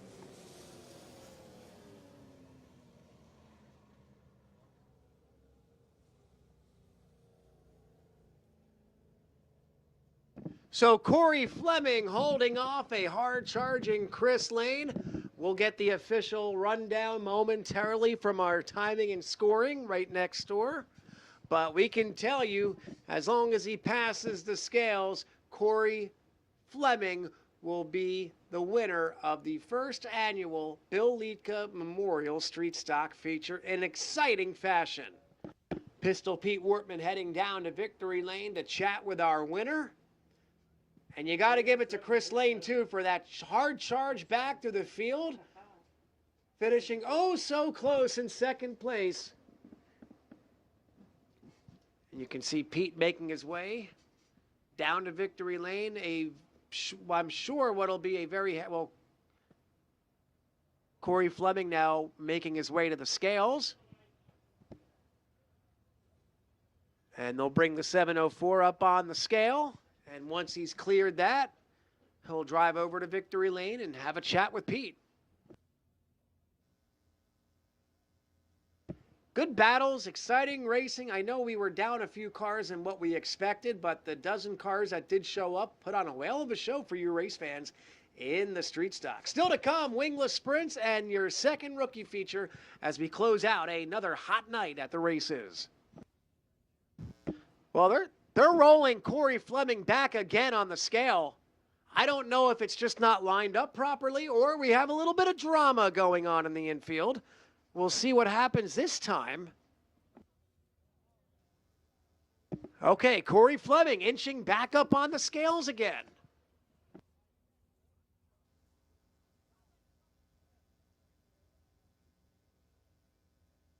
All eyes are on the scales at this moment. $1,300 on the line.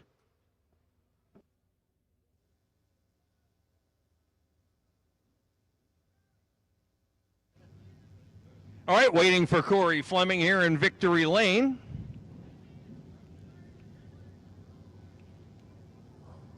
Driver of the 704, impressive run. Finished second in both races so far this year, so we knew he was due.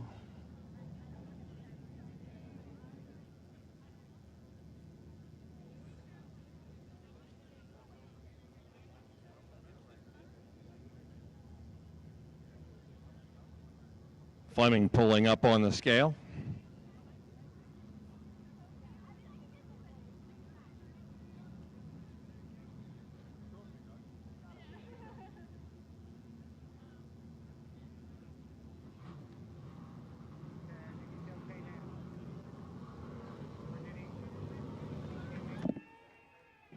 Corey Fleming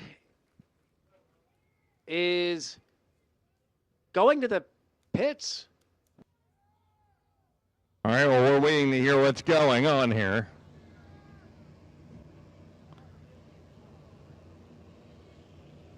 Fleming. Pete, word up the tower, Corey Fleming, 12 pounds light.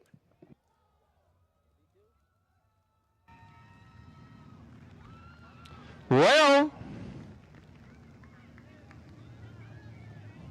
That is a tough break, but it looks like Chris Lane's charge to the front is going to gain him the winner of the Bill Liedtka Memorial. John Bowen Incorporated Scrap and Waste Recycling. Smart Moms Travel, Kelly Lane.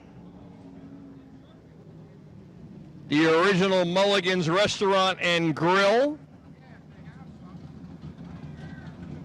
And we'll let Chris get all the apparatus off here. Usually when somebody starts on the pole and wins, it looks easy. It never is, but this was not by far that. Having to go to the back, and we'll get a word with Chris once he gets out of the car. He's got the helmet off, getting a drink of water real quick.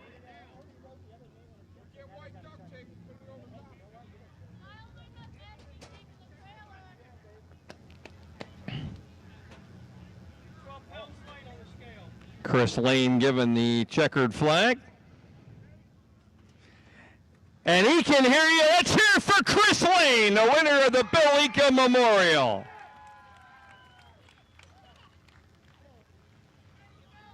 We're going to let him catch his breath, but I think he's okay. Everybody giving him hugs here in Victory Lane.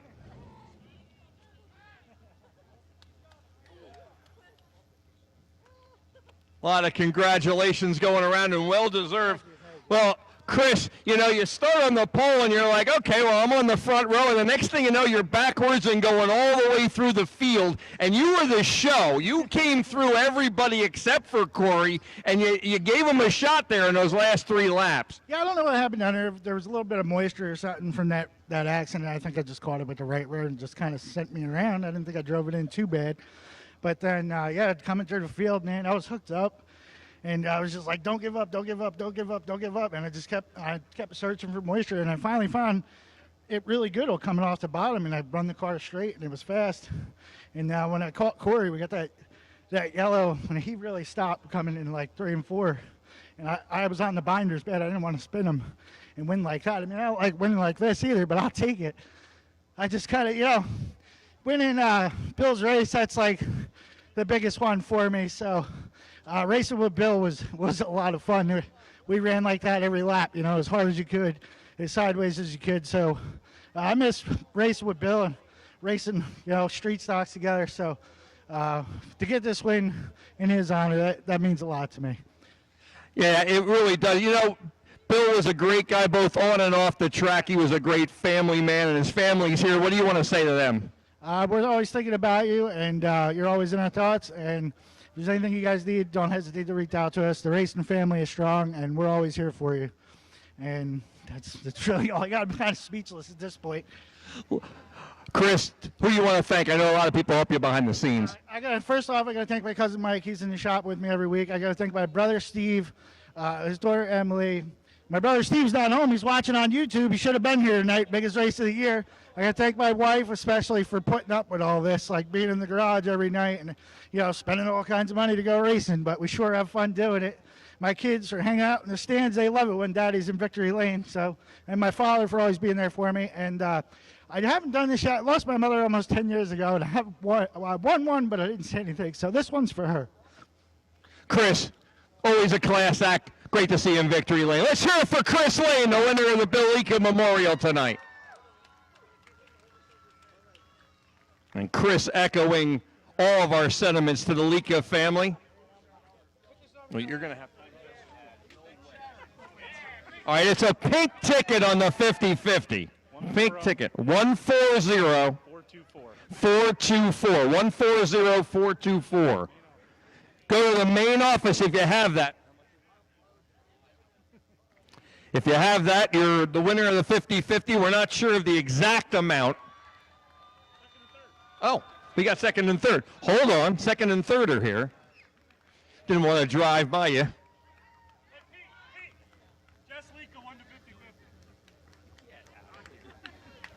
Folks, the 50-50 was won by Jess Liedtka. Now, if that's not karma, don't know what is.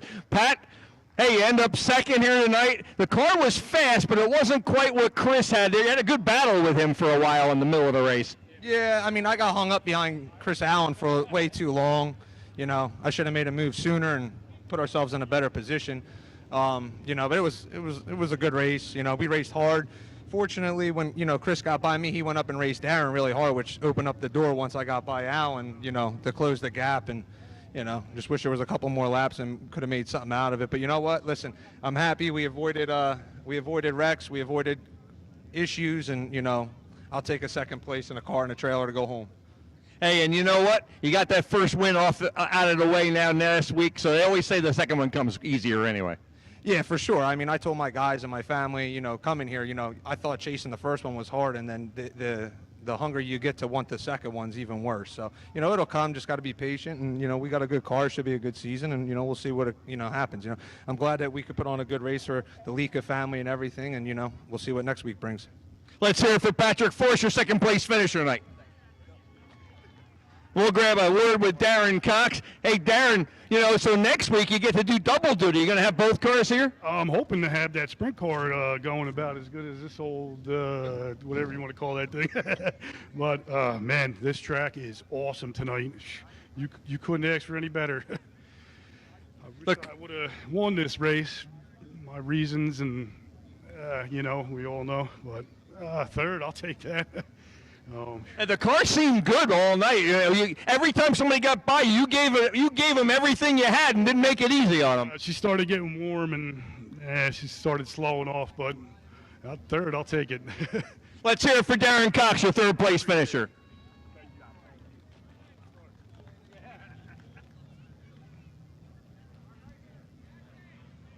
Chris Lane getting a couple of more pictures here in Victory Lane. All right, Jim, we'll send it back up to you. Thank you very much, Pete. What an emotional Victory Lane and an emotional 50-50. Talk about signs, as Nick Leach began the night with. I think we just had the biggest sign of them all right in the front stretch here.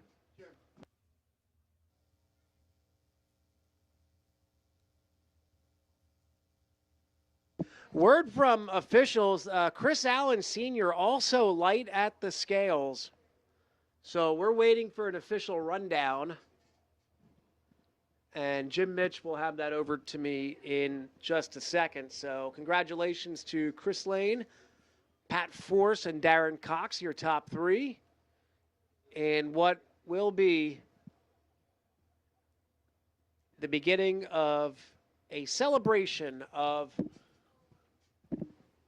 our street stocks, all in memory of the greatest street stock driver to ever turn a lap here at New Egypt.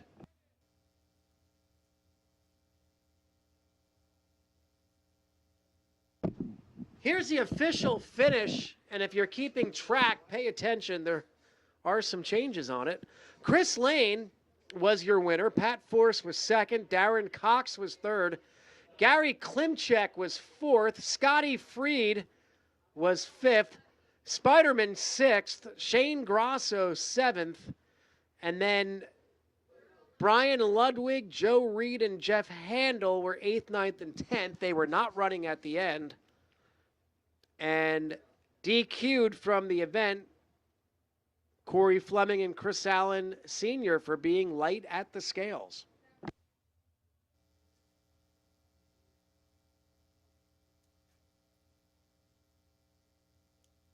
Up next, Wingless Sprint Cars, and this is the way they will go to the green flag.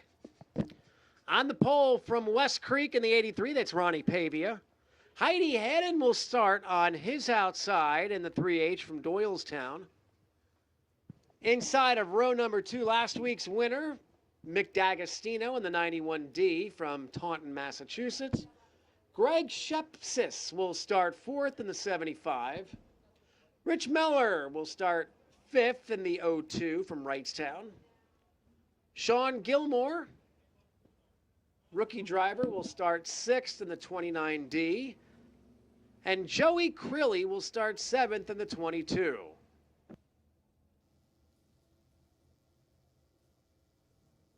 This is a 20-lap feature for the Wingless sprint cars.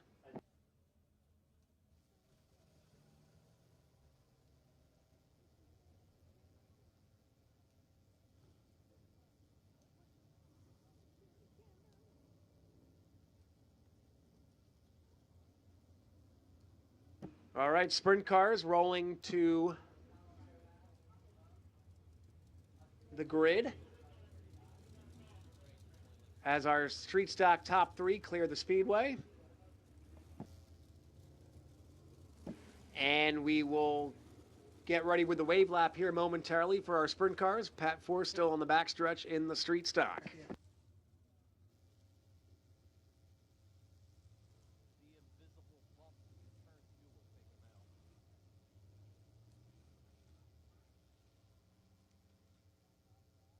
It looks like Joey Crilly unable to answer the call for the feature, so we'll have to go with 6 cars, 20 laps.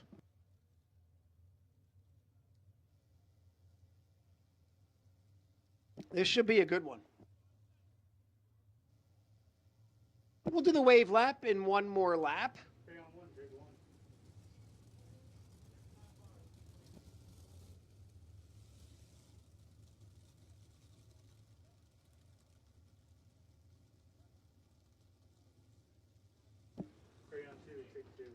Up next after this, rookie feature number 2.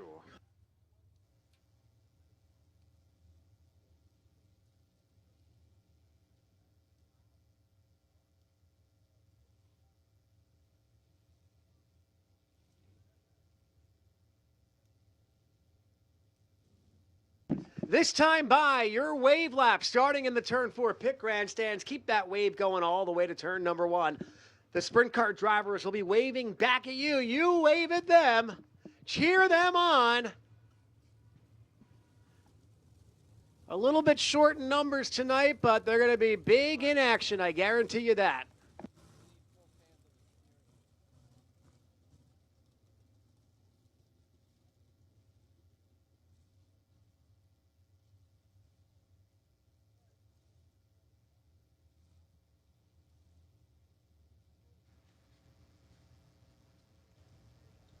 All right, getting ready to turn the field loose.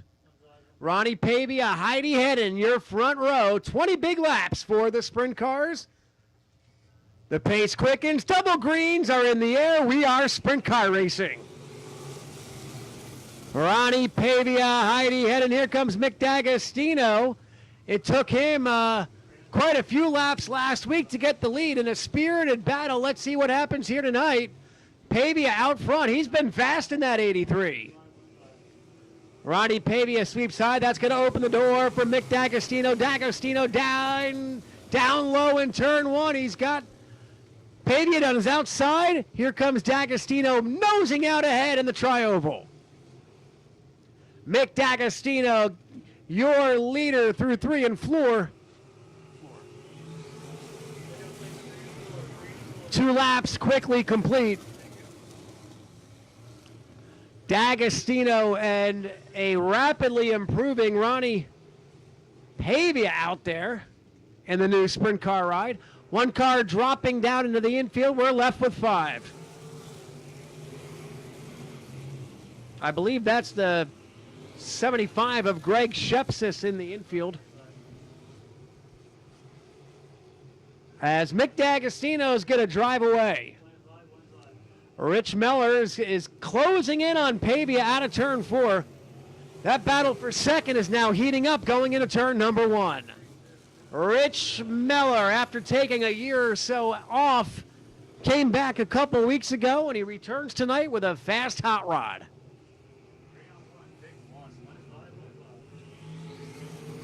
Meller to the inside of Ronnie Pavia in the 83. Meller in the 02.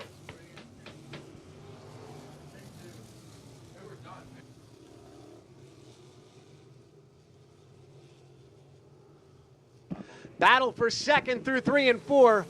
Pavia on the outside. Rich Meller down low, hugging that inside guardrail. Nothing there yet. These sprint cars are all about momentum. You have to keep that momentum up. That's the fast way around. And with a nice tacky outside, Pavia is able to keep the momentum wound up as Meller slows down to run the inside wall. That was close off of 4 that time. Meller not giving up on the inside, hugging that inside wall through 1 and 2, just like he does in 3 and 4. Mick D'Agostino has checked out. All eyes are on the battle for second. Pavia takes his sprinter through 1 and 2, hesitates just a little bit. Again, Meller has to wind that car down to hug the inside wall. Pavia keeping the speed up. One more time through 3 and 4. Here comes Meller. Meller might have a shot to grab second. There it is off of 4. Rich Meller up to second. Pavia tries the crossover move. Nothing there. Halfway this time by. Quickly 10 down and 10 to go for Mick D'Agostino, who has checked out to a half a track lead. Half a lap lead for D'Agostino.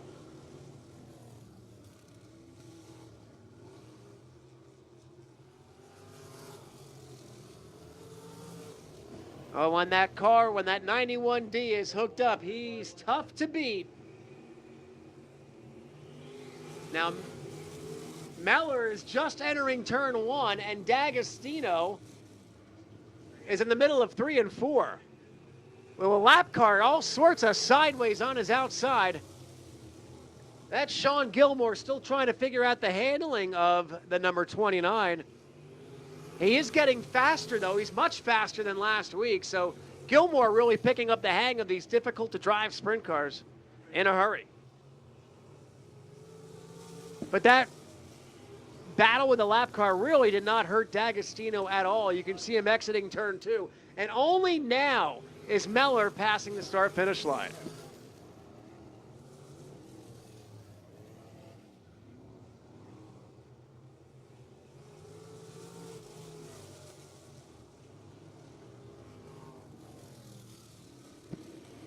D'Agostino with more than a half. Yeah, he's still building on that lead.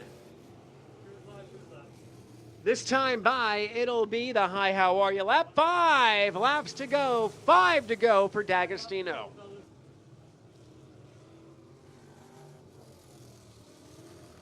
And only now is Rich Meller coming by for the 5 to go, followed by Ron Pavia. Heidi heading out there as well. 4 laps to go this time by. 4 to go for Mick D'Agostino.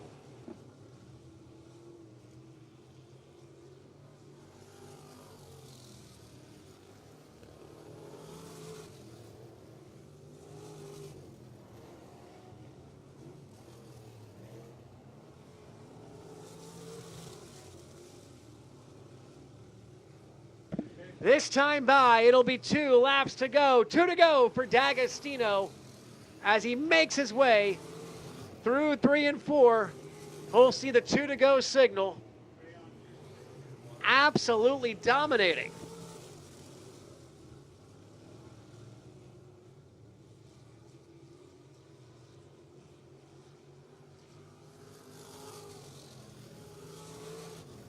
Mick D'Agostino is 7/16 of a mile away from picking up yet another checker flag. White flag, 1 to go for D'Agostino. He's actually caught Heidi Hedden. D'Agostino still driving like he has no idea what's behind. That's a racer for you. He's going to step on it all the way around. Out of turn 4, double checkers in the air. Mick D'Agostino, your sprint car feature winner.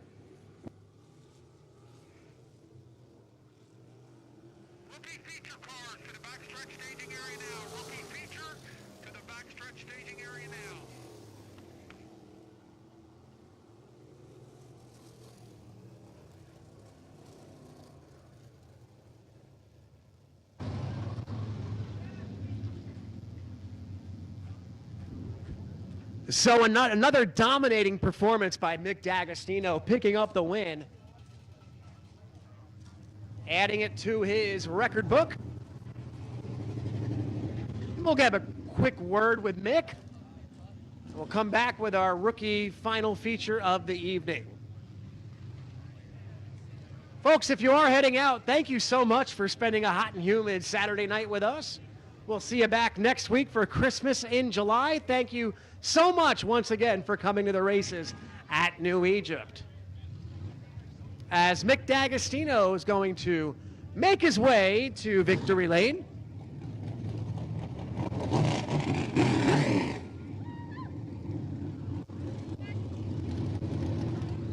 In the Peterbilt Tech Mechanical Systems Incorporated Pete Store, number 91D from Taunton, Massachusetts.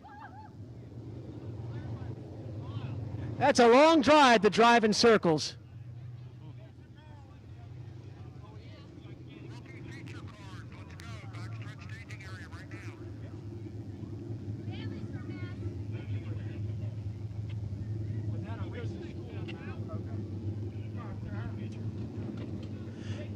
He is coming out of the car.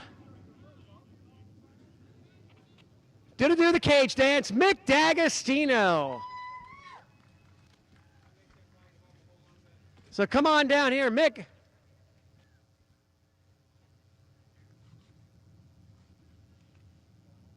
You may have made it look easy, but it's never easy out there, especially in these hot and humid conditions. But you put on a clinic. You had more than a half a lap lead over Rich Miller at the end there, but you were still driving it like you had no idea what was happening behind you. That's what you have to do in these sprint cars, isn't it? Yeah, that was a good observation. I had no idea if I felt like my motor would make a weird noise on the backstretch, and I thought that was Rich poking a nose under me. I tried getting a little sideways out of 4 a few times and taking a peek, and that's usually not a good idea. Not at those speeds. No, I tried it on the backstretch to look over at the front and see if I could see his big red car, but I almost turned into the pit entrance. So I just tried to keep my nose clean and make fast laps. And it's easy when you have a crew chief who just always seems to make the right decisions on the wrenches. But it's just another great fast car. Thrilled to be here. I understand Nick Leach tells me that you don't have to drive all the way back home to Massachusetts. You've taken up residence a lot closer in Maryland, we understand. Yeah, I'm in Baltimore now. The race car and the team are still in Massachusetts, so. They have to come down, and you come from Baltimore. Yeah, so now, I mean, I think we still have a good chance for the long haul award, even if it's only me. What's going on in Baltimore? I moved down there for work, a Peterbilt dealership. If anybody needs a new truck, give me a ring. Yeah, I just want to give a shout out to my brother, his fiance, Shane and Allison. We spent the last couple of days in the hospital, so it means a ton to get one this weekend. Absolutely, good job. Thank you. One more time, folks, Mick D'Agostino.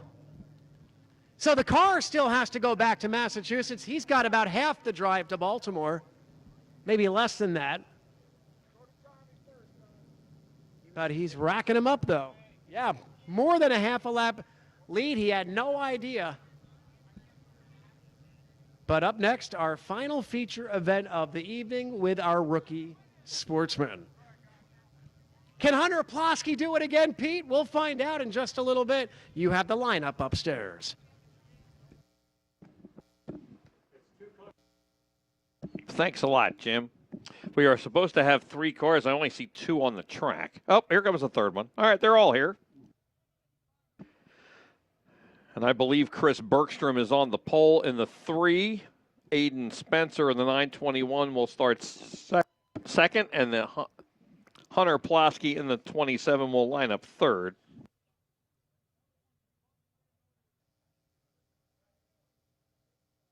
Once again, 8 laps. Hunter Ploskey won the race to start the night in the daylight conditions, starting third in that one. Or no, I believe he started second in that one. Got around Bergstrom in the second corner. He's starting third in this one. Now Aiden Spencer and Bergstrom will be side by side on this opening lap.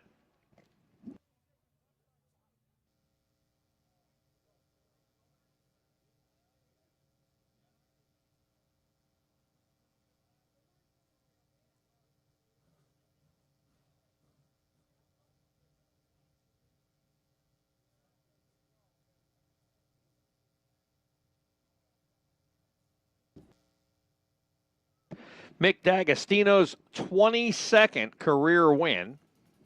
He's now within 3 of Rich Meller. Meller has 25. Chris Lane, that was his 2nd career win here. His first one was 2 years ago. And for Steve Davis, I believe that is his 6th career crate victory.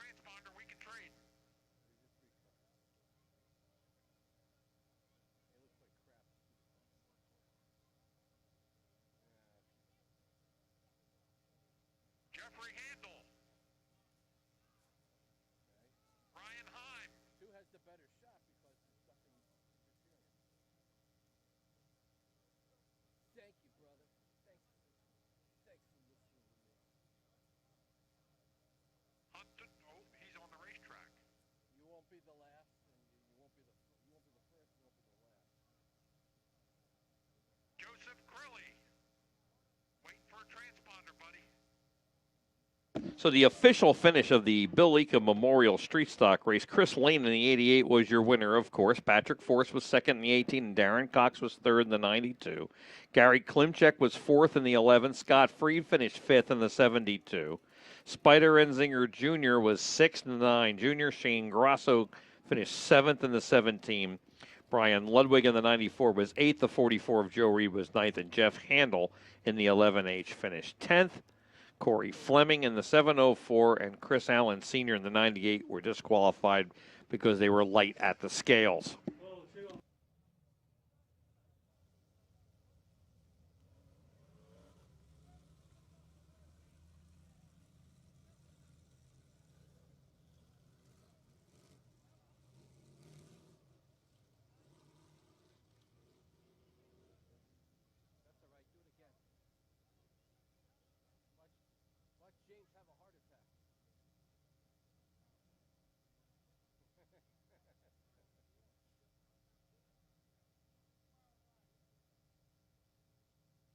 All right, this will be your wave lap for the final race of the night, the 8-lap rookie feature number 2. Aiden Spencer in the 921 has 1 win in the 3 events, as Brianna Hicks, Miss New Egypt, waving to everyone. Hunter Plosky in the 27 has 2 wins of the 3 events and is the current point leader, and one of his 2 wins came earlier tonight. He won the first one, and he won the third one. Aiden Spencer won the second one. The third one was earlier tonight. Chris Bergstrom has finished 3rd to these 2 drivers in each of the 3 races so far this year, putting him 3rd in points. There were 6 cars here on the opening night. All right, here they come. Up to Bergstrom. As the green flag is in hand, Bergstrom gets a little loose there on coming off a 4, and Aiden Spencer edging ahead at the line into 1 and 2. It's Spencer with Hunter Plosky. Bergstrom washes up the track and will chase after him as the 3 of them nose to tail into turn 3. Hunter Plosky on the throttle trying to stay with Aiden Spencer as Aiden Spencer opens up a couple of car lengths here on the opening lap. 1 down, 7 to go as they work off a turn 2 and down the back. Aiden Spencer by 3 car lengths. Hunter Plosky chasing after him as they head through turns 3 and 4 and back down the front. Bergstrom closing in on Hunter Plosky. They head down the back through the tri-oval. Spencer pulling away here a little bit and opening up some breathing room. 3 laps in the books, and Spencer has about 8 car lengths now on Hunter Plosky.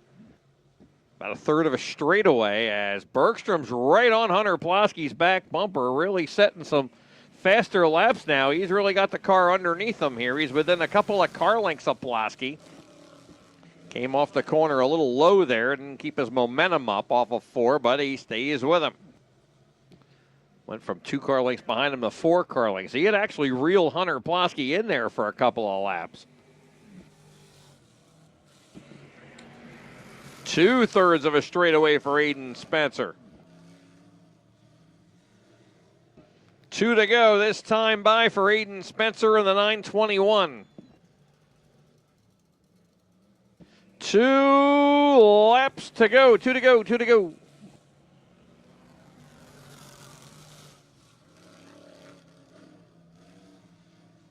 Down the back into turn number 3, Aiden Spencer has checked out here. White flag this time by Spencer, looking to even it back up at 2 wins apiece.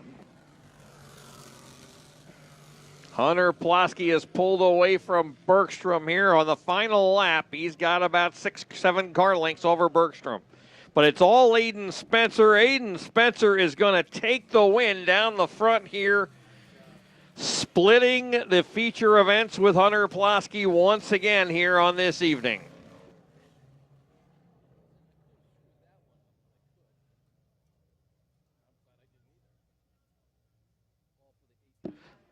So now Aiden Spencer takes the win. Hunter Pulaski is second. Bergstrom is third to these 2 guys again. But with them splitting the races and finishing second, they're tied for the point lead again. We got a great point race going on between these 2 guys. 4 races in the books now for their season. And Aiden Spencer will make it to victory lane here on the front stretch.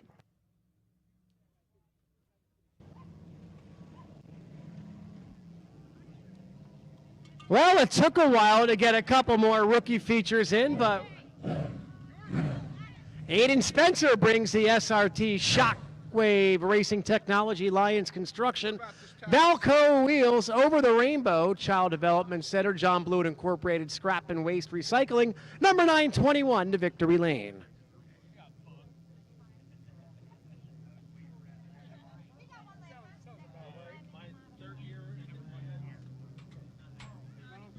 Track still could run another 100 laps on it tonight. What an amazing job by the track crew. This feels like late 90s New Egypt out here. And this driver wasn't even born in the late 90s.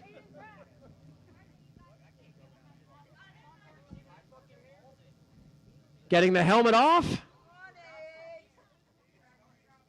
He's ready to wave that checker flag. Folks, who's still left, give him a big hand. Aiden Spencer. Climbing out of the car. We'll come down here, talk to him. Aiden? Well, you have a great rivalry now shaping up with Hunter Pulaski. So how did it feel out there? You were fast right off the get-go, and here you are in victory lane. Yeah, I mean, the track's good, smooth, hammer down basically. You know, congrats to Hunter earlier today. Without everybody who supports this deal, none of this would be possible. Got to dedicate this one to the Liedtka family for Billy. And a couple weeks back, we lost a good bud, Tim Riggleman. This one's for you, boy. Congratulations, an emotional Aiden Spencer in victory lane. Good job, young man. And it's something to watch now in the coming weeks, the rivalry, the points race between Aiden and Hunter Pulaski. Couple of big racing families going at it tooth and nail. Pete, we'll send it back upstairs for final comment. Well, thanks a lot, Jim. And once again, we want to thank everyone for coming out and everyone watching on YouTube. Another great night of racing here at the New Egypt Speedway. And a congratulations to all of our winners. Steve Davis in the Swagger Factory Apparel Crate Sportsman feature. Chris Lane winning the Bill Liedtka Memorial event. Justin Dunn winning the 4-cylinder race. Mick D'Agostino winning the sprint car race. And Hunter Pulaski and Aiden Spencer splitting the 2 rookie features. For all of us here at the New Egypt Speedway, including owner Fred Volsing and the promoter Chris Moore, we want to thank everyone for tuning in and coming out tonight. And we'll see you here next week for Christmas in July here at the New Egypt Speedway 1 week from tonight, Saturday, July 5th. Remember, that Tuesday, July 8th, will be the Short Track Super Series here for both the Modifieds and the 602 Crate Sportsman. And the following Saturday on July 12th will be our first ever inductions into the New Egypt Speedway Hall of Fame, which is newly formed. For all of us, we want to thank you for coming out. Have a safe week, and we'll see you next Saturday night right here at New Egypt Speedway.